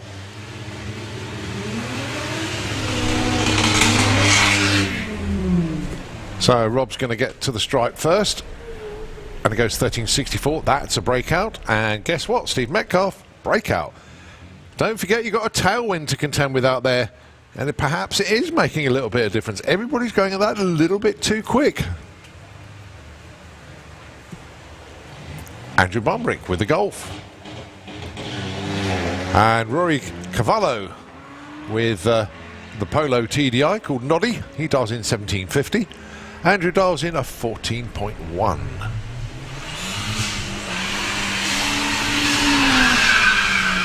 14.4. 17.26. That's too quick for Rory. So nobody's really got it absolutely spot on yet. Number one qualifier, Simon Clare at the moment. 0.06 off. But that'll all change as more rounds of qualifying are done. This is Ethan Lyle with the Rolling P, the VW Lupo. Way quicker than the other Lupo that he used to run. I believe that was his girlfriend's car. This is his own one that he's been working on. Good reaction time as well, 0.05. But it's all about the ET at the stripe. 14.9 is the target. Oh, 14.87, just a little bit too quick. So that is classed as a breakout. All right, Junior Dragster.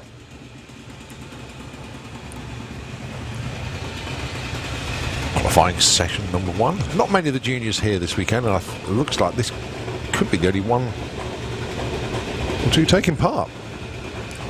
But to say, you know, they're here as a sort of a bit of a display, if you like.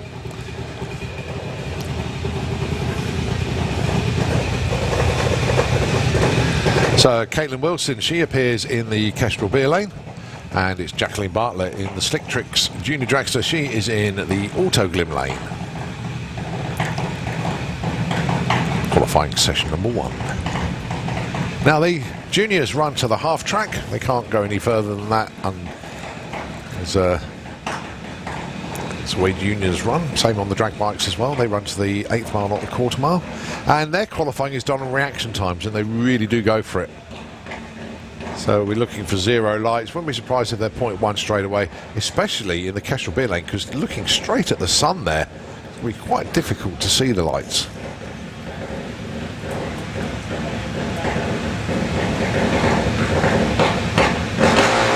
Both away well. 0.8 for Jacqueline. 0.13 for Caitlin. So Jacqueline is going to be the higher qualified of the two. 8.04. Ooh. I'm not going to read the other one out.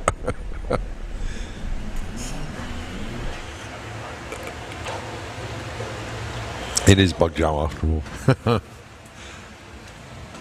Okay then, so we move into VW Pro and Luke Stevenson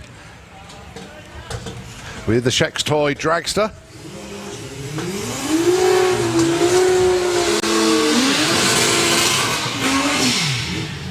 Always have to be careful on the pronunciation of that. Going alongside the Militia Golf, James Gould. He's dialing in 11.20. Luke dialing in 9.4. He's getting quicker and quicker, is our Luke.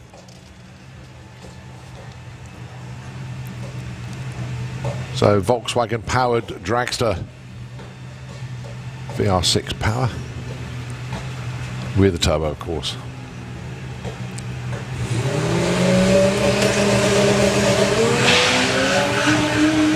.141, 60 foot for Luke. This is looking good. This is looking very good. He's got to be quicker than 9.4, surely. Oh, 9.37. It wasn't far off his dial-in, but nevertheless, 9.37 at 144 for Luke. Well done. New PB for Luke.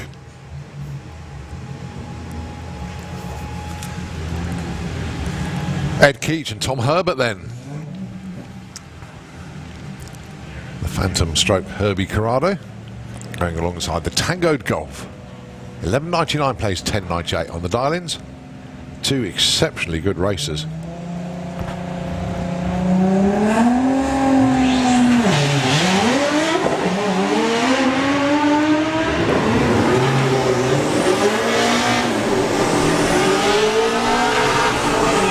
Tom's going to get there first. Goes 11.64 against a 12.21. Well, only 4 cars down the track at the moment, but Ed Keach takes the #1 spot.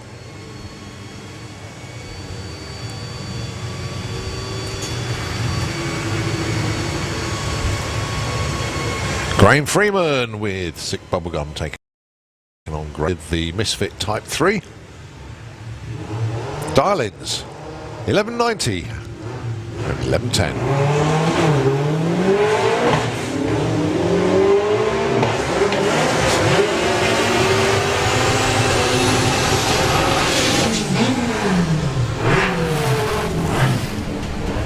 Well, 11.15 puts Graham Fairhead in to #1. 12.40 for Graham Freeman goes into #3.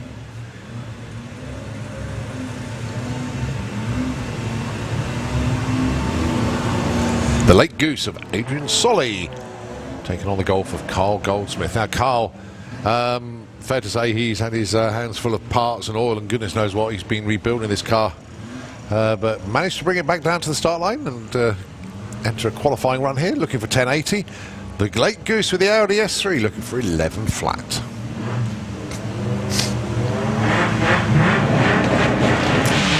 Off the go. Oh, good light there from Carl, 0-2. Black striping his lane. Do you know what? He could break out here if he's really going for. That's a good looking run. Oh, superb job. 10.56, it's a breakout. But nevertheless, Carl really going well, 142 mile an hour.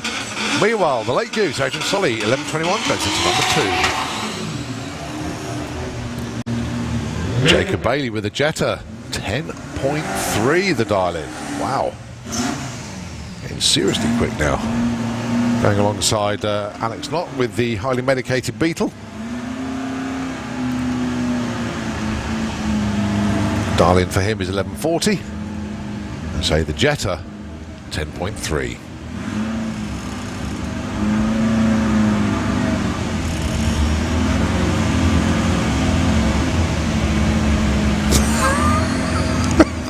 What's that? Oh dear. We'll save that bit for later.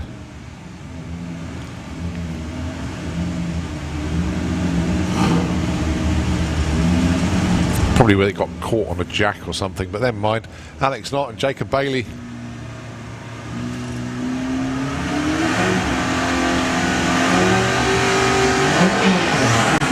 Jacob away nicely, 0.5 light.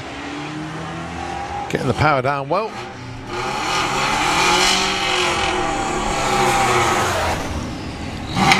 .1084, 146. And 15.37 at 82. Jacob goes in at 5, Alex #8.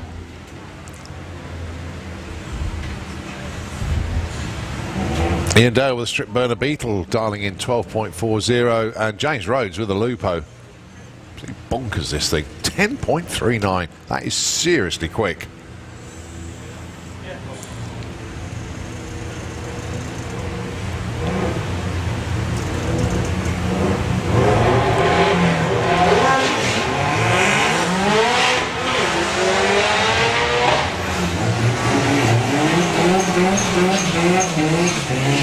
Well, James is going to take the strike first. 11.16 plays 11.88. Oh, it was a breakout 11.88. That's quite a decent one as well on a 12.40 dial. So James goes 7, Ian goes 12. Lee Caudry with Poppy alongside James Hodson with the Mark II Golf. Both of them dialing in 12:45.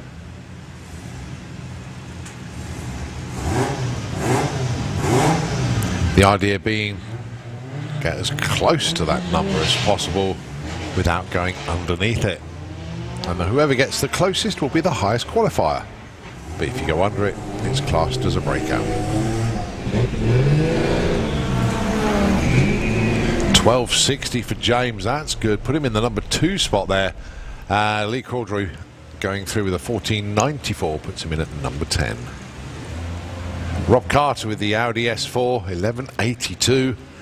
Very, very rapid car indeed. Paul Jackson with Il Parata, 10.65, another one of these crazy little lupos.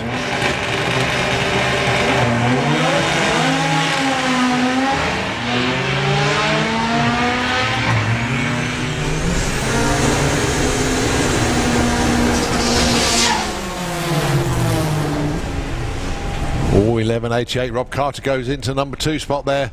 12.35 for Paul Jackson, number 10.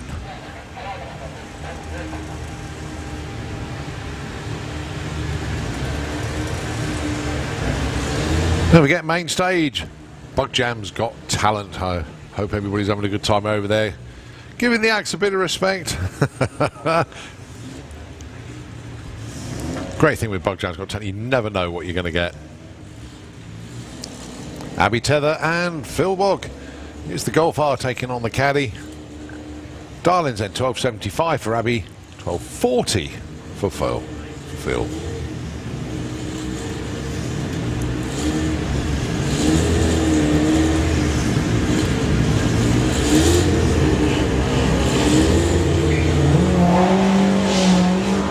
Abby away nicely there, 0.7 on the reaction time. Doesn't mean anything in qualifying, but it certainly helps you going into eliminations that you're cutting good lights. 12.36 breakout, oh, only just. Abby goes 12.89 on the 75. She's 1400s off, but goes into number 3. Phil in at number 16.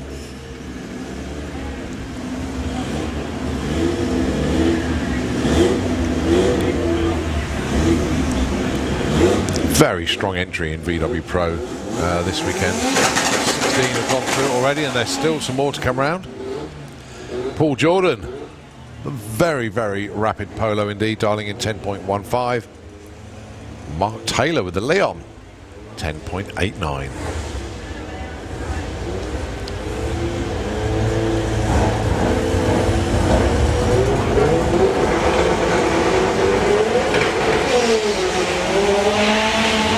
Well, Paul Jordan couldn't hold it on the line, so no times or speeds for either of them. Oh, good looking run for Paul as well, that's a shame.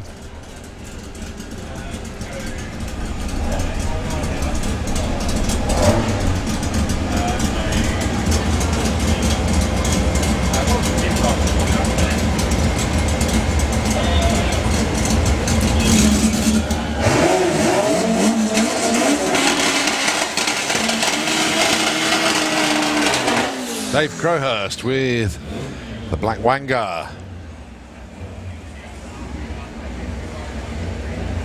That's great runs in yesterday, really did.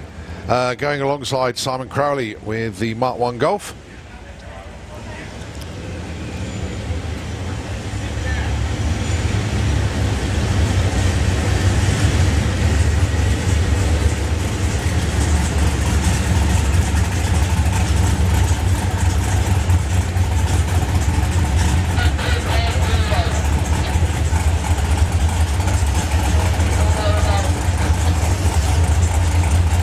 Yeah, so Simon Crowley with the Trailer Queen, dialing in 12 flat, and Michael Meany with Flat the Rat. The Beetle.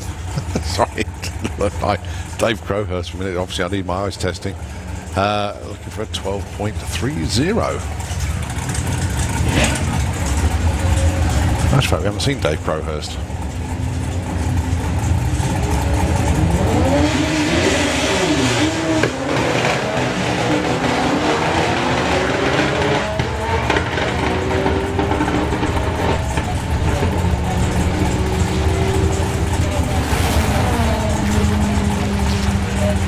Well, 11.27 plays at 12.48. Michael Mooney goes in at number 5. Simon goes in at number 13. Top Speed Automotive Street Eliminator.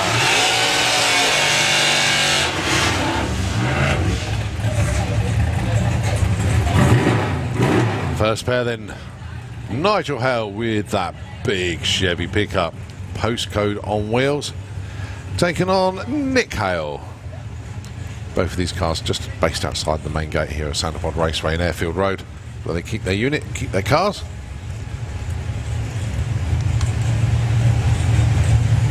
In fact, most of the Hale family are down there.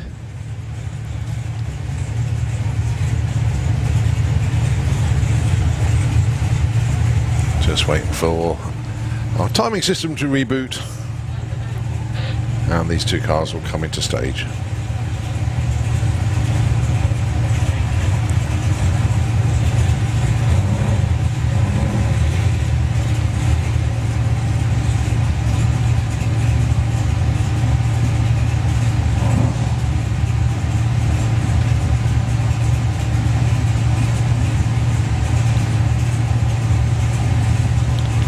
So both into pre-stage, qualifying for our street legal race cars.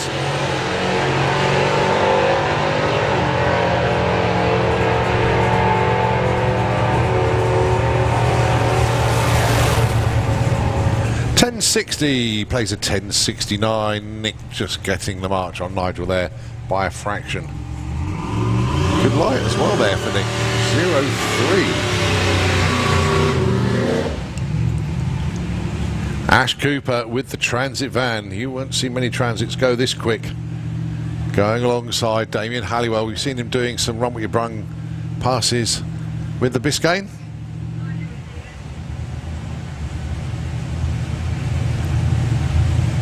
Damien running between sort of 10.2 and 10.5. And I'll let you try and work out what Ash Cooper can do.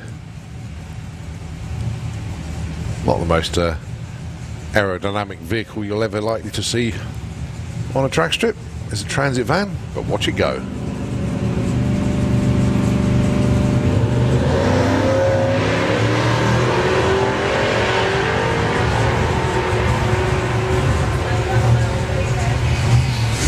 Is he going to be in the 9s or is he going to be in the 10s? Wow, 9.97, 144 miles an hour. Damien goes through with a 10.58 at 128. But Ash Cooper off the trailer, straight into the 9s. Good job, sir.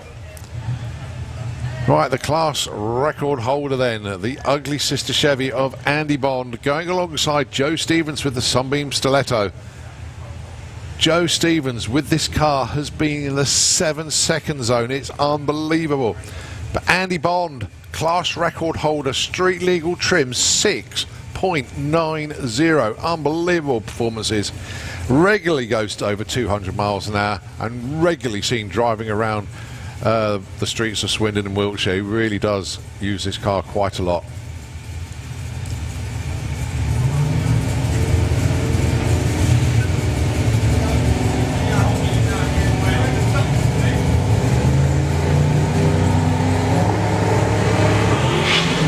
Oh, but Andy blazes the tires there. Joe Stevens is away, but the power of the Chevy comes in now. Andy Bond pulls away. Look at the speed at the stripe there. 201 miles an hour, 8.46 seconds. Joe Stevens goes through with a 9.55 at 109. He was off the gas by then. So Andy Bond takes the #1 spot for the time being. But speed, 201 miles an hour. Got there in 8.5 seconds. The Howlin' Hauler of Al Williamson going alongside Al McSweeney with the Volvo 162. Pro-charged against turbocharged.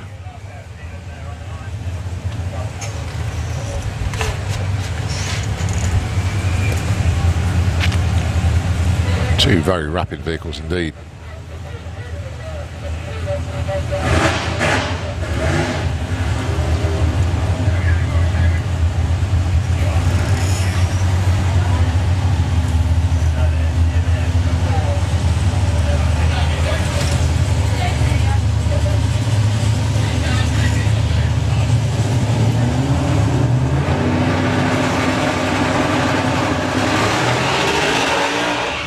Well, both of them break traction. Both of them gather it back up. Both of them get back on the gas again. Al with the Volvo goes 8.93. The Howlin' Hauler goes 9.94. So they go into number 2 and number 4 respectively. Great qualified session there.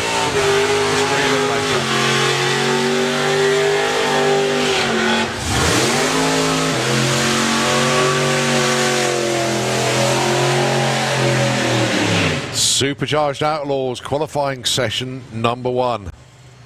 And what a weekend they're having. Seen some nigh on PB runs here from Keith Freeman this weekend, getting back into the 9.5s. First run though for Luke Watts with the C10 pickup.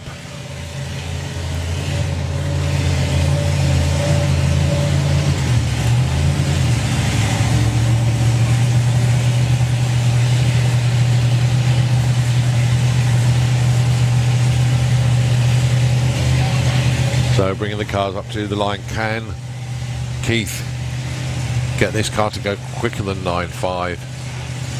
What's Luke Watts got for us? Haven't seen him put a run in this weekend as yet. Didn't need to take part in Run What You Brung, so he's going straight into qualifying.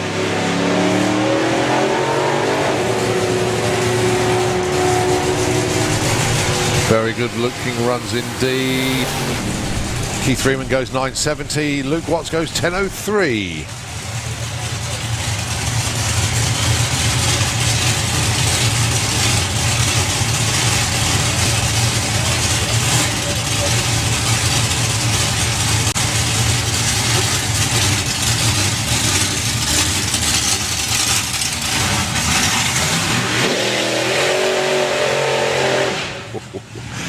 Very close to the apron there. That's Mike Couch with a little Hemi Hustler, the little slingshot dragster going alongside Gary Parks with Purple Days. Now Gary, very, very consistent high 7-second runner. Mike Couch, that wonderful little dragster. Now they did have an issue earlier on in Run What You Brung where it wouldn't get reversed. It looks like the same thing's happened again. So the engine's still running, but just can't find reverse, or it's not there anymore, whichever way. Pushing the car back.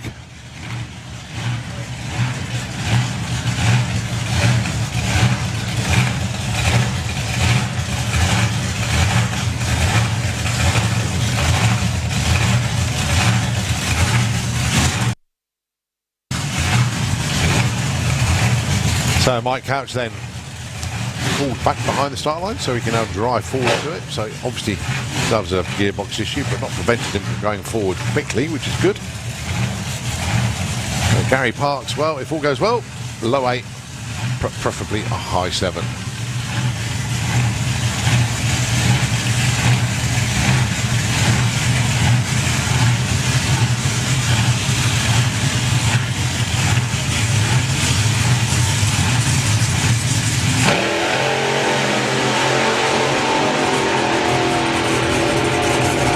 Nice looking runs a pair here. Gary Park going through with an 8.14, 9.11 for Mike.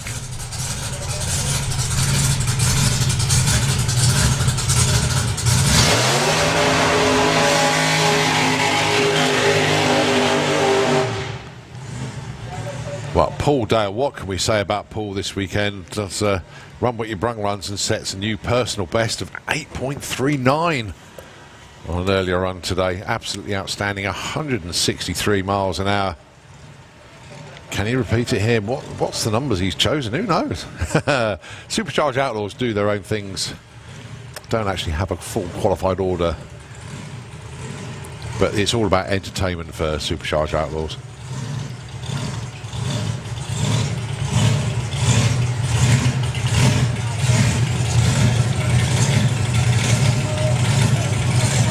Well, Paul Dale, let's say he's paid his dues when it comes to testing times and trying to get the combination to work right. Anything that could have gone the wrong way for him has gone the wrong way, but now it's all starting to come good. I say 8.39 on his run earlier on. That's looking nice as well, making the full use of the tailwind. That is arrow straight. It's an 8, but what flavour? It's an 8.51 at 162 miles an hour. Very, very nice indeed. 125 to 60 foot. And at the 8th mile, 5:49 at 129. And the great thing is the team have got a race car they can work with now. So congrats indeed to the Acute Angle team. Well done. Looking around in the pairing lanes, we can see the Fadster. Yep, it's Andy Hadfield with Twister. And I can't quite see who he's got for company. It looks like a little altered, but we'll see that when it comes around the corner. But it's Andy Hadfield then.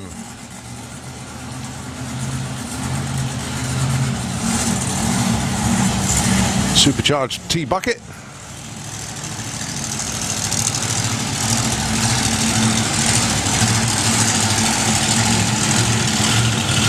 Coming round into the Auto Glim lane.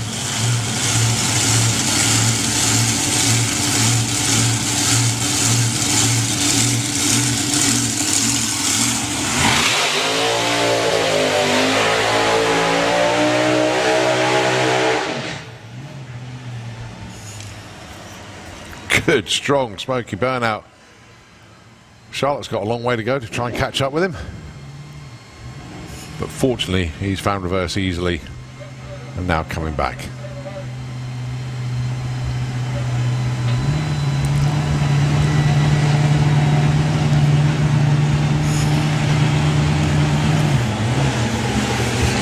So the Fadster now working, trying to get a good trans brake launch. What is a trans brake, you ask?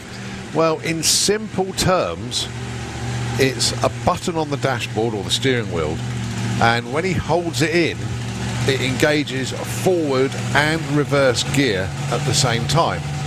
So you then build up the revs, and then when the lights go green, you flick the switch and the reverse gear is disabled. So basically you get all of those revs going straight into forward motion. Very, very simple terms to explain it. So that's why you hear the revs come up and then the reverse gear is disengaged and all the motion is into forward, hence that's why it launches so hard.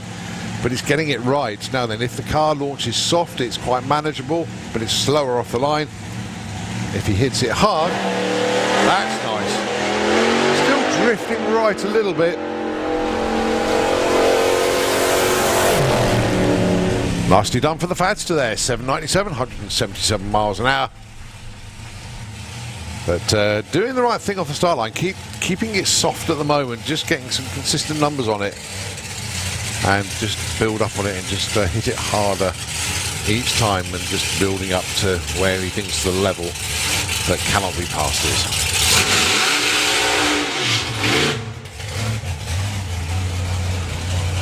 This is Steve Clark with the good guys, Topolino. Oh, so good to see this car making its debut here this weekend.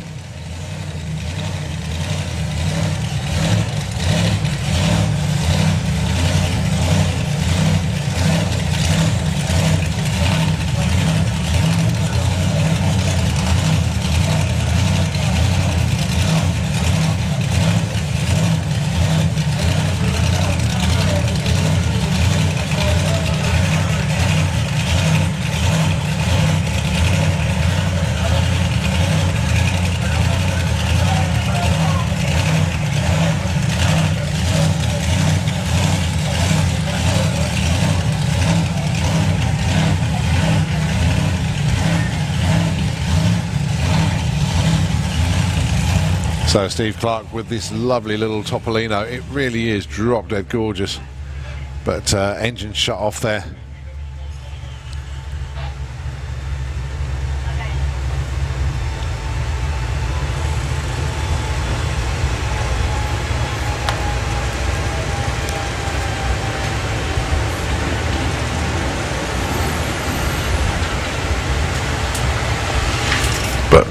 Great looking machine. A lot of work has gone into that, and they'll be back out again a little bit later on.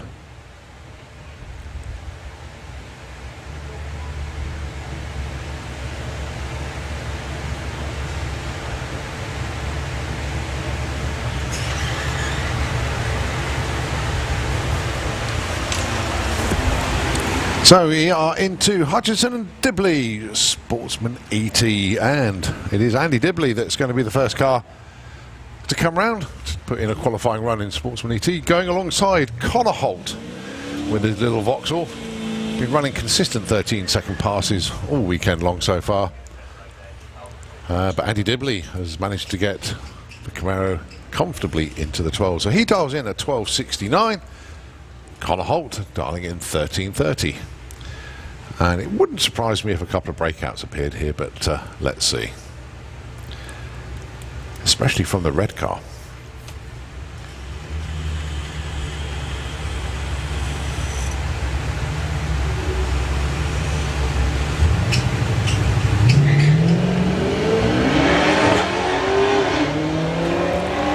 Very, very tasty 0-2 reaction time there for Andy with the Camaro.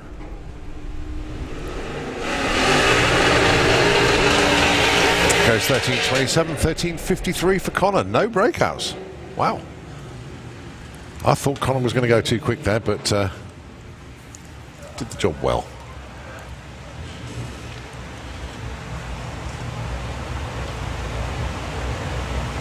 Well, that's not Dan Holloway. That's Tom Herbert. You got the wrong car in the left lane, just so you know.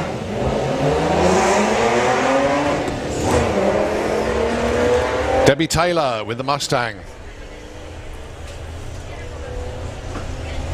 And we think that's well, let's have a look at that number then. 13.50 on a 13.40. Debbie Taylor goes to number 1. Well done.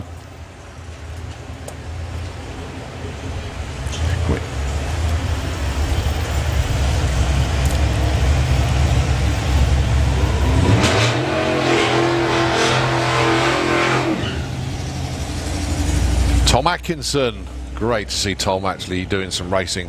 Well, he races a lot, but it's good to see him Sportsman ET with the Oreo Speedwagon, the Chevy Nova, dialing in 12.30. Georgina Smith with the GLA Racing Supra for 15.8.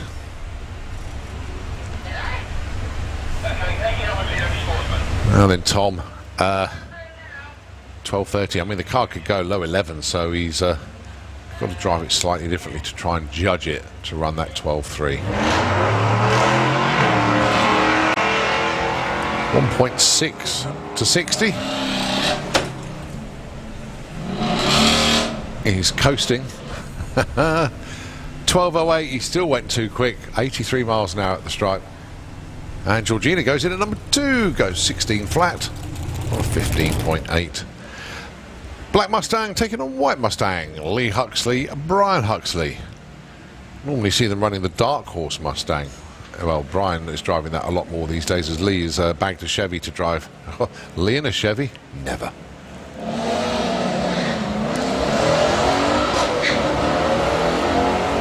So, father and son. Brian in the white car. Who's the dad? Lee.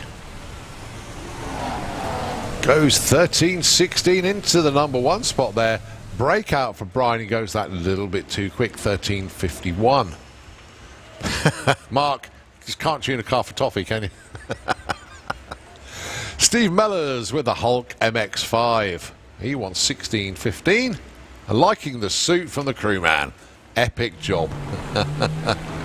Thinks he's Usain Bolt. Going alongside Kirsty Tram with the 50 Shades of Something Mercedes. Dialing in 13.90. Kirsty away first.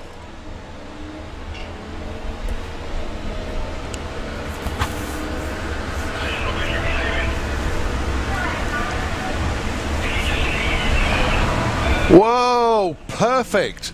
Absolutely perfect. 13.900. That's the perfect ET money gone straight away. Kirsty Tram, number 1 qualifier. Excellent job. That money didn't last long, so Kirsty, 50 quid better off straight away for the Perfect ET Award from Eurodragster.com and the Twister Race Team. Well done, Kirsty. I didn't expect it to go round 1. Wow. Gary Lake with the Arabian Night. Well, he's the one could have a stab at the perfect reaction time because the perfect ET money's just gone. Going alongside Carmagera with Cookie the Tesla. He dials in 1565. He can go in the 11s. But he's having fun. Well, once again, Gary Lake. Cracking reaction time, 027. He wants 1404. Goes 1409.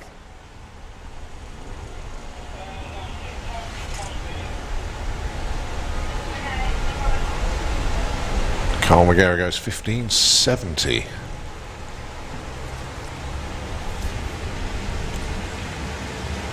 Ashley Clark with the BMW, dialing in 1727. And this is Dan Holloway with Truck Norris.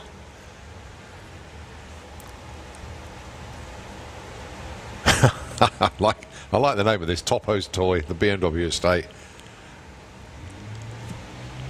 Oh, nice light there for Ashley, point 2.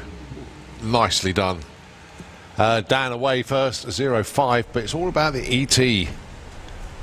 Dan wants 16 flat. Ashley wants 1727. 1623 and a 17. A breakout there for Ashley, not too far off, but Dan goes in at number 6. Holly Walters with the Mustang, 1550. And that's Jill Medley, the full circle, the Jeep Cherokee. That's a Hemi Jeep, that is. Again, another one of these vehicles that doesn't hang about. Dialing of 12.44.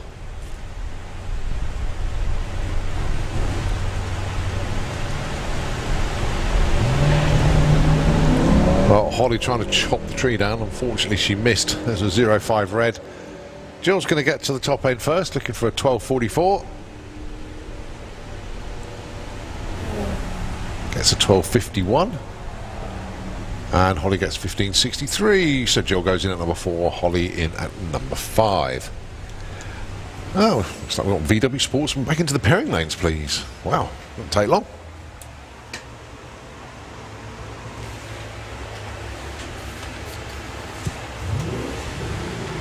Rob Cresswell then with the Beast, the Audi. Going alongside Alan Medley. Well, Jill drives the car called Full Circle. This is Semicircle. This is Jill's husband, Alan. The Darlings then. 1360 for Rob and 1511 from Alan.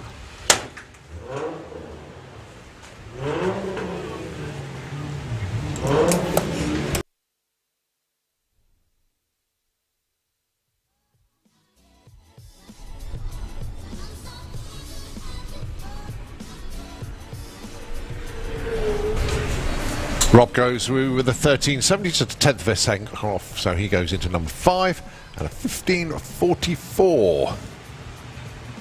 Well, the hits just keep on coming. Hang on a minute, it's normally Steve Cherritt, but no, this is Dave with the AstraZeneca. Steve, is it a good idea to let him have a go in that? Oh, I don't know, fingers crossed. So Dave dialing in 17.9. Felicity Gibbs, your championship points leader, looking for 16.99. Both of them away well. Good light. 0.8 there for Dave, 0.9 for Flick. Now Felicity will get there first. The Mustang looking for 16.99. 1711 and a 1791 for Dave Cherritt. Oh, that's it, Steve. You lost your car, mate. Dave Cherritt into number 2. Well done. And that wraps up Sportsman ET qualifying. We now go on to Outlaw Flat 4.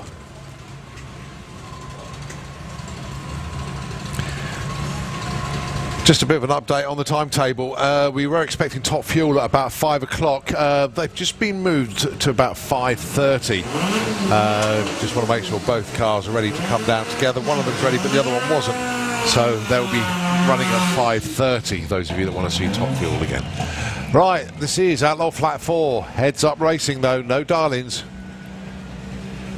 Nigel Hull taking on James Wootton.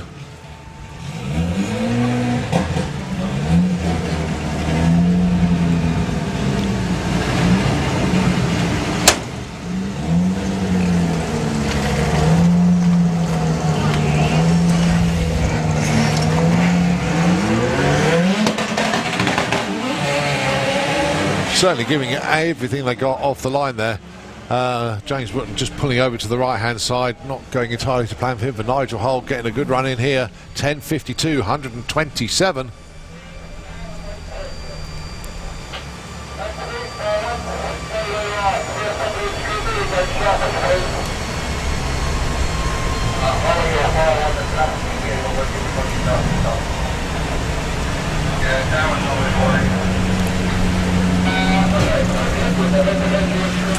James coasts across the line there at 36 mile an hour, recording an ET of 30.42. Gets qualified, but absolutely nowhere near the number he wanted to run.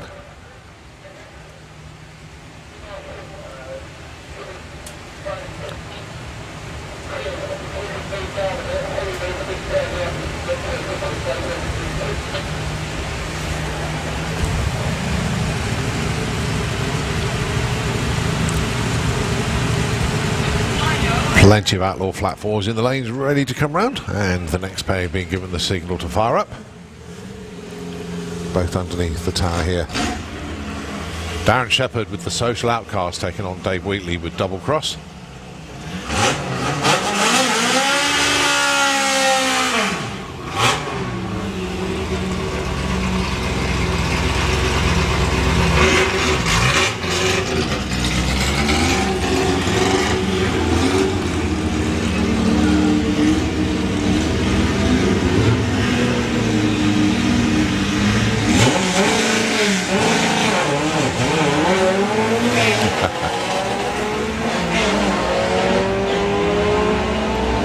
Fair bit of smoke billowing from Dave Wheatley's Double Cross Beetle, but seems to be clearing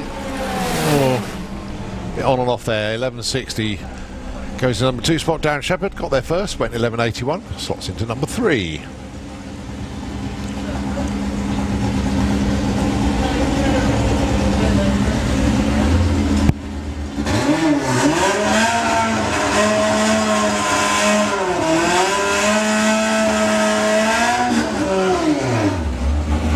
Johnny Marriage with Miss White the Beetle.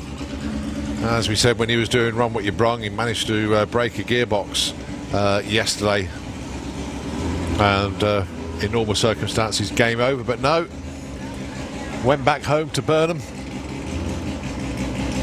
took another gearbox out of another car that he's got there, brought it back up to the track, installed it into this one, and he's back running again. Going alongside Adam Lowe, two brilliantly prepared cars.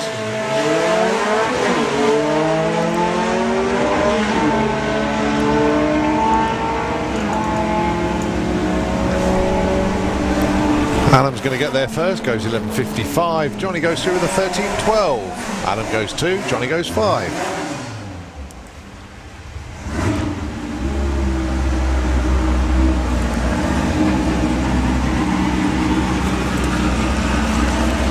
Right, Jason Lowe then with the Never Forgotten Beetle. And he picked this car up a couple of days ago. Was it yesterday? Brought it straight up to the track. Clark's been messaging me to say how things are going. So, as he said, it's a steep learning curve. But tell you what, he's doing all right. That's better. Much, much better run for Jason. 8.08 reaction time, and goes through with a 16.18 at 105 as he gets used to the car, and he's just basically going to go quicker and quicker and quicker. Well, unbelievably, that's our first of 3 sessions of qualifying done. Very, very good indeed. We do have jets tucked around the corner, but first we're going to get the good guys supercharged Outlaw car around to try and get a run in. Basically, it's so good to see this team here this weekend. Car looks absolutely fantastic. Fiat Topolino body, obviously V8 supercharged engine.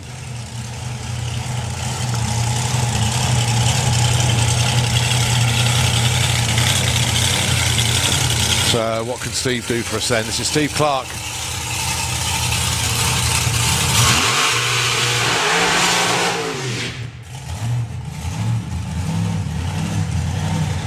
Topolino, one of the most favoured bodies for these little altereds. Just looks so right.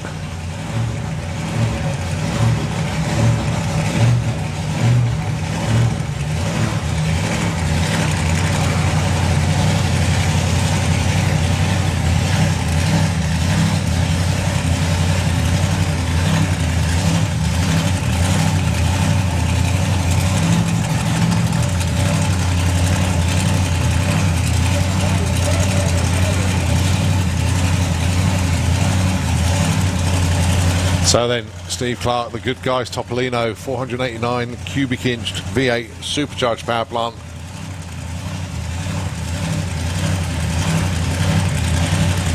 Coming up to the line then. Best of luck, Steve.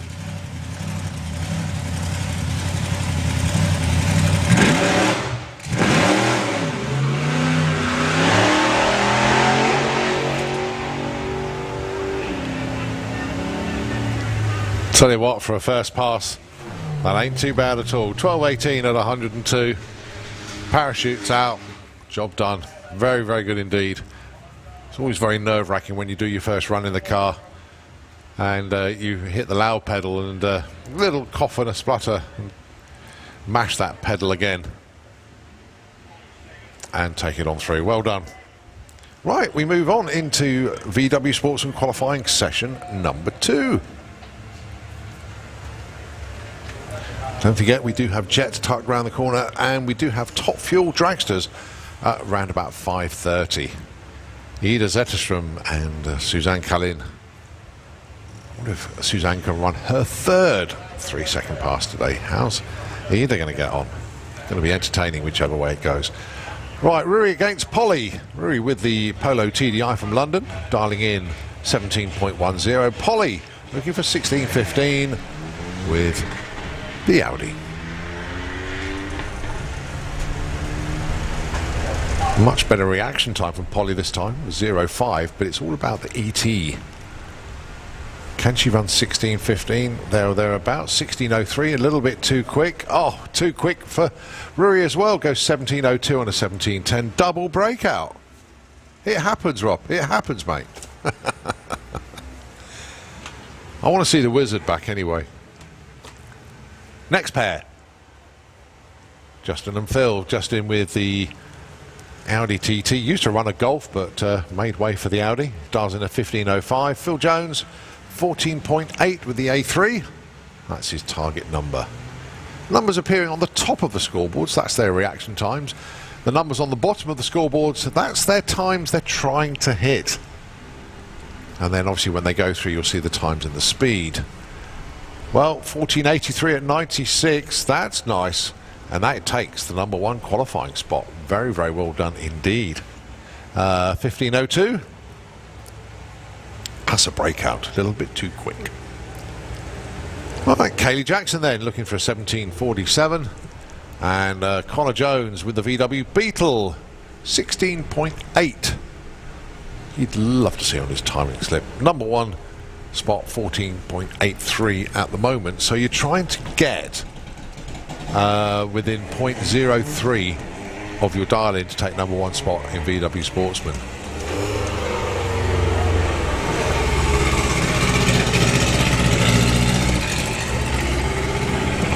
So Connor Jones is going to take the strike first. Goes 16.71. That's a breakout a little bit too quick. Kaylee goes 17.91. Moves up to number 7. Jack Gooding with the Sirocco, 16.2. Laurie Anslow, 14.25. Both of them capable of hitting their numbers. Let's see how they get on. Jack currently in the qualifying position number 20. Laurie currently number 18. They both break out first time round.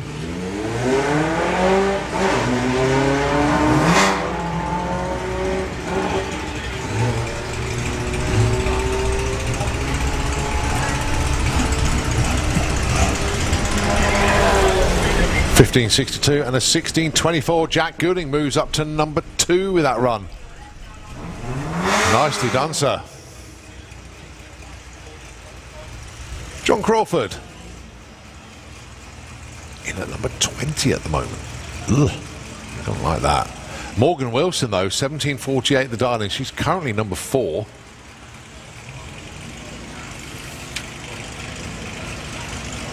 Morgan Wilson currently number 3 in the VW Sportsman Championship at the moment. She won the Covid Cup last year.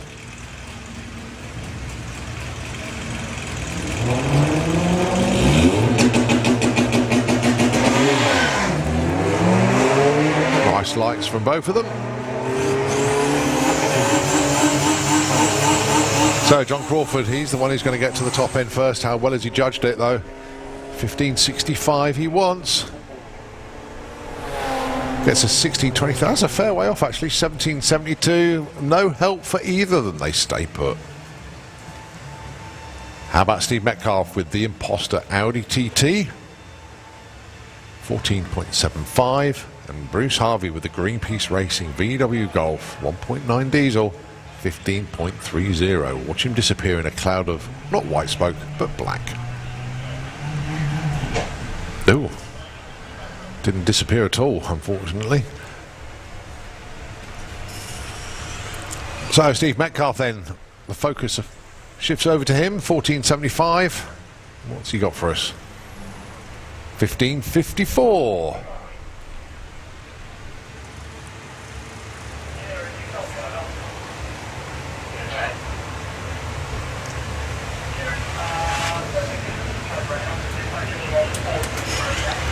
So Steve Metcalf moves up to the number 12 spot with that one. And Bruce Harvey, he broke the beams, needs to carry on. So just take it to the top end and turn off. So no time or speed recorded for Bruce, unfortunately.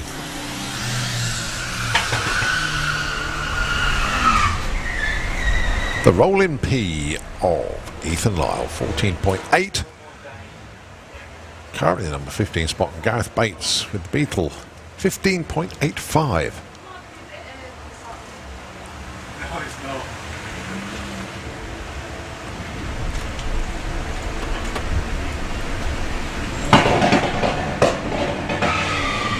Oh, 006 reaction time. Very, very good effort for the money for Ethan Lyle, but not quite there. Now it's all about the ETs. 14.8 and 15.85 are the targets. 14.9 not far off. 16.27. So Ethan moves up to number 5 from 15. And Gareth moves up to number 9 from 19. Paul Day against Andrew Bambrick. Pick your golf of choice. One from Maidstone, one from Manchester. The Darlings end 13 for Paul and 14.10 for Andrew.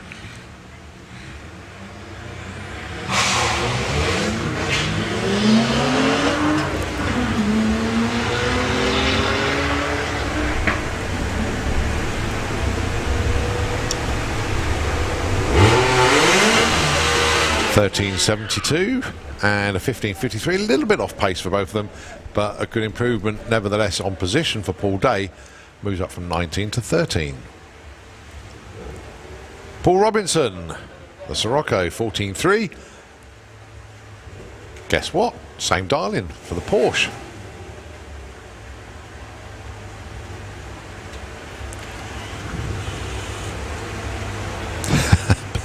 You'd have thought Paul Bargate was a complete novice in this Porsche. He's one of the most experienced racers out there, but he just doesn't know this car very well. The legend that is Paul Bargate is affectionately known as. Nice light though, 06.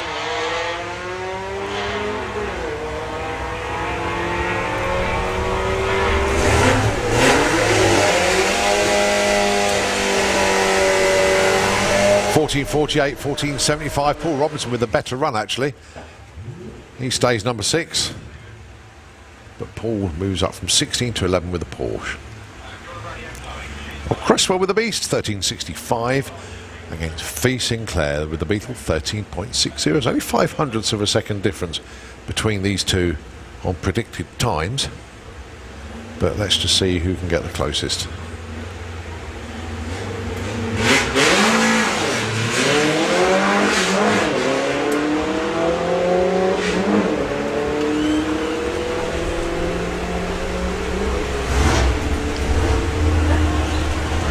So Rob 2, 13.76 and a 13.96. So Rob moves up from 21 to 6 with that one, but still a little way off his dial-in.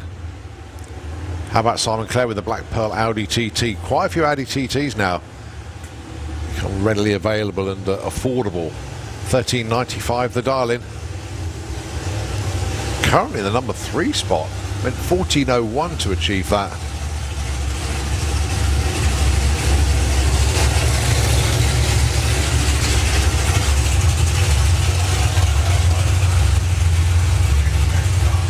At 14.02. Well, he's consistent.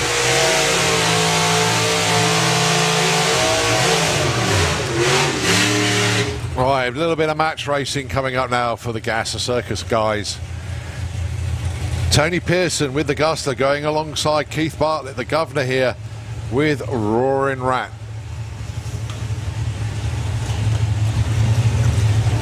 Good to see the Williams brothers down here as well.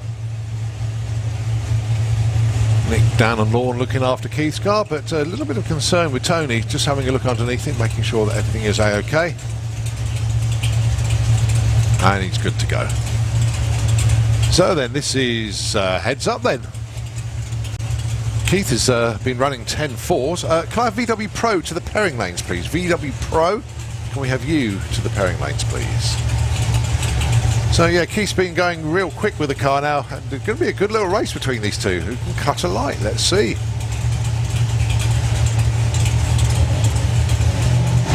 Oh, Keith is away first. Looks like Tony could be closing him down, but I think Keith has got this one. He goes 10.50, takes the win with a very tidy run there. 0.1 reaction time against Lose out there, 10.79.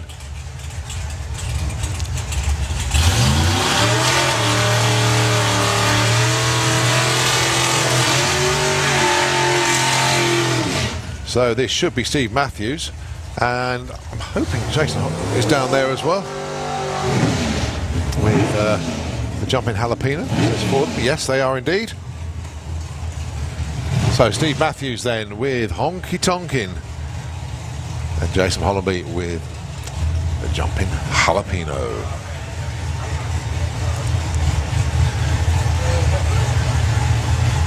So Gas Circus, 4 cars just doing some exhibition runs and grudge racing this weekend. Nice to see them here.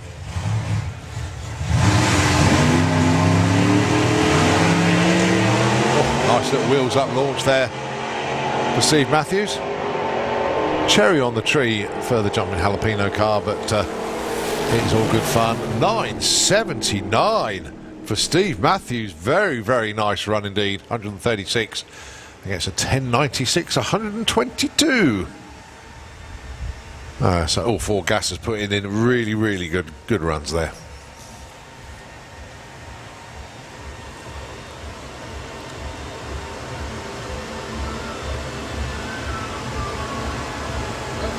So we've got Perry coming round with Oklahoma Willie.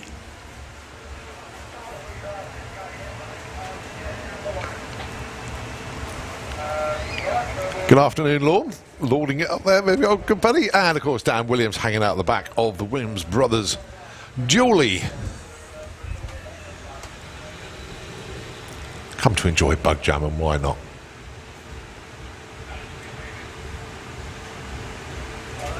Well, Perry has put in some great runs over the course of the weekend. The first run, I think, was the most entertaining. He just drove up the track and was just blipping the flames and goodness knows what. Wasn't really interested in the ET or anything, just having some fun out there, putting on a great show. His last run was the quickest run, but unfortunately we didn't get a time or speed. But we got a speed. It was 148 miles an hour. The speed was genuine, but the ET wasn't. So hopefully that Perry can stage the truck, and so we can actually trigger the beams properly this time round. But certainly picked up a lot of speed on the previous run. Quick thinking by Ian Marshall on that other run. He did trigger the beams with his foot. So at least we got a speed for Perry at the finishing line.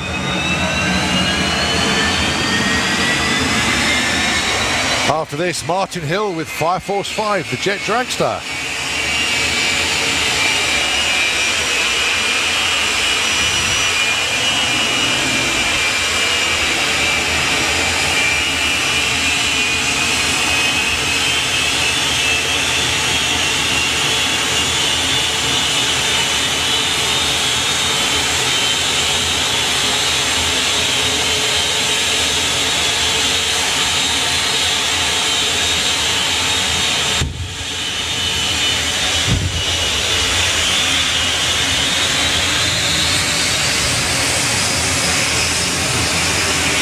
Well, all the feuds have managed to fill the tower for this one. Well done to Oklahoma Willie. Thanks for that.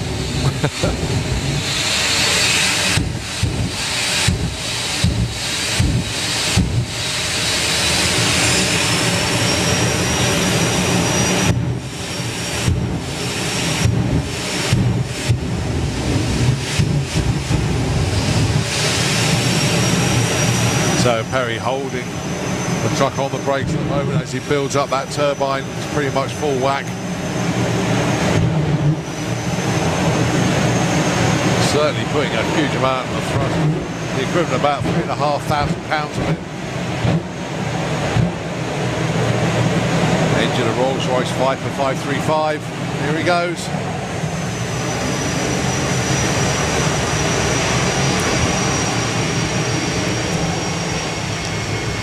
It's just one of those show runs, actually.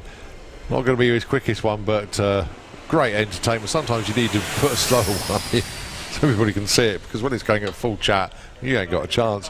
100 mile an hour at the stripe, 18.31.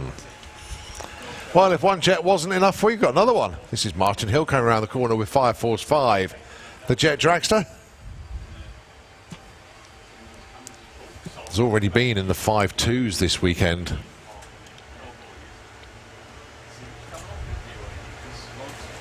Don't forget, we've still got Top Fuel Dragsters to run. They're going to be coming down in about 20 minutes time. So we've got two of them putting runs in this weekend. Ida Zetterstrom putting in her licensing passes.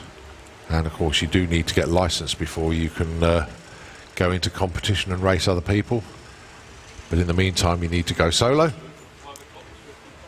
And then of course you do have the Santa Pod Raceway Slick Tricks Racing Draper Tools car, driven by Suzanne Callin, and she's had 2 runs in the 3-second zone already this weekend.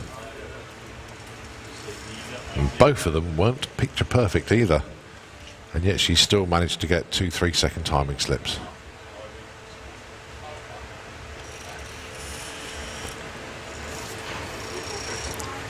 Well, Suzanne always wanted a 3-second passing, wants 300 miles an hour. She's got the 3-second passes done. Now she'd like to hit 300 miles an hour at 1,000 foot, but we can find out in about 20 minutes or so if they can do it today. It's still got that tailwind. Doesn't make a huge amount of difference on top fuel cars. They need as much downforce as possible to keep the power down. They're producing about 10,000 horsepower, which is the same equivalent horsepower, believe it or not, as Martin Hill with Fire Force 5. His thrust is an equivalent of 10,000 horsepower.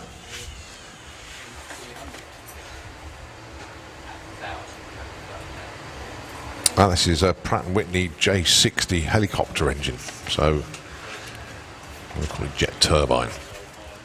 You made it back just in time, sir. Perfect timing. Dave Aldridge is going all over the site at the moment. Can I please have Sportsman ET into the pairing lanes, please? Sportsman ET. Dave Aldridge joining us. It's a pleasure to be here. Experience all over the site this weekend. The steps that I have done today is the most I think I've ever done, to be honest with you. Well, it looks like you lost 2 stone from this morning. I know, right? I need to do it. I've just got to stand at the right angle. Right, well, yeah. Now then, I don't know if you saw the jet before. No, I missed it. I was too busy with the monster trucking. That's right. Okay. Well, this is very tame. Quite sedate. Martin, very gentle with the car. Yeah, just enjoy. Okay. Good fun. All right. Good fun. We just had Oklahoma Willie the VW bus just Yes. put his run in. Such a gorgeous car as well, it's isn't show it? quality. Oh. Absolute show quality. But here we go then. This is Martin Hill with Fire Force 5.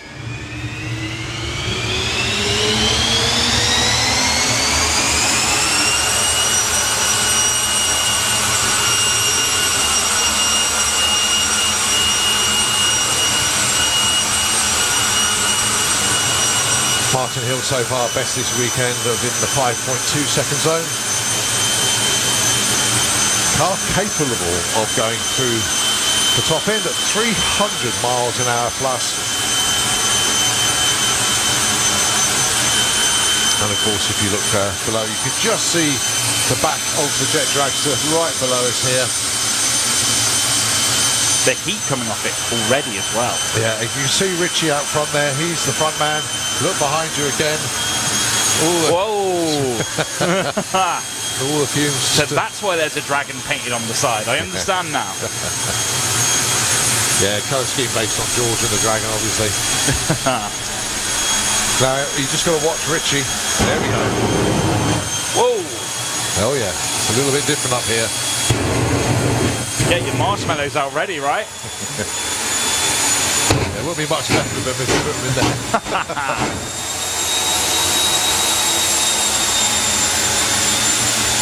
So Richie the front man then, been doing this for a number of years now. And you sometimes wonder what tune he's got in his head because he's conducting the afterburner comp.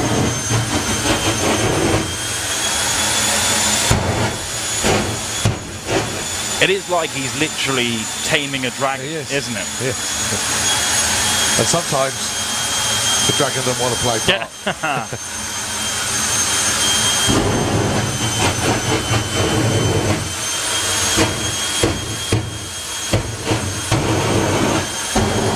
The velocity coming off this car as well. It's literally shaking on the bridge. Boom. Wait for Richie to get the helicopter symbol. There we go. Uh-oh. There was a big smile from Rich then. Because he knows, I know. You can hear the turbine at a much higher velocity now. This is it. We're on comms together and I can barely hear you speaking. This is how loud this car is. Yeah.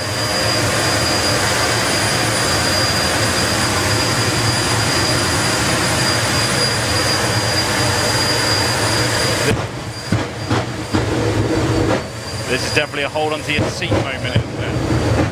Well, they're holding on to the computer system. You can hear the tower rocking. I don't know if Rich is the most craziest man or or something to stand that close to this velocity of a car. So Richie getting Martin to do some afterburner blips to take the car up to the start line. He's in free-state. Give Richie a big wave. The more you wave, the faster Martin goes. The tree will count him down. There'll be a pause. And here we go. Martin will go now. Woo!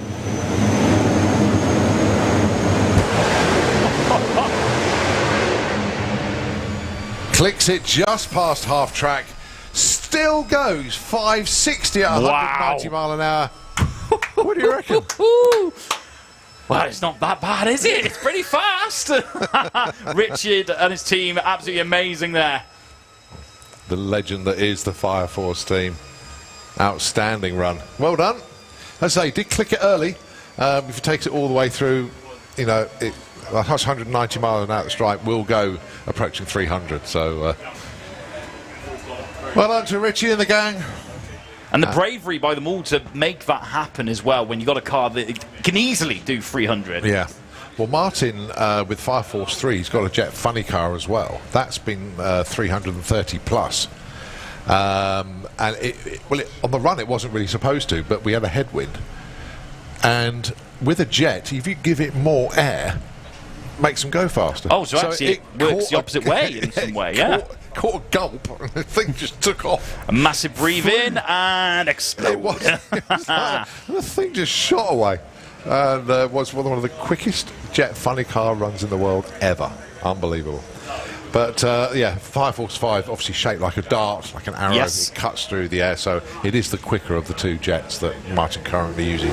But he's been doing it for over 30 years as a team of Firefox, but approaching, 38 years in Wow. total doing jet cars and everything. Incredible. So, All over the world. Amazing. yeah. Well, predominantly UK-based. He has been to Bahrain, went to Iceland. Wow, of all places. I didn't even know there was enough land there for a track car. Yeah, I think they used a volcano or something.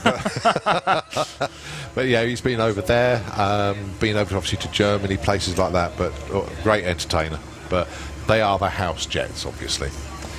Right, Graham Fairhead and Graham Freeman. Now this is VW Pro qualifying session number 2. This is where the darlings really do kick in.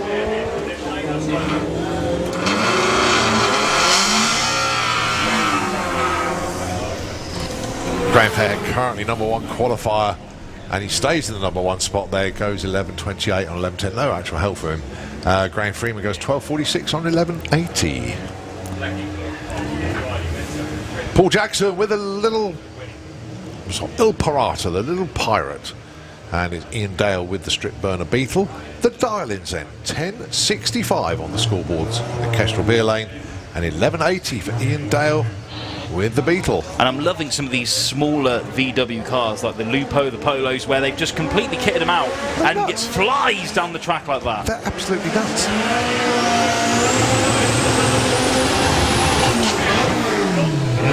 Good looking run. 10.54, too quick. I mean, it did look incredibly fast, didn't it? Yeah, well, he's trying to get 10.65. He went 10.54, so he's gone under his dial-in by 1/10 of a second. It's not much, but he's gone under. Right, the late goose, Adrian Solly with the Audi, going alongside Mr. Carl Goldsmith with the Golf. He's been racing in Street Eliminator. You know, he's done the cruise and everything. He's batting out and about the road. I'll tell you what, that looks like my very first car as well. Obviously, his, I imagine, is a little bit more faster than mine was. Yeah, this can actually, I mean, he dials in 1050. He's had this in the 9s. Both of them front-wheel drive, obviously. They go through around about 140 plus. Well, Carl certainly does. Oh, Yeah, smoke at the stripe, though. 1046, breakout, 135. 11.40 and 11.20 for Adrian, he stays 6, but a little bit worried. Yeah, cherry on the tree there, a little bit too Yeah, quick. I thought there was a slight little red light on that one. But plume of smoke from Carl's engine as he went through the stripe. So what does that mean then? He got a he breakout. might- Break that down for us. Well, he dials in 1050. That's what he wants to hit. Doesn't want to go quicker. Okay. But he did. He went 1046. So basically, everybody that's gone slower than their dial-in will be ahead of him because he went too quick. Yes. So just a track check in the Auto Glim lane. Obviously that did let go. Now it depends on what has let go. He looks like he's taken the second exit, so he hasn't gone all the way down the shutdown area. Good news, Holly is moving away over the 1,000 foot. They're just checking the finish line area. You'll see the track crews just sort of swishing there. Yeah. We affectionately call it the soft shoe shuffle. And they can soon find out if there is... Sounds like some anything kind on of the track. 90s dance move. Yeah. Well, it looks like we're okay. Just But this double goes, check. this is what we were going back to what we were saying this morning, that, you know, every little part of this track needs to be inspected Oh, it does. beyond an inch of its Yeah. life, because any little crumb, let's say, could affect the car Yeah. entirely at that high speed. Right, Tom Herbert with the Phantom. Corrado going alongside Mike Mooney with Flatler at the Beetle. The Darlings end, 12.30, 10.98. That's Paul, Tom's dad, out back of the Corrado. That's his car, actually. It's Tom who drives a Golf. It's a nice start from both of them. Tom fading a bit here, unfortunately. Yeah. So let's see what Mike can do. 12.30, the target gets 12.16, too quick. It's a breakout. Now, if he did that in racing, and you can see the problem there for Tom would have still won. Yeah. Easily, because the car in the other lane broke out, went too quick. Ed Keach with the Tango Golf, Rob Carter with the Audi S4. No, he did put this up for sale the other week, but changed his mind, I think. Maybe he's just showcasing it to a new crowd this afternoon. Something like that. I think he's got another car on the build, but whilst he's building it, he's running this car. But as well, I mean, I imagine you can find that people may be building a car, having a project, but also using the other car to try out new ideas, try new things that they can put into a newer build. Or just make sure that they're just still racing and not missing out on all the fun. Ah, something like that as well. Something Yes, like that, absolutely. yeah. Be part of the Santa Pod family. Yeah, it is. Jacob Bailey with a Jetta. Sticking with the 10-3 Darlin. Going alongside James Gould, Team Militia Golf 11.20.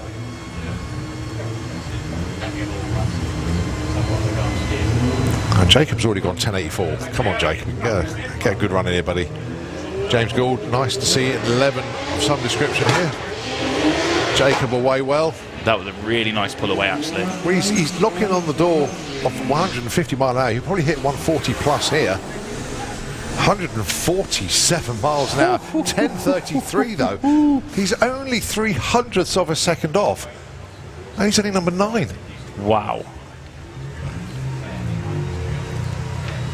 Outstanding. And 15:35, James, not exactly what he was looking for, but it will come round. But really pushed that breakout time to its limit that time round. But 147, that's one of his fastest runs ever, I think. We'll check that with him later on. Phil Bogg with the Caddy Man. 12:10 going alongside James Hodson, the former champion in VW Pro, running in 12:60. That car has actually been in the 10s before, but that was quite a few moons ago.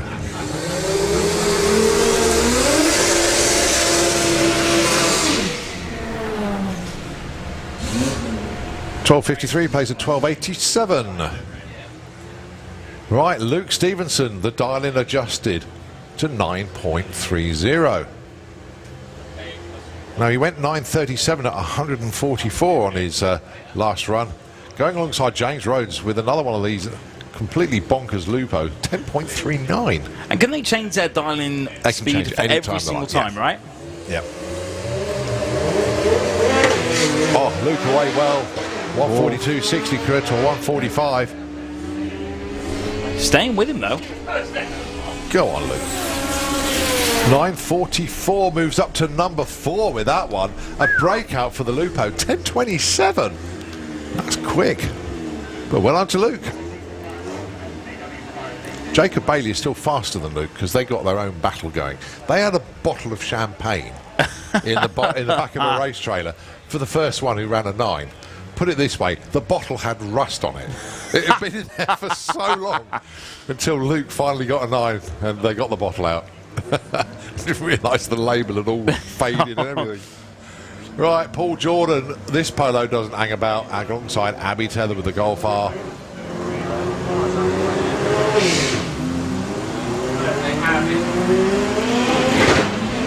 Power feeding in now on the polo.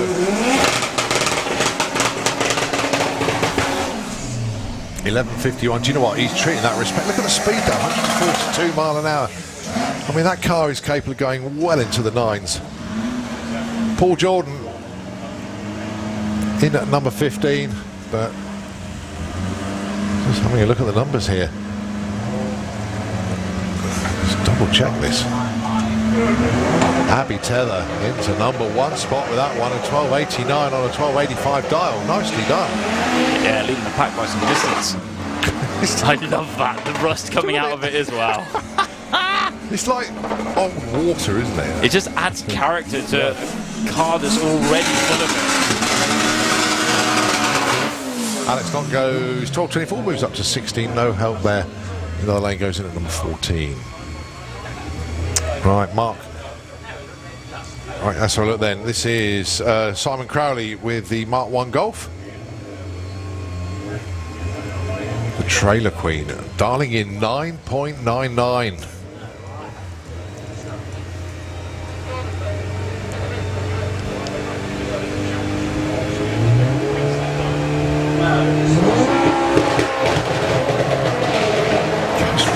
You could just hear the roar as it set off then. The front tyres just arguing with the rest of the car. I don't want to give you grip. And give it to me now. 10.94, 127 miles an hour. working hard on that car. But the thing is, though, he's got very little weight in that car. And this is the thing, it And just obviously, when a flies. car goes forwards, the weight transfer is backwards, yet you need the weight over the front. So the front's doing all, the back's doing nothing. It just needs to be suspended. That's it. Back wheel's just there to hold the back end up. All the work is being done by the front end. Moves up from 19 to 17. Right. Good run. Look what we've got coming around the corner now. Got Top Fuel Dragsters in the pairing lanes. Also got VW Sportsman round. Yeah, VW Sportsman. But I think we're going to be going Top Fuel next. Ida Zetterstrom continuing with her licensing program here at Santa Pod Raceway this weekend. Outstanding performances so far. She went 4.11 on a half pass. Clicked it early. Yeah, this morning, yeah, Outstanding. incredible. Yeah, yeah. Absolutely outstanding. There was still more that she could have done as well. That's the scary point. Well, no, the thing is, though, she had to let off because it's part of the procedure. Yeah. She, Then could- this is the she thing. probably thought, I wish I could have stuck with it. But can't. But as I say, that is the European record holding car. Currently holds the record with 3.80. Maya Uttian holds the record. But we've had quite a few of our European drivers in the 3.8 second zone.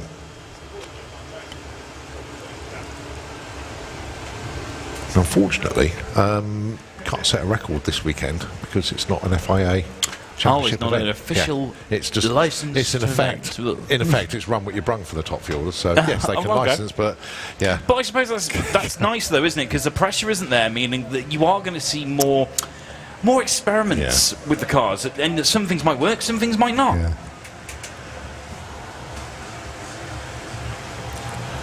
So the Bluebird just going up, just putting some extra traction down. Going to run Gary over the. There, he's moved out of the way.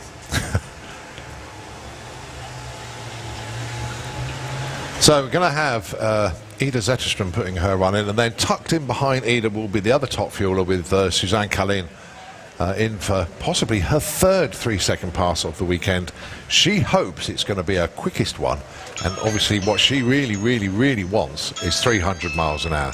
That is the mission for her. A hat trick of threes. Yeah. Apologies for the ring doorbell tone in the background. What delivery are you getting? That's what we want to know. I don't know.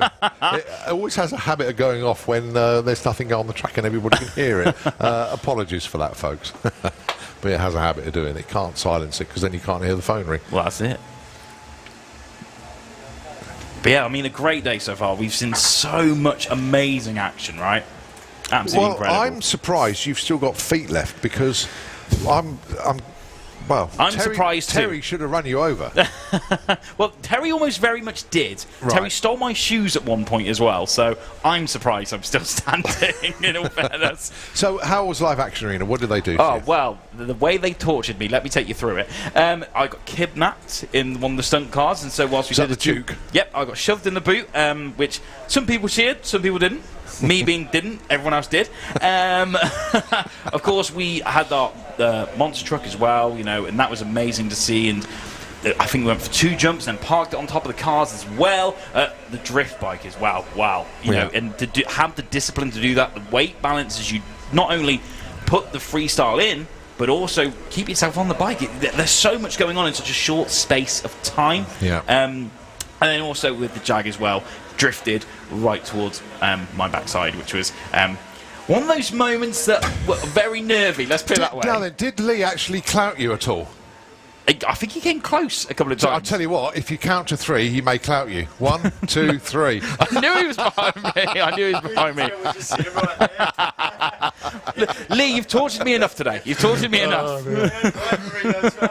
Security, why did we let him in the bridge? Yeah, it was amazing, Lee. Thank you so much. Lee, so talented. If you do get a chance, ladies and gents, go and see him tomorrow. Absolutely incredible. Yeah. That was absolutely perfectly spur of the moment, orchestrated moment there. Thanks. That was a bit of don't turn around, don't look behind. Oh, they're all down there. Terry, how you doing, Russ? Good to see you, buddy. Really, really good to see you.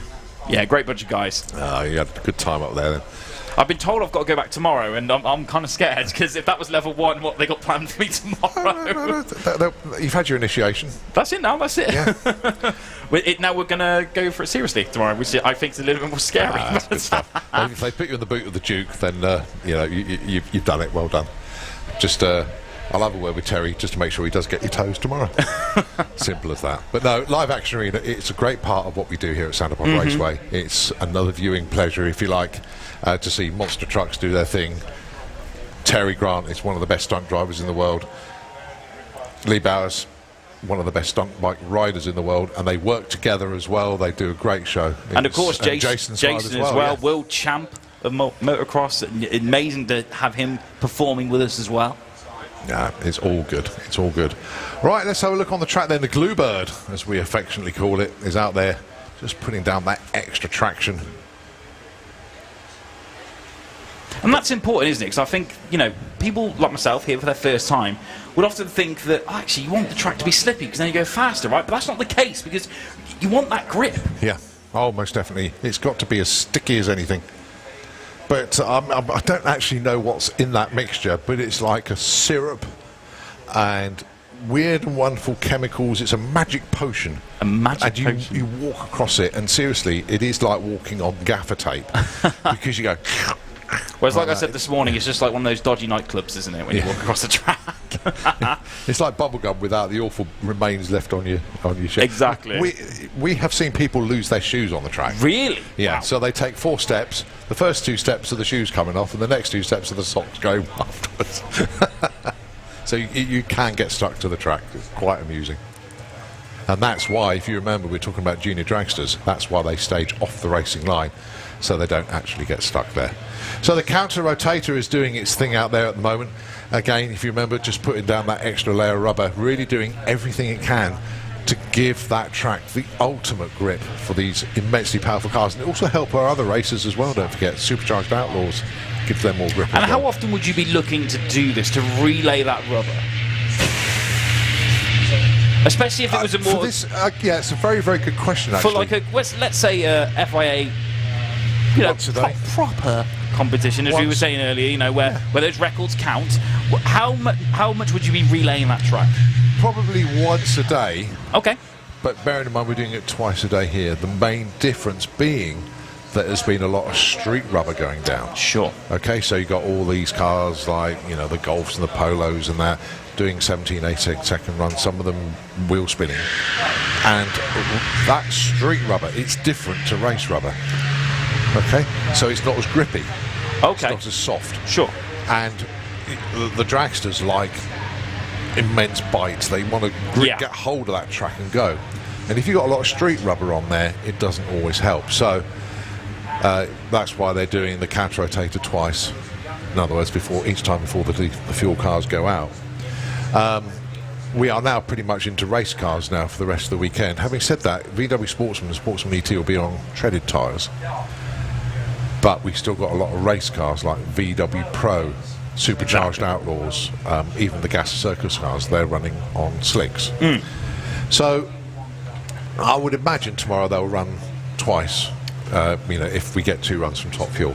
If we're at an FIA meeting, pretty much everything is on slicks. Okay. So it's race rubber going down all day long. The slight difference between a full-blown prepped FIA track is every time a car does a burnout, there's another layer of rubber that goes on it. Towards the end of the day, you get a lot of build-up, so you have to scrape it off. You have to level it back out. Instead of putting it all back on, you need to scrape it back off. You have to get the trowel out. Yeah, you literally do. They get massive blow torches and heat the rubber off and then scrape it and put it into a bin. That's all they do with it. Amazing. And then, obviously, that is then scraped, and then you put a fresh coat of nice new rubber on the top and start the process again. Track preparation is an absolute art form. There's a right way, and there's a right way, and there's another right way of doing it. There is just various ways of doing it. Everybody has different ideas. The Santa Pod team, when we relayed this track to all concrete, it was a whole new ball game for us. It was, how do we do it? But the track crew have got around it now, and we have an outstanding racetrack here. So talk us through those different kind of, let's say, ground types. You know, in tennis there's lawns, there's clay, whereas here you mentioned it's concrete and rubber on top of that. How does that compare across the world? Most racetracks are concrete. The Santa Pod race was the fastest asphalt, or tarmac racetrack, because we were one of the last to switch to concrete. Right. And it was all asphalt, because a lot of tracks have a concrete launch pad and then a transition to asphalt as it goes along, but most of them are now all concrete. Asphalt warms up quicker because it's like, you know, black underneath. Where concrete, you can see it's like a grey. Yeah. So asphalt warms up quicker, but then it cools down quicker, so it becomes a little bit inconsistent.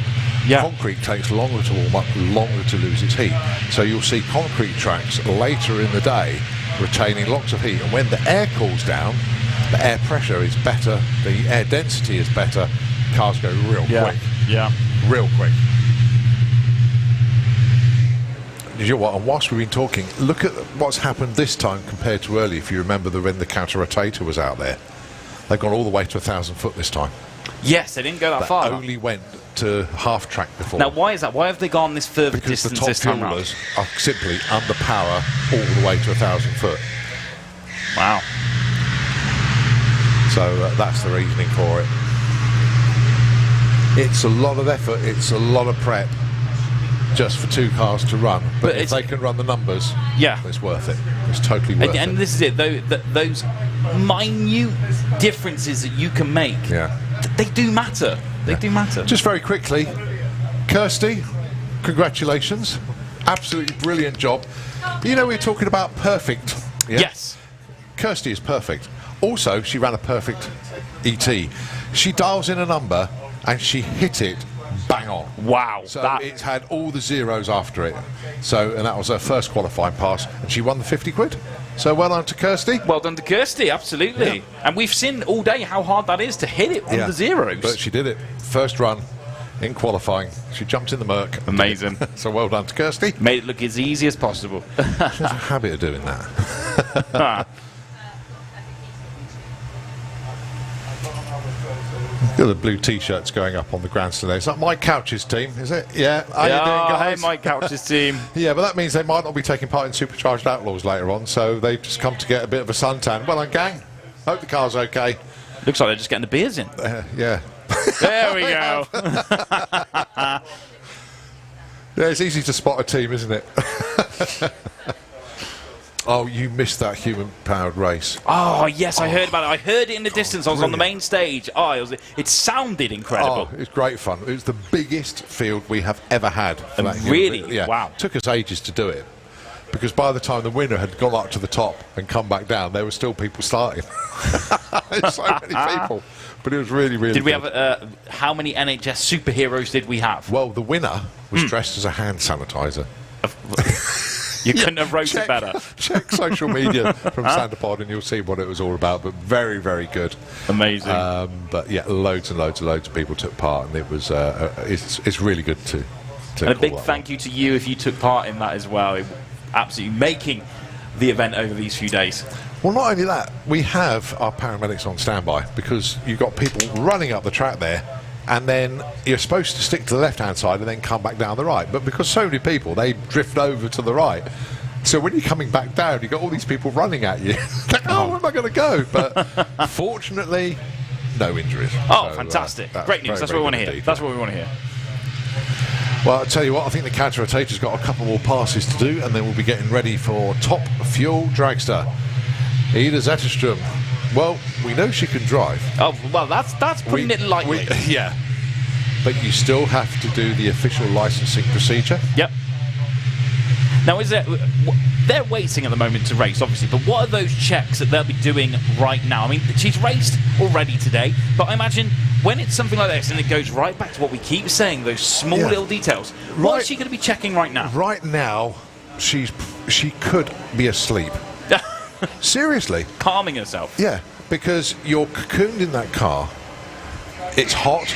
You've got an umbrella over you so you're in this cocoon with the umbrella. You can't really see anything. You want to get yourself in the zone, and it has been known that the drivers will fall asleep in their cars and then we get a tap on the shoulder. Right, we're going now. They wake up and they'll do their runs. Seriously. Wow. That's what they do. But I suppose it's like you say, getting yourself in that zone. Yeah. Well, you can't move. Yeah, your belts are on, but they're not fully tightened yet. Sure. Because you don't tighten them until the start procedure goes through. So everything's in position. You've got your crash helmet on. You're tethered. Your arms have got like tethers to your seatbelt. So should anything happen, your arms don't come flying out. So you can't do a lot. You can't hear anything because you've got a crash helmet on. So what you do? Have a little snooze. Like I say, you can't even get your phone out to tweet or anything, can you? So the best thing to do is have a little snooze. So yeah, that's what they do. What are the team doing? Well, the team are walking around. They're having to look at things, just chatting to people. That's what they all do. You've got Laurie Bamford just having a chat with team owner Runafield over there. What they're talking about? I don't know. What they're having for tea tonight? But then Runa is looking after Ida's car, and Laurie is looking after Suzanne's car. So they're like the two crew chiefs. Runafield owns all of the cars. Amazing. Paul just having a chat with one of our photographers down there. But everybody knows everything. Remember that thing I said to you about family? Yes. Everybody's known everybody for years and years and years up here. So, they could be chatting about children, television programmes, who knows? They're just chewing the fat, basically. And it's amazing to welcome even more people into that Santa Pod family, those joining us for the first time over this weekend. Yeah. Meanwhile, James has got some noodles. Looking at the run order. Or was that ice cream? I don't know. But, the rest of the crew will obviously be tucked round the corner. And then obviously when they're ready to run, they'll all come running around the corner. Each member of the crew has a set function to do. As you know, one has to look at the wheelie bar, make sure that's set in the right position. When they actually go into full-blown FIA racing, you'll have a couple of guys so that when they do the burnout, car reverses, and then when it goes forward to go into the pre-stage, you'll see them wiping away. They've got these gloves, like goalkeeper gloves, with like those funny little raised sections on them. They're wiping away at the tyres just to make sure that there's no debris on them whatsoever. No marbles, I think as they call it. So also make sure those tyres are absolutely perfect. You've got one that sets the wheelie bar. You've got the crew chief that will do the final checks on the top of the supercharger. There's some little air holes with tape on them, and they will make the final call on that. But everything else is set before the run. Obviously the car is fueled up, ready to go. You can see, you can't see it from here, but it's not a pressurised fuel system in the car. You've got 11 gallons of nitromethane, and the fuel tank is at the front of the car, and the fuel pipe is like a downpipe on the side of your house. It's that thick. Wow. Because it's got to feed 8 power showers. It's got to do it quickly. So there's a massive fuel pipe there. But there's no pressurised system. So you're drawing that much fuel out and it's not pressurised. Well, when you take fuel out, air's got to go in. So on the front of a top fuel dragster, there's like a little snorkel, and air just goes in to replace the fuel that's been sucked out. I suppose it's that fuel moving throughout the car quickly, almost in one swoop. Well, that's the other thing. It makes the front of the car lighter as the run progresses. So I never really thought about that, actually. I'm teaching myself as I'm going along. Thinking out loud. Yeah. Well, you can see the counter rotator has almost done its job out there.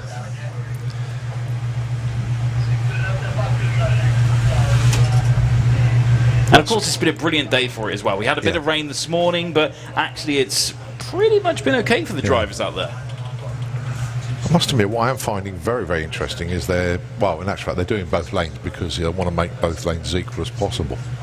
But it may be a case that Ida is going into one lane and then Suzanne will go into the other lane. We don't know. Most of their runs have been in the left lane. Do you have a preferred lane? I do, actually. You do? Okay. Yeah, I do. Tell us why. Tell us which one. Because it's the one I've run best in. That's why. That's why. No, it's joking aside. There is no preference. I really don't mind which side. But if you said to me, Colt, which lane do you want? Then I would pick one particular lane. A lot of people prefer the right lane. depending if your car is right or left-hand drive. Well, this is what I was going to say. Would it be down to the car if you personally are right or Well, left-handed? it also depends on who you're racing. So, say for example, if I'm in a left-hand drive car and I'm going up against a dragster, yeah, think about this. The dragster would put me in the left-hand lane. The reason being is your line of sight. If you're in a right-hand drive car, you can see the car next to you. If you're in a left-hand drive car, you might not be able to see the front of the dragster. So it makes a difference at the finish line. It does make a difference. So if a dragster is racing a door car in Pro ET Super Pro, they will normally put the left-hand drive car into the left lane to keep the driver away. Makes sense, yeah, absolutely. Things like that. In reality, there's no real... In the class that I race in, there is no difference in the lanes at all. It's down to personal preference, whichever one you prefer. Can I have Top Speed Automotive Street Eliminator into the pairing lanes, please? Street Eliminator, can we have you into the pairing lanes? Right, let's look behind us then. Top Fuel Dragster getting ready. Ian has done all the grooming you can on the racetrack. So Ida Zetterstrom with the Top Fuel Dragster from Runefield Motorsports lined up behind the tower and getting ready to go. Get yourselves into a viewing spot right now, because Ida, I would imagine, will be going for a full pull here. The starter is connected. They're just waiting basically for the nod from the start line crew. Just having a look at the team as well. Yeah, they are dotted around the facility. All the photographers are ready. You can see our start line marshals as well. You can see they've got balaclavas holding fire extinguishers. It's a standard process depending on the class of car as to how they actually dress on the start line. With street cars, they'll just be in their normal overalls. When it comes to running nitro and the heavy duty stuff, then yeah, they'll be in balaclavas. Not exactly nice when it's hot out there. I was going to say they look rather scary, but then we had a lovely wave to the tower here, so actually they're quite friendly. Yeah, they're nice guys. They're nice guys, just a little bit hot. They're probably thinking, get on with it, we want to go. Well, luckily for you guys, these cars are beyond fast, so let's see if we can get you out those balaclavas as soon as possible.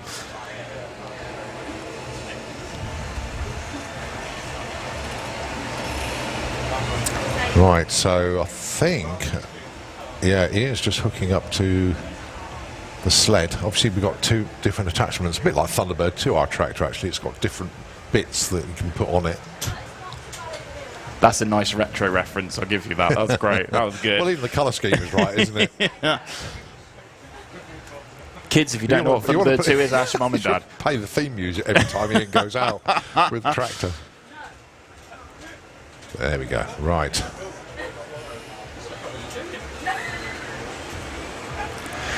Right, so Ian gives the thumbs up then to Runefield, the crew chief on Ida Zetterstrom's Top Fuel Dragster. So the crew start faring around. And what are the things that you'll be saving right for this moment? Obviously, they prepped the car, they got everything ready, but is there anything at this particular moment you're about to head out that they'll be picking on, or is it just to go out there and drive it? The key thing is really to see the crew by the rear wing struts. Yes. They will push the car. They don't want any additional heat going into the clutch pack, so they will push the car to get it going. Obviously, it's a big machine. Although it doesn't look heavy, I wouldn't want to try and move it around. No, of course not. So you can see the guys pushing away. Yeah, helping with some effort. The burnout box, they'll move away. Nice short burnout once again.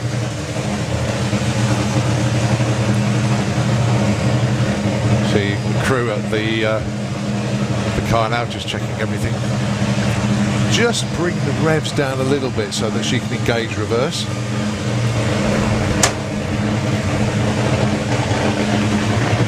Which is now being done, obviously. They can see one guy guiding at the back here, another one out front, and keeping it in line at the same time, yeah. And of course, that's precision. You have to be in the centre of the track at all times, really. The team will wait until the car moves forwards, and then they'll approach, because you don't want the car to be in reverse gear. You'll just see the car move forward, and as soon as it does, the crew will approach it. Safety.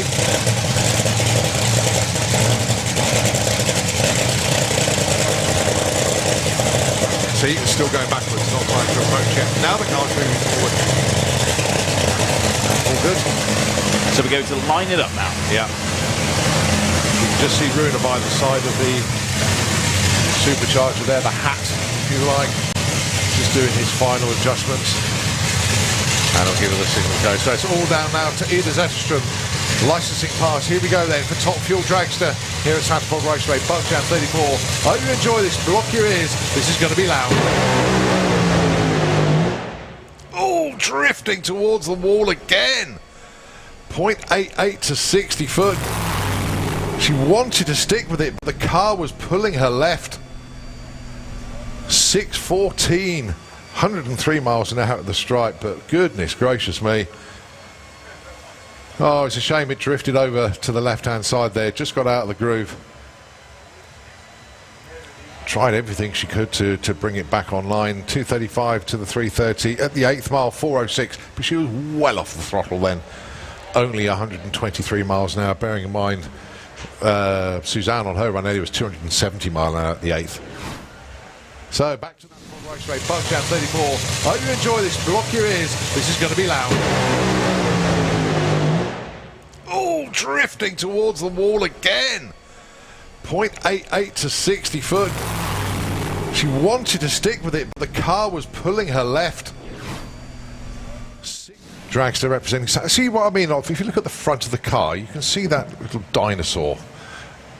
You know, that mascot for good luck. Soft toy. That is actually on the air intake for the fuel tank. Right, okay, and that was what we were talking about earlier, the air that will push the fuel back into the motor at the back, to make things go faster, really. So they'll take that off. Once the burnout's been done, they'll take that off, and then she can go for the run. I mean, Anita Merkele, the current European champion, she's a chicken farmer by trade. And her and Tommy, her husband, they run this enormous chicken farm. And they've got this like powerful chicken on the side of the car, and they've got a chicken that sits on the front there. The crew give it absolutely no respect whatsoever. As soon as you've done the burnout, the chicken just gets thrown away. But yeah, so it's great to see. So the tractor just going to sled a little bit in the Kestrel beer lane. I mean, I think she did great to keep it back on track again, in all fairness. Well, it seems to be the lane of choice, actually, bearing in mind that both lanes have just been prepped equally. But then having said that, Rob Elsom and Andy Raw were going side by side in Nostalgia Funny Car. Good afternoon, Carl. I hope you're keeping well, buddy. All good?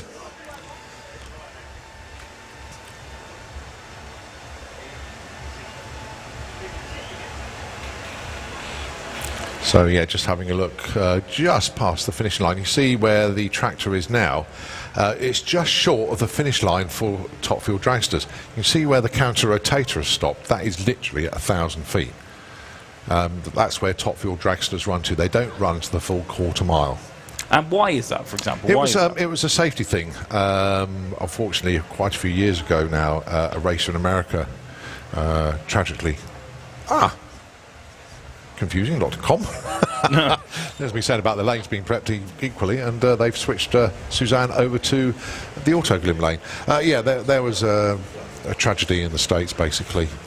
And there was I'm not saying a for all, but they thought, what have we got to do? What can we do to improve safety? And this particular track that the incident happened at was a little bit shorter. It hasn't got the runoff that we've got here. Okay. So we thought, well, hang on a minute, we'll shorten the racetrack. So in other words, give them a bit more runoff, so they'll run the cars to 1,000 foot. Basic reason being, giving them another 320 foot to stop. Allowing that distance for slowing down. And they'll be a bit slower. Well, the teams have got around that. They gear the cars for 1,000 foot now, so they're going just as fast as they were before, but you've still got that little bit of extra real estate to slow absolutely. down. But, you know, safety has come on a long way. Other things have changed to make things better. And drag racing is a very, very safe sport indeed. Yes, we still get incidents. Accidents can still happen, but... that's the same with every sport, isn't it? You know, if you want to be in an incident, you want to be in one of these, because the safety in there is absolutely phenomenal. And this is it, the technology of these now, you know, it's not just, you know, a bunch of nuts and bolts. That is... you know, fine-tuned within an inch of its life. Well, it's a dart, basically. You've got Suzanne in there, sitting there rather comfortably.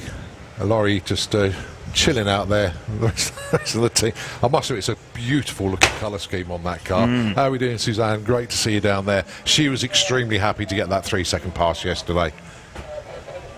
And Let's see if she can do it again another today. one today. Now, she's done both of her runs in the left lane so far. This time she's in the right. I don't think it will make any difference whatsoever. But obviously just waiting for the track to be clear at the top end before she does a run.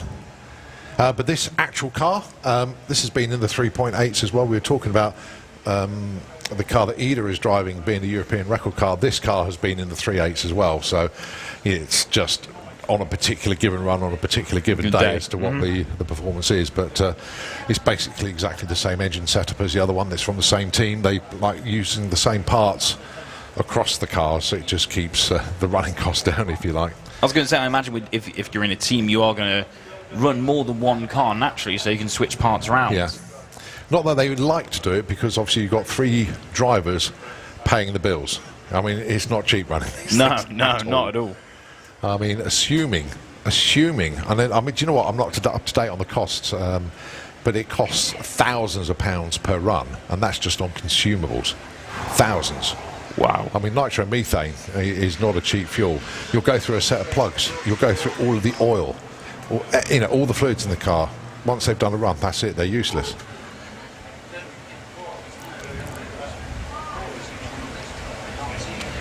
You can see Jack at the back of the dragster there, just doing a final check on tyre pressures. The heat of the day can affect tyre pressure, so he's just doing a final check on there.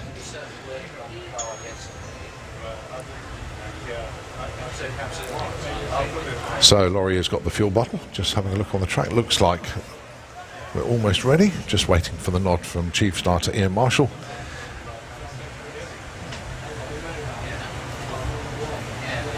And I imagine, let's speak about Ian for a minute. To get to his level of being the track starter, you know, that's years of training. Yeah, he is.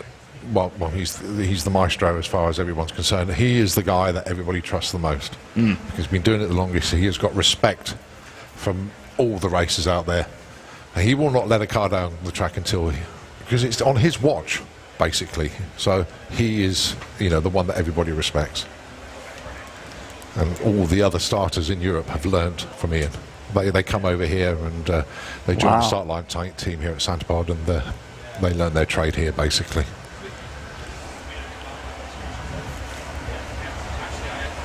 So you've got Gary up by the wall there. He's going to be doing the backup duty. Paul just stood below us here. Good afternoon, Paul. He's just standing there like an expectant father. Keith Bartlett, obviously, that's his wife driving the car. So Laurie gets into position to get ready to start the car up then. Pulls the mag leads out. Basically switches everything on. Raw fuel in the bottle there. That's methanol, don't forget, just to get the engine started. And then you'll hear that note and you'll see the pipes change and raw nitro will come out. So here we go then. Suzanne Colleen for Slick Tricks Racing, Draper Tools, and of course Santipod Raceway. Going to be starting up this car. Here we go. All methanol. Switches over to nitro. Basically, nitro is so explosive, you don't want to start the car on nitro. Because if anything happens, you'll just go bang. Yeah. So they start it on methanol, switch So over it almost to needs that trick switch to get it going, to then go for the nitro. Laurie looking at the race pack data on the dashboard. It's just like a little information panel, LCD display.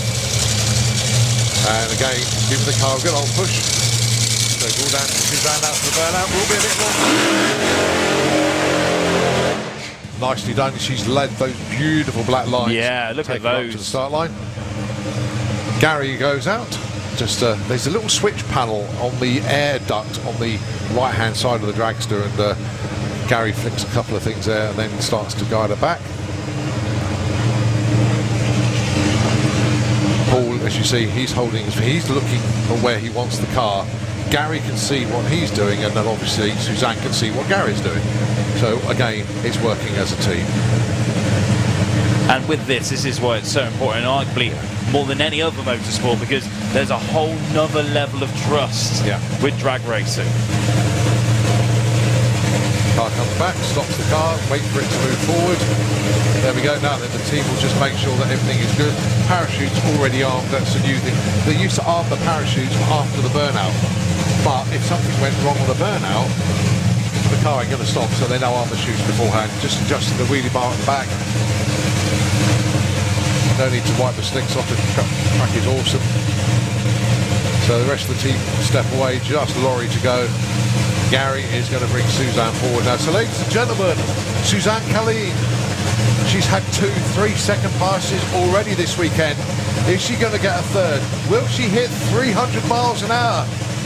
We'll find out in the next 4 or less seconds. As she brings the top fuel up to the line, she's approaching pre-stage, she's there. Just a few more inches forward, she goes into stage, the lights will run. And that looks good. Awesome looking run. 398, 264. Oh, which did rattle the tyres a little bit there, but she stuck with it as long as she could. That's 3 3-second passes. She's off the power early, but let's have a look at the short numbers. This is all the Europeans love, and all the people that know racing love. To 60 foot was 0.86 of a second. The 8th mile, 3.15 seconds. Oh, that's quick. That is. But look at the speed at the 8th. Just a few more inches forward. She goes into stage. The lights will run. And that looks good. Awesome looking run. 398, 264. Oh, which did rattle the tyres a little bit there, but she stuck with it as long as she could. That's 3 3-second meant that she could really go for that. So I take my hat off to the track crew for that, and also the team for tuning it to hit that 1,000 foot. Just moved around a little bit. But if you said to Suzanne before this weekend, do you know what, Suzanne, by Saturday night you'll have 3 3-second timing slips, she'd have taken your arm off and run with it. She would have been so happy. She's done it. 3 3-second passes. Do you know what? She hasn't been slower than 398 this weekend yet. Wow. Well, massive congratulations to her, absolutely, Awesome. and the whole team as well. Fantastic. Well, they're already halfway up the return road to go and collect her. And not only that, she's turned the corner at the top end. She hasn't got stuck at the top end. She's going to be one very happy girl again.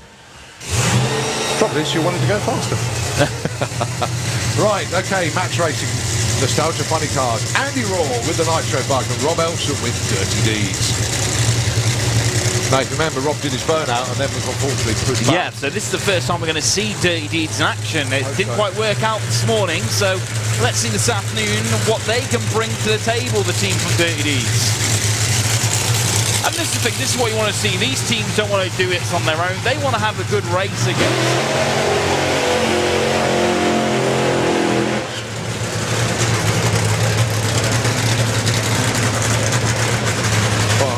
Strong burnout from Andy Raw there.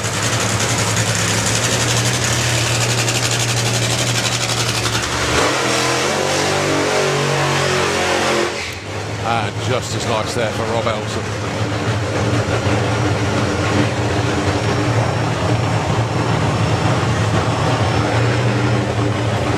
Well, Rob's got reverse this time, so he's bringing the car back to the start line. Andy Raw then with the Nitro bug. Sponsored by Coolflow, and Coolflow insisted, because a well-known brand, they got the Coolflow BMX ramp behind the main Coolflow grandstand. BMX is absolutely amazing if you haven't checked that out already. You know, Coolflow put a lot in help into this, so they made sure that they were here to put on the show. Coolflow this weekend, so massive thanks to Coolflow for their involvement with Andy Raw and the Nitro bug.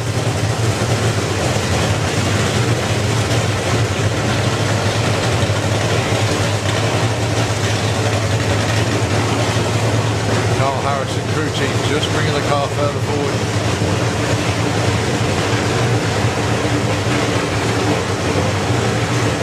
So Andy Raw, Rob Elson then, Nostalgia Funny Cars.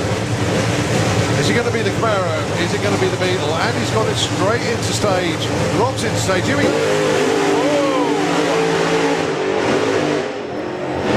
Andy Raw pedaling away.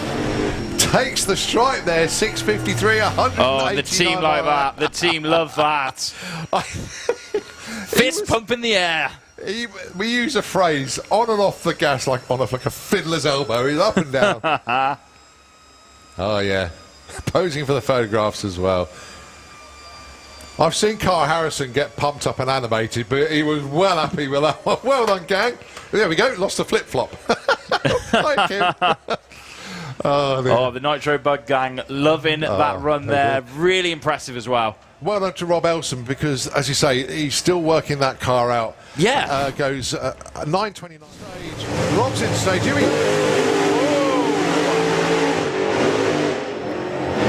Andy Raw pedaling away. Takes the stripe there, 6:53, 189. Oh, the team like that. The team love that.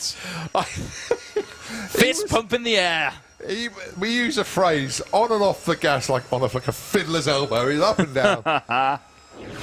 Oh yeah. That's a bit random. Well, we had a sound in our hands there. Well, we're not sure if you heard it as well. Nitro Bug team there. They yes, are Nitro Bug happy. team. Massive congratulations to you. Well done to them. They're soaking it in, aren't they? They're milking it. Right, they should. I love it. All part of the show. Little bit of a concern though, just looking at our marshals in Rob Elson's lane. When you see them stood there with their legs apart, that generally means there's oil. And looks like Rob was dropping oil pretty much straight off the start line. He obviously went through, but he doesn't know what's actually happening. He's got no way of knowing what's going on underneath the And car. this is what we were He's saying monitoring earlier. oil pressure gauges, that's it. This is it. This is what we were saying earlier. He's going to go back to the pits now and completely take that car apart and put it back together. Well, he again. doesn't need to run it again today. He'll come back out again tomorrow as long as it's not hurt. But, yeah, going to be a little bit of a clean-up in the Kestrel Beers lane. Coming around the corner next, it will be Top Speed Automotive Street Eliminator, I think. Or maybe it's not oil because they're using the brush on this one. But I'll tell you what, we're going to rest the vocal cords for a minute because that was an exciting session. And don't forget, we've still got plenty more track action to come here at Bug Jam 34, but also the evening's entertainment Oh is my not word, that I'm far so away. excited. There's loads going on, of course, live action arena stuff, but also you got the BMXers as well from Cool Jam. They're all set up for you at the moment, so go and check those guys out. If you haven't already, I've heard about this. I still haven't had a chance to wander over yet. The Magic Teapot Gang as well. Go and check them out just on the other side of the fun fair. And of course, this evening as well, Feeder will be taking to the stage around 10 o'clock. Still got plenty of time to get the beers in ready or whatever it is you want to do. Plenty of time to experience the whole of everything we have here at Bug Jam 34. Right, well, a good friend of mine has just messaged me because Top Speed Automotive Street Eliminator is the next class to come round. Anthony Higgs, Pigsy, as everybody knows him, runs a Ford Capri in Street Eliminator, runs in the low 8s. Fantastic car. He's a bit of a character. Has a habit of breaking it. I'm going to get insulted now by saying that, but he's just messaged and said, we aren't there, as you know, but we are watching. Can you give us a mention when the rest come round? Well, I thought I'd get the mention in early to say that you've actually won something, buddy. There we go. There we go. First time for everything. First time there, well done, mate. So, yeah. It says he's active, but he hasn't replied yet, but he will. But yeah, Street Eliminator, 8 cars.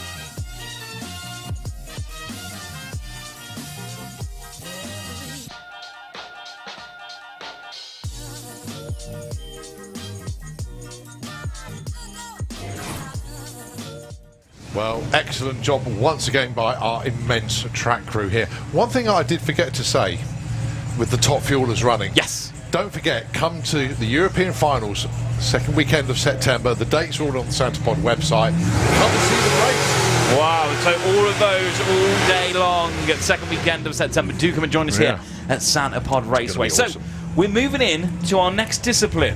Colin, talk us through it. Top Speed Automotive is the sponsor of Street Eliminator. These cars are street legal. Do you know what? They have to prove it. Do they? Now, how do they prove that? Because obviously they're going to be racing here today, but they go out on a cruise. So we'll see them on the way home this evening, just driving around the country lanes. Bug Jam is normally the only event that they don't go on the cruise because it's so difficult to get in and out. But right.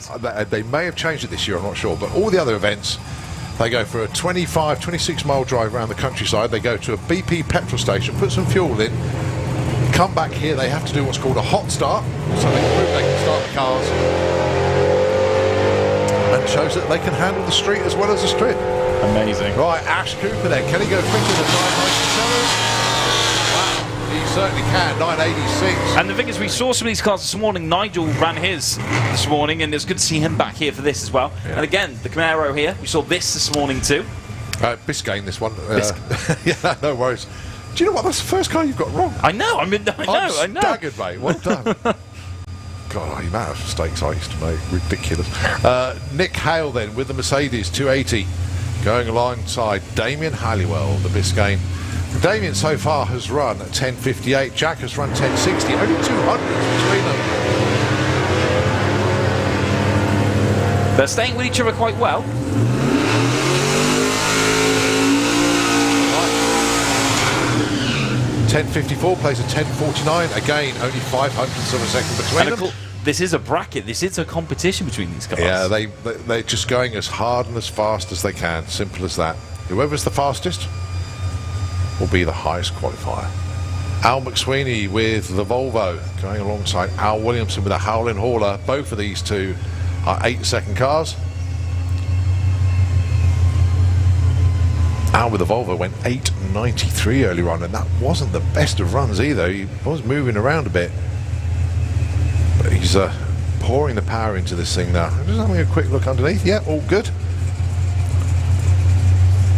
He noticed he runs without a bonnet, actually, just gets more air in there so the turbos can breathe. Al Williamson runs a Pro Charger. Totally different type of power. And I can't believe the doorbell's gone again. What is How going many on? deliveries are you getting, Colin? I don't know who's popping over to see my good lady, but there we go.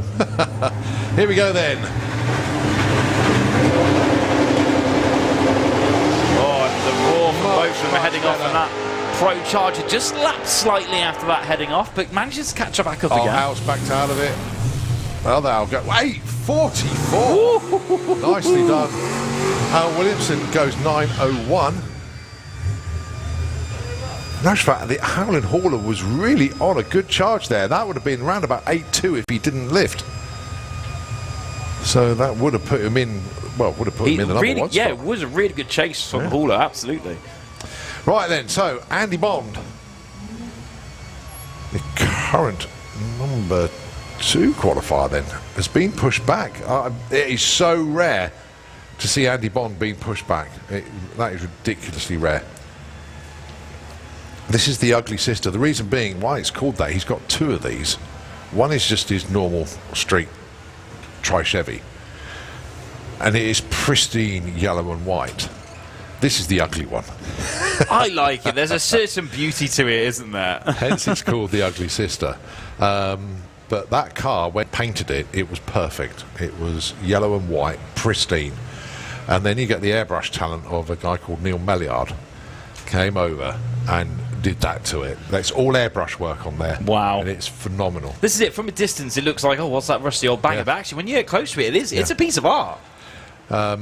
Andy won't mind me saying this, but a few years ago, he did have an accident here, quite a nasty one. And the left-hand side of the car clouted the wall.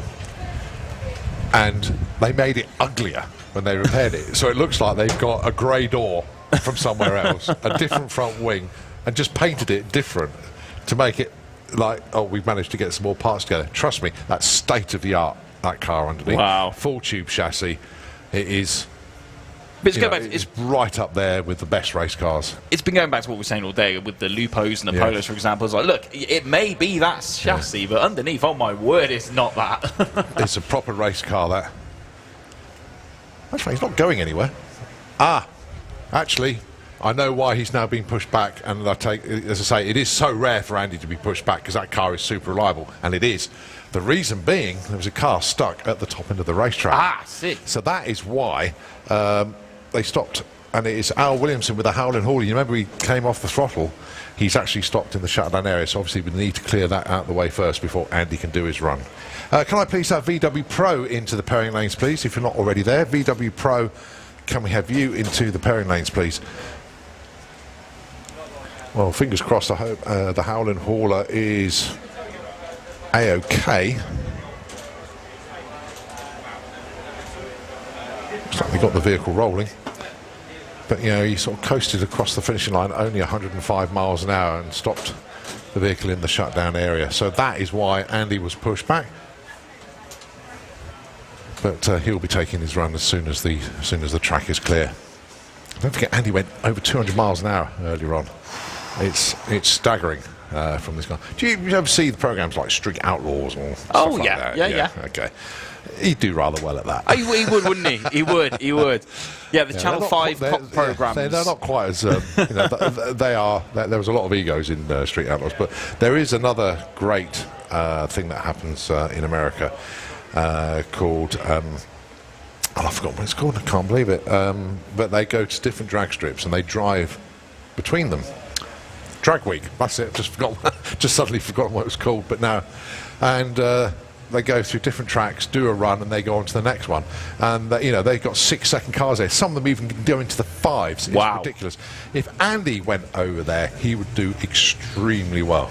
Extremely well. But costs a lot of money to ship a car over there. Well, and then again, just to, as you say, get the car onto the track. Yeah. As an expense in itself.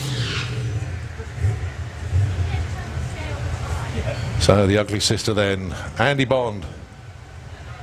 56 Chevy.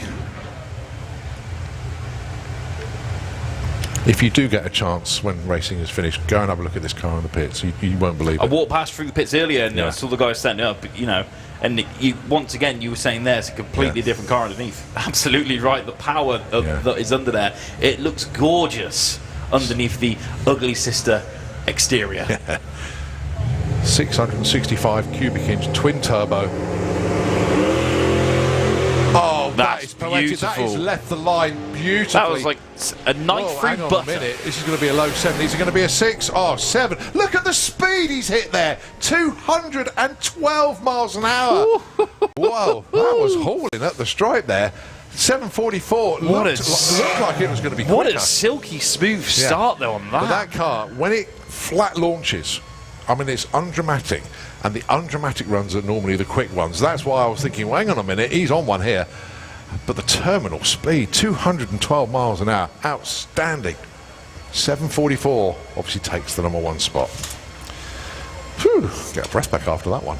Right, Andy Dibley and John Crawford. This is Sportsman ET, qualifying session number 2 for them.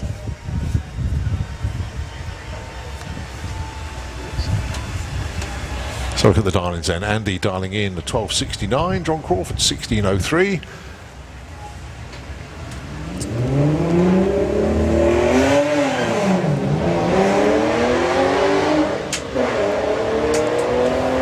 John Crawford actually is running in Sportsman ET and VW Sportsman. He's doing double classing this weekend. Andy goes, whoa, 1278. That's going to move him up from number 15. It does, from 15 to 7. John Crawford 1621 goes up from 16 to 12. Connor Holt with his Out of Time Racing Astra and Steve Mellor's Hulk MX5. Where's the Hulk gone? We had the Incredible Hulk down here earlier. Oh, really? Yeah, disappeared. Perhaps he's turned back into, I forgot one, but the Bruce Banner, is it? Bruce Banner, there we go, there we go. Racing and references, that's what you get here. Your age now, well done. So Connor looking for a 1343. Steve looking for a 1614.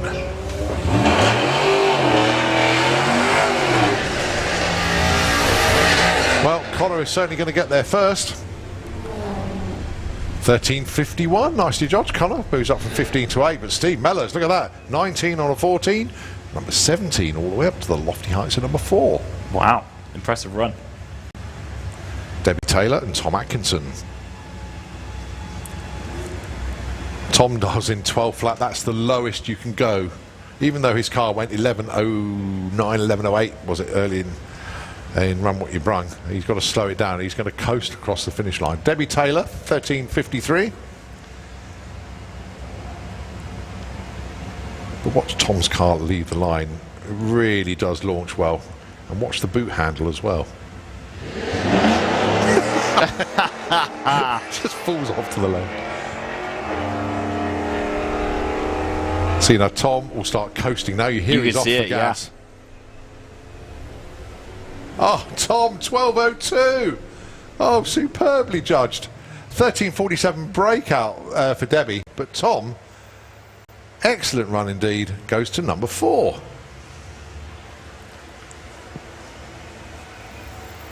Rob Cresswell with the beast, the Audi RS4, 13.7. Ashley Clark with Topo's toy, 17.16. You can see Ashley has got her foot on the brake and she's got her foot on the accelerator as well. And when the tree counts her down, she's just going to take her foot off the brake and mash the accelerator. Oh, she put a cherry on the tree, doesn't matter. Rob Cresswell, nice reaction time from him, 0.3. So, all about the ETs, what they got for us. Rob's going to get there first, looking for a 13.70. Gets, 13.69 with a 6. He goes under, breaks out. Oh dear. And, it was close though. It was close. I didn't quite see where Ashley went, but they changed the screen too quickly there. Right, this is your number 1 qualifier. You're saying about perfect. She dialed in 13.9, went 13.900. That's the way to do it. Going alongside Georgina Smith with the Supra, looking for a 15.85.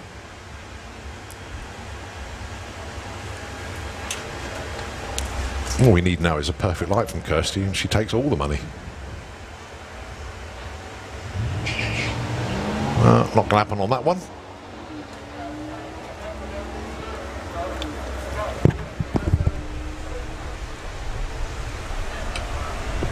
Taking it all the way to the line now. See what the times are there. Gino 2 and a 15.91. Georgina moves up from 17 to 8. No improvement for Kirsty. But you can't improve on perfect. Yeah, that's what I'm going to say. Like, what you want now is consistency. This is it. It's just about staying at that level now with the pack chasing her.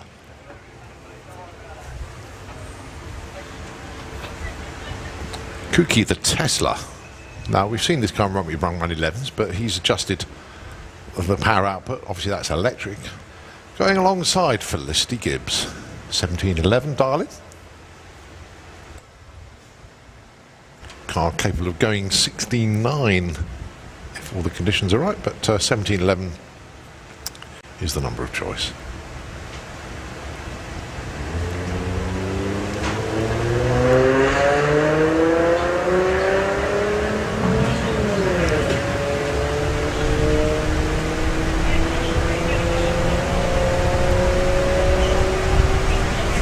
So Carl gets there first, goes too quick, only by 500ths.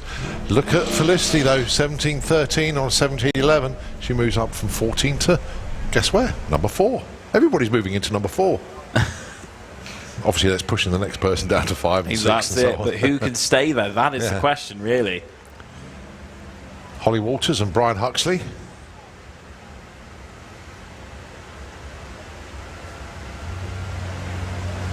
Brian dialing in 13.5, Holly 15.6. And just see Walters bouncing the car there, eager to go. Now, if Brian breaks out, watch Mark go, ugh.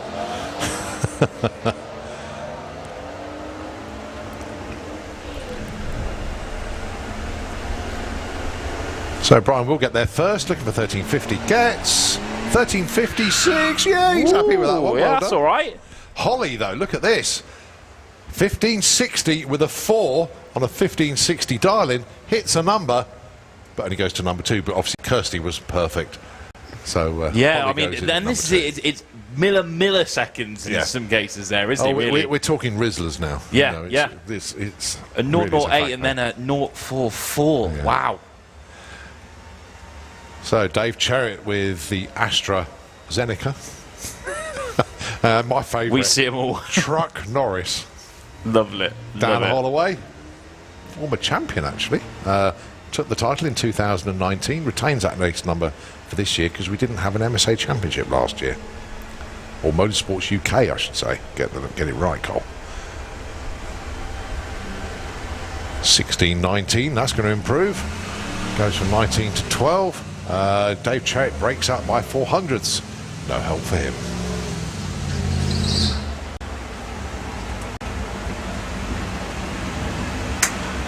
Right, the Arabian Night. Gary Lake. If anybody's going to have a stab at getting a perfect reaction time, Gary. But you got to go for it, haven't you, really? Well, all of his lights have been zeros, you know, but it's trying to do one now. Be really, really good. Alan Medley with the semicircle Jeep, because we'll see Jill with the full circle Jeep very shortly.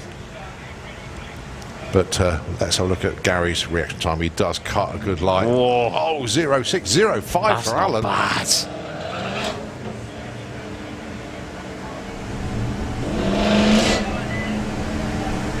Right, Gary looking for 14.13, gets 14.07, too quick. Alan goes 51 on a 41 and moves That on was a up. shame. Only a fraction on the breakout there. Yeah, not much. Right, well here's the full circle Jeep then. This is Alan's wife Jill. The Hemi, that's quick, 12.49. Going alongside Lee Huxley with the Mustang. From Worcester, my hometown. Lovely. Lee Huxley, a builder by trade.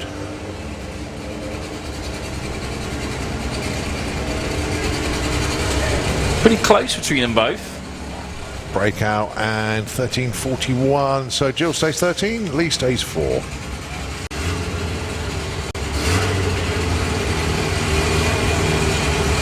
Right, Outlaw flat 4 then.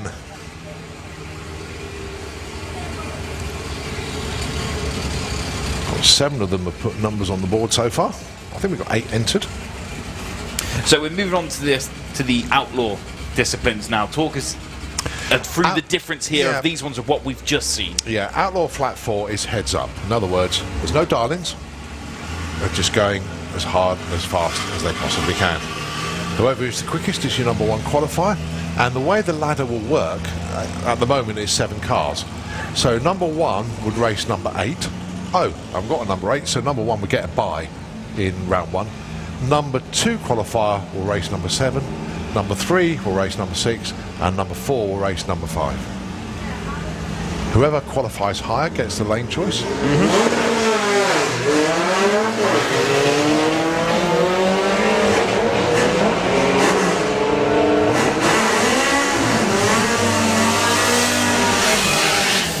So Johnny Marriage and Dave Wheatley. Dave goes into the number 1 spot there with a 10.32.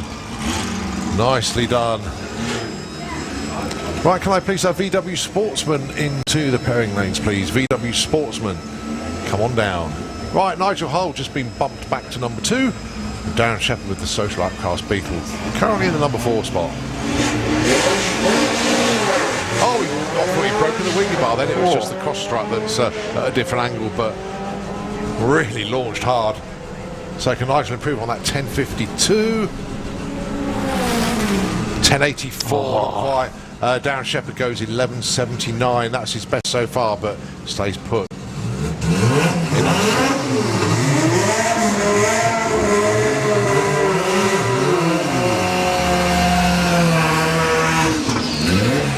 Adam Lowe then with his Beetle, currently the number 3 spot, 11.55. I'm sure there's a little bit more in there. Going alongside James Wooten with the VW Performance Beetle.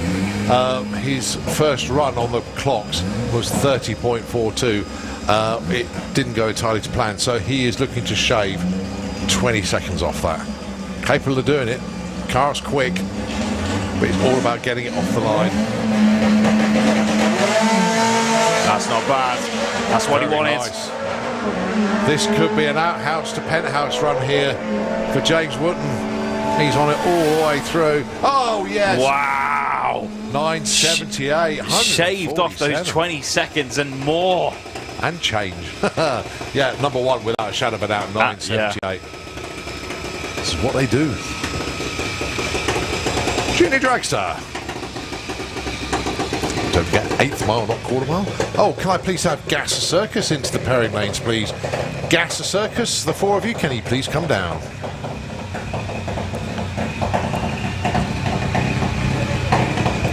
Right, Jacqueline Bartlett taking on Caitlin Wilson, qualifying round number 2 for the juniors. And the juniors, of course, staying to the outside of each of the lanes, as you said earlier, so they don't get stuck on the rubber track. It doesn't seem to harm Caitlin that much. She's got a sort of half on, half off. Jacqueline always goes in exactly the same spot. Scaled down version of the Slick Tricks Top Fueler.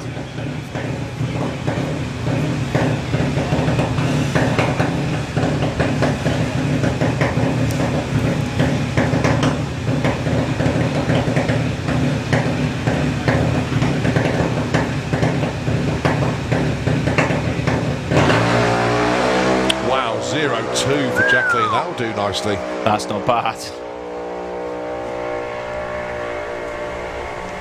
That's better. 8.07 and 8.05. I think a team like that as well. Well done. I'm laughing because the first run wasn't so good.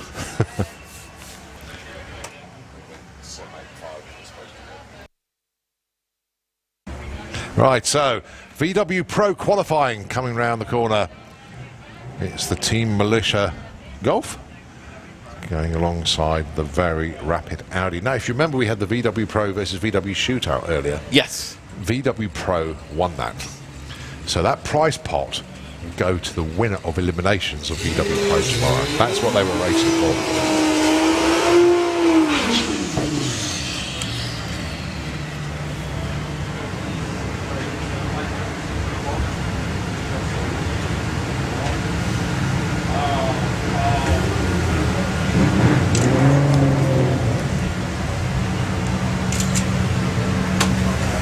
So the Darlings then for Rob Carter, 11.72. James Gould, 11.20.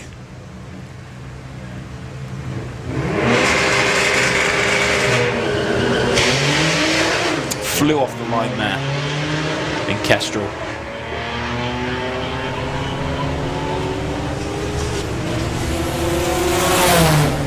$11.82, 11.12. James Gould, hit it, bang Wow, on there. pulled it back. 11.20. Outhouse, penthouse. Look at the jump there. That is impressive. Awesome. Number one qualifier there. Well done, James. Can he hang on to it though?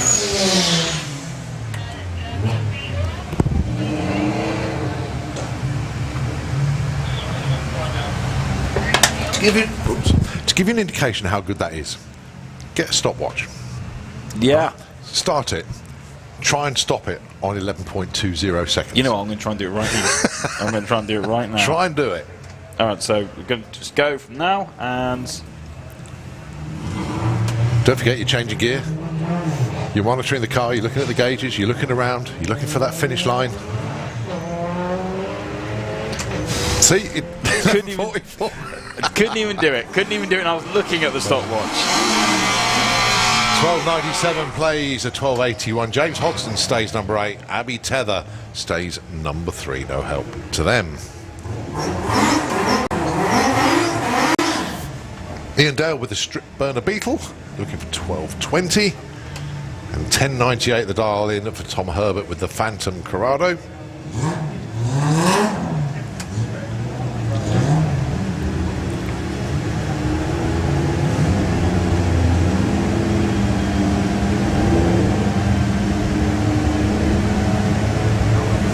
So Tom is currently number 14, Ian Dow currently number 13.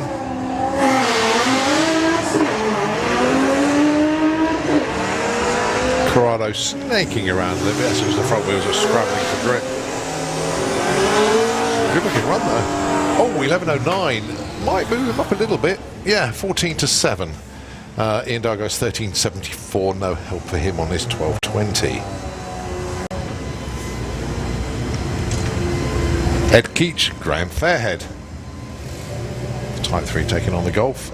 Ed, Tango Golf, currently number 5, but one step ahead. Graham, in at number 4. This is going to be a good... Well, 11.96 plays 11.10. They really want to hit their numbers, that's for sure. Both very, very good racers as well. Know how to do it.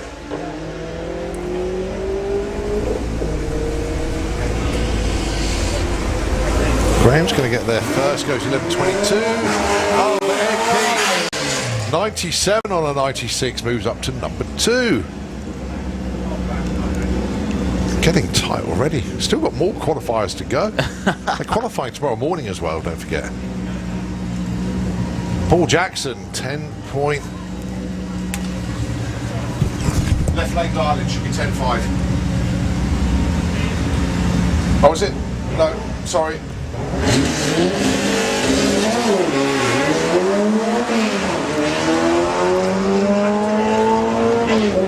Paul Jackson there looking for a 10.5. Mike Mooney looking for 12.10. 10.84. Paul Jackson stays in number 20. And a 12.06 breakout for Mike Mooney. Well, mate, that was very quick. Right, James Rhodes then, 10.20 for the Lupo. And Jacob Bailey looking for a 10.22 with the Jetta. Wow. He's throwing everything he's got into the car now. You've seen Luke, his good buddy, run 9s. All bogs very, very slightly off the line. But the speed Jacob is hitting at the stripe though, 147. 10.70, 146. He just lost a little bit off the line, a little bit of wheel spin, and that cost him half a second basically. 10.68 in the Kestrel Beers lane. Right then, Mark Taylor with the Leon looking for 11.01. Luke Stevenson with the VR6 powered dragster looking for a 9.3. It's a big call. Can he make it?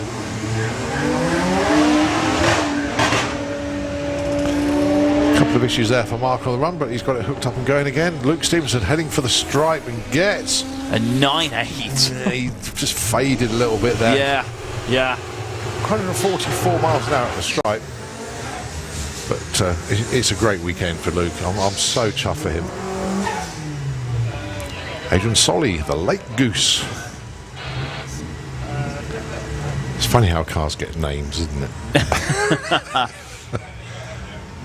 I think it got its name, if I remember right. The number plate was L8 60 OSE, something like, and it just read Lake Goose or something. Well, it was meant to be. Yeah.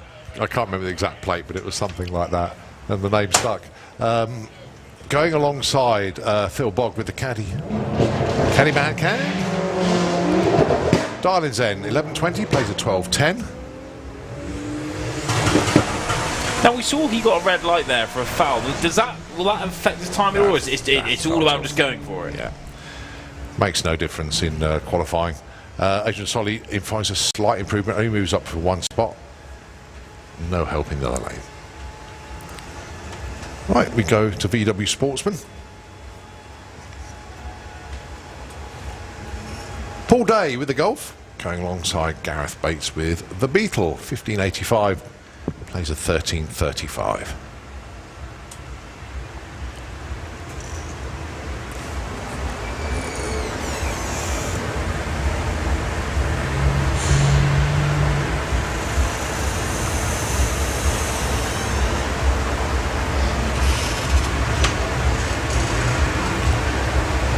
Thinking about it.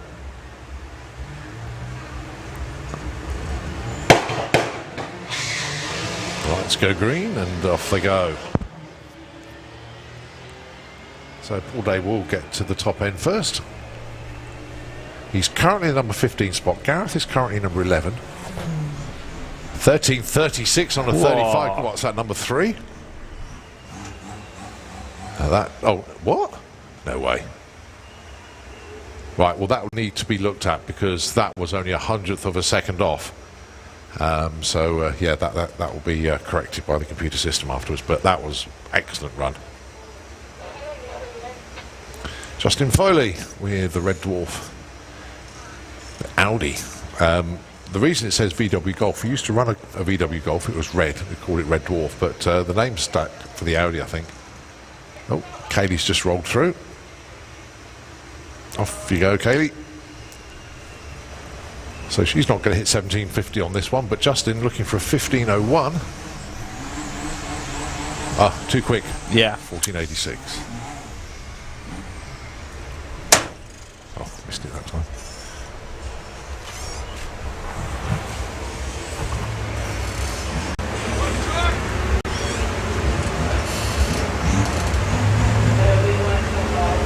So our next two's line up then.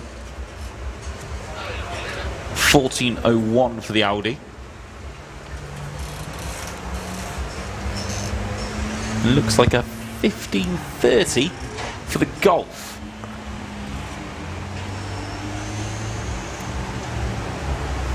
Diesel smoke billowing out the side there. So Simon is already number 3, Bruce is 16. And they both stayed put, no improvement. Pretty good with their breakout times there. Yeah. Pick your Audi TT of choice here then. Steve Metcalf and Polly Judge. You see some of the cars are wrong. It says they're VW Wizard, but that's the car that Polly and Rob have built. But, I was going to say, that does not look like a VW. No, Rob is always working away. He's a one-man band. Got his unit outside Toaster, building all sorts of things, but hasn't got a lot of time to spend on the Wizard. So Polly driving the Audi, and she moves up from 21 to 8 with that one. A 1612 and a 1599. Great run. She'll want to be closer. Good stuff, Rob.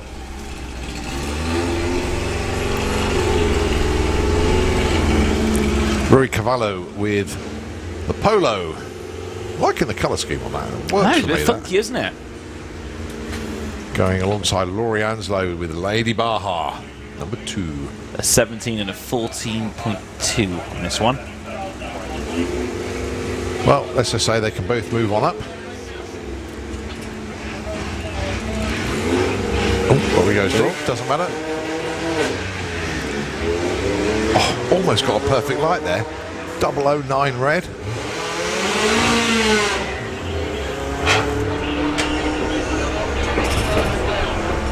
So let's see how the Polo gets on then. 17 flat is the target gets. Just Breakout. under, Oh. just. It's one of those when you get your timing slip and you go, oh, drats. Or words to that effect. I mean, I've been in them pits, and they don't usually say that, I'll be honest with you, Colin. It's a family show. Oh dear. Curses. John Crawford then with the Golf. Now, John would normally be at the sharp end of qualifying, but he hasn't hit his number yet. Number 16 qualifier. This is Q3, this is for VW Sportsman. Going alongside Paul Robinson with the Sirocco. 1430, his darling. He's number 9. John, number 16. Here we go then. Golf had a tiny bit of wheel spin at the start there, but them to build that time back up again. Sirocco leaps ahead at the moment. How's that going to look on that time? And just over the breakdown. 14.4. Was aiming for that 14.3. Yeah, well, John Crawford moved up to number 9, but he needs to be further up. Don't forget, they've still got more qualifying tomorrow morning. Right, we saw Caitlin Wilson driving the Misdemeanor Junior Dragster. This is her big sister Morgan, and she's in the Misdemeanor Havoc Beetle. Currently number 4. Jack Gooding in the Sirocco, currently number 2. Let's have a look at the numbers then. 1618 and 1765. And we've seen today some of these cars driven by different drivers. Would drivers have a set of cars that they like to drive, or a particular style, a particular model? To answer your question very simply this weekend, yes, because it's all V-dub. You will get, especially in the classes that I run in, you have the Chevy camp, you have the Dodge camp, you have the Ford camp, and it's all the banter going between. I'm a Chevy guy. I can't deny it. I drive a Chevy. But when it comes to commentating, I love them all. I really do. I really do. I respect every single racer, be it on 4 wheels or 2. Well, how can you not when they're racing like this? Yeah, because they're putting on a show. They're taking part in their passion, and we all break stuff. We all celebrate together. We commiserate together. It's what we do. Here we go in our next 2 racers. Andrew Bambrick and Connor Jones. VW Beetle for Connor. Looking for the 16.6 against the 14.13. Just over. They just about hit it. Nicely done by Connor Jones. Reaching the 16.6. Yeah, moves up to number 5. Wow. Nicely Impressive done, run. sir. Right, well, this is your number 1 qualifier in VW Sportsman. This is Phil Jones with the Audi A3. Going alongside the legend that is Paul Bargate with the Porsche, looking for a 1430.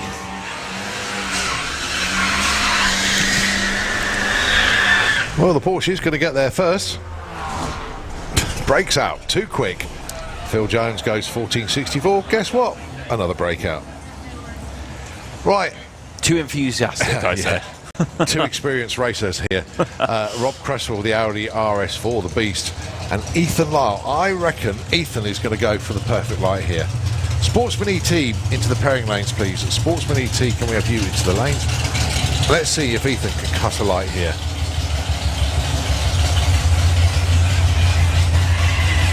Oh, he didn't. No. He let me down, Ethan.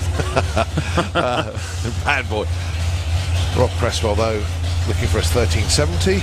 Ethan looks quick. Oh, just on the breakout, only slightly. Tight margins. And it all counts, though. It all counts, those tight margins at this level. Right. A little bit of entertainment for you now.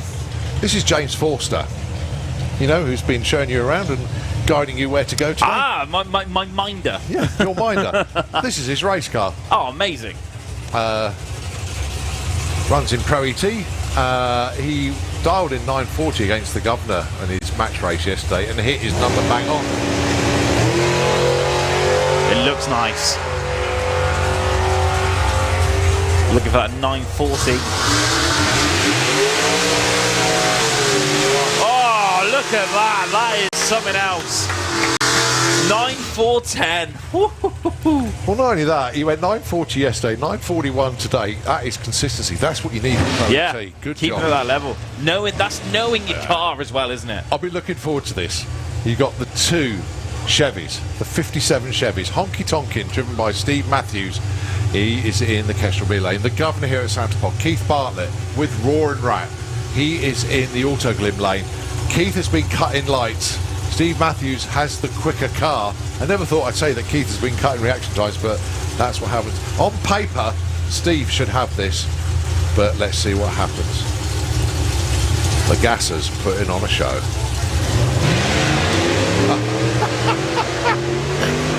I think Keith was expecting a pro tree that time round. He'll still take it all the way through. Two legends of the game there. Nice run. It looked really good.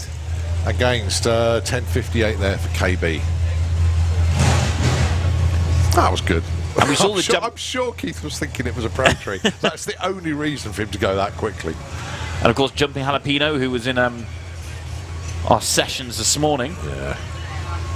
So Jason against Tony then. Tony Pearson with the Guzzler. Chevy. And the Ford. Jason Hollenby.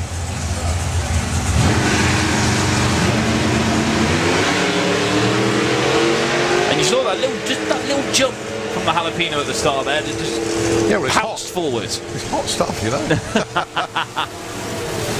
They put chilies Whoa, in the look at exhaust, look at that. and that's how they get over the line in that time. Very nice Yeah, but indeed. look at this. A 1087 beats a 1080. That was on a whole shot on reaction time. The win margin 0.04 of a second.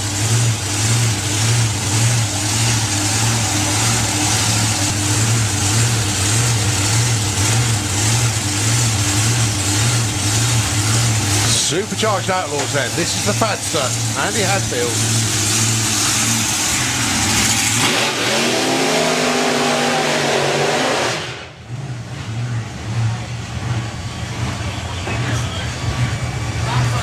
Going alongside Gary Parks with Purple Days.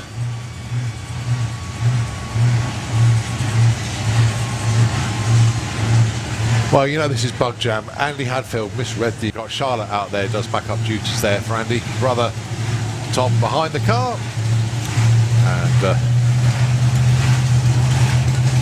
Tony just making sure everything's good. Tony actually works on a Pro Mod car, so having a bit of a busman's holiday this weekend. Going alongside Gary Parks. Gary went 8.14 in his first run in Supercharged Outlaws today. The Fadster went 7.97.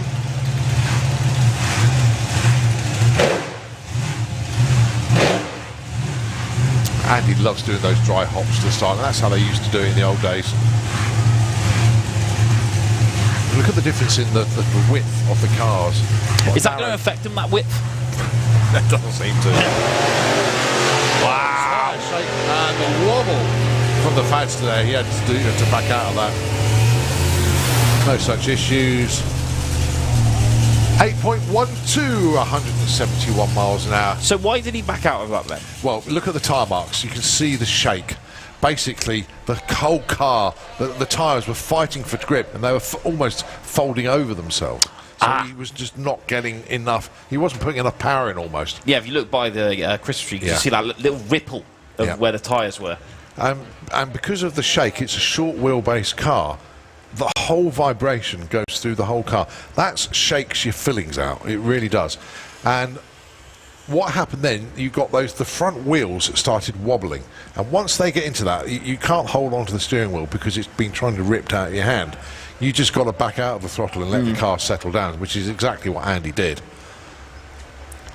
like a temperamental animal in some cases. Oh, completely. But as I say, Andy is always experimenting with the car. But as the quad has come, it just, I don't know whether it's knock the ignition off again or whatever, but they'll get that car back to the pits and they'll start working on it and get the barbecue going. But that's what the Fadster does.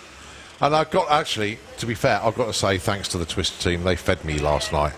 And very, very nice. Where was my one? Where was my one, you, Twister team? Come on. You weren't about. You don't know where they're pitted. I will find you. I will find you, Twister team.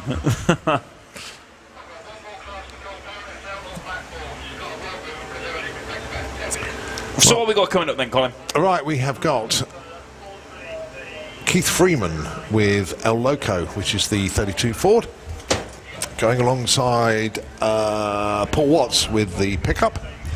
And looking in the lanes over there, you can see Mike Couch with the little slingshot, Paul Dale with a cute angle, new PB from him this weekend. That's fantastic stuff. Dave McCallan, and I can't quite see who the little purple altered is over there.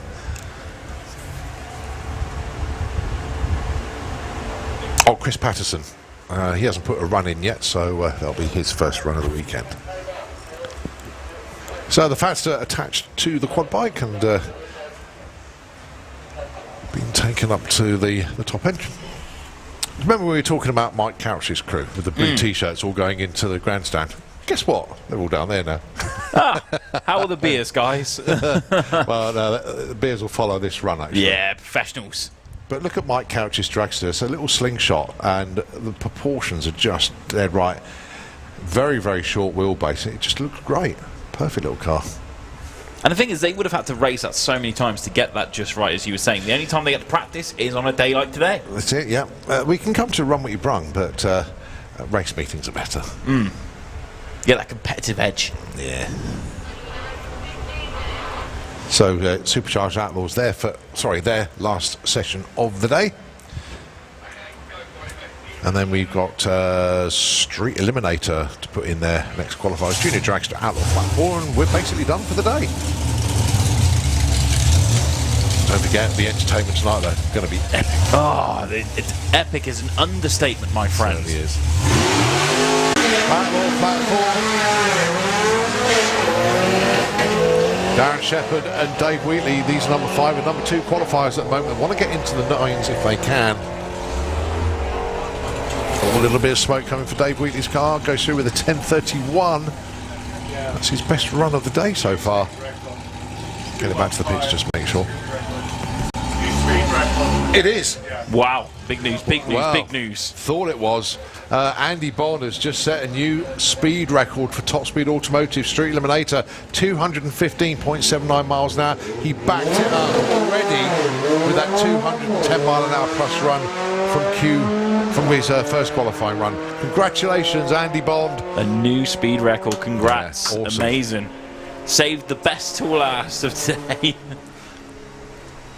Johnny Marriage goes through 12.64.103 with his second gearbox of the weekend.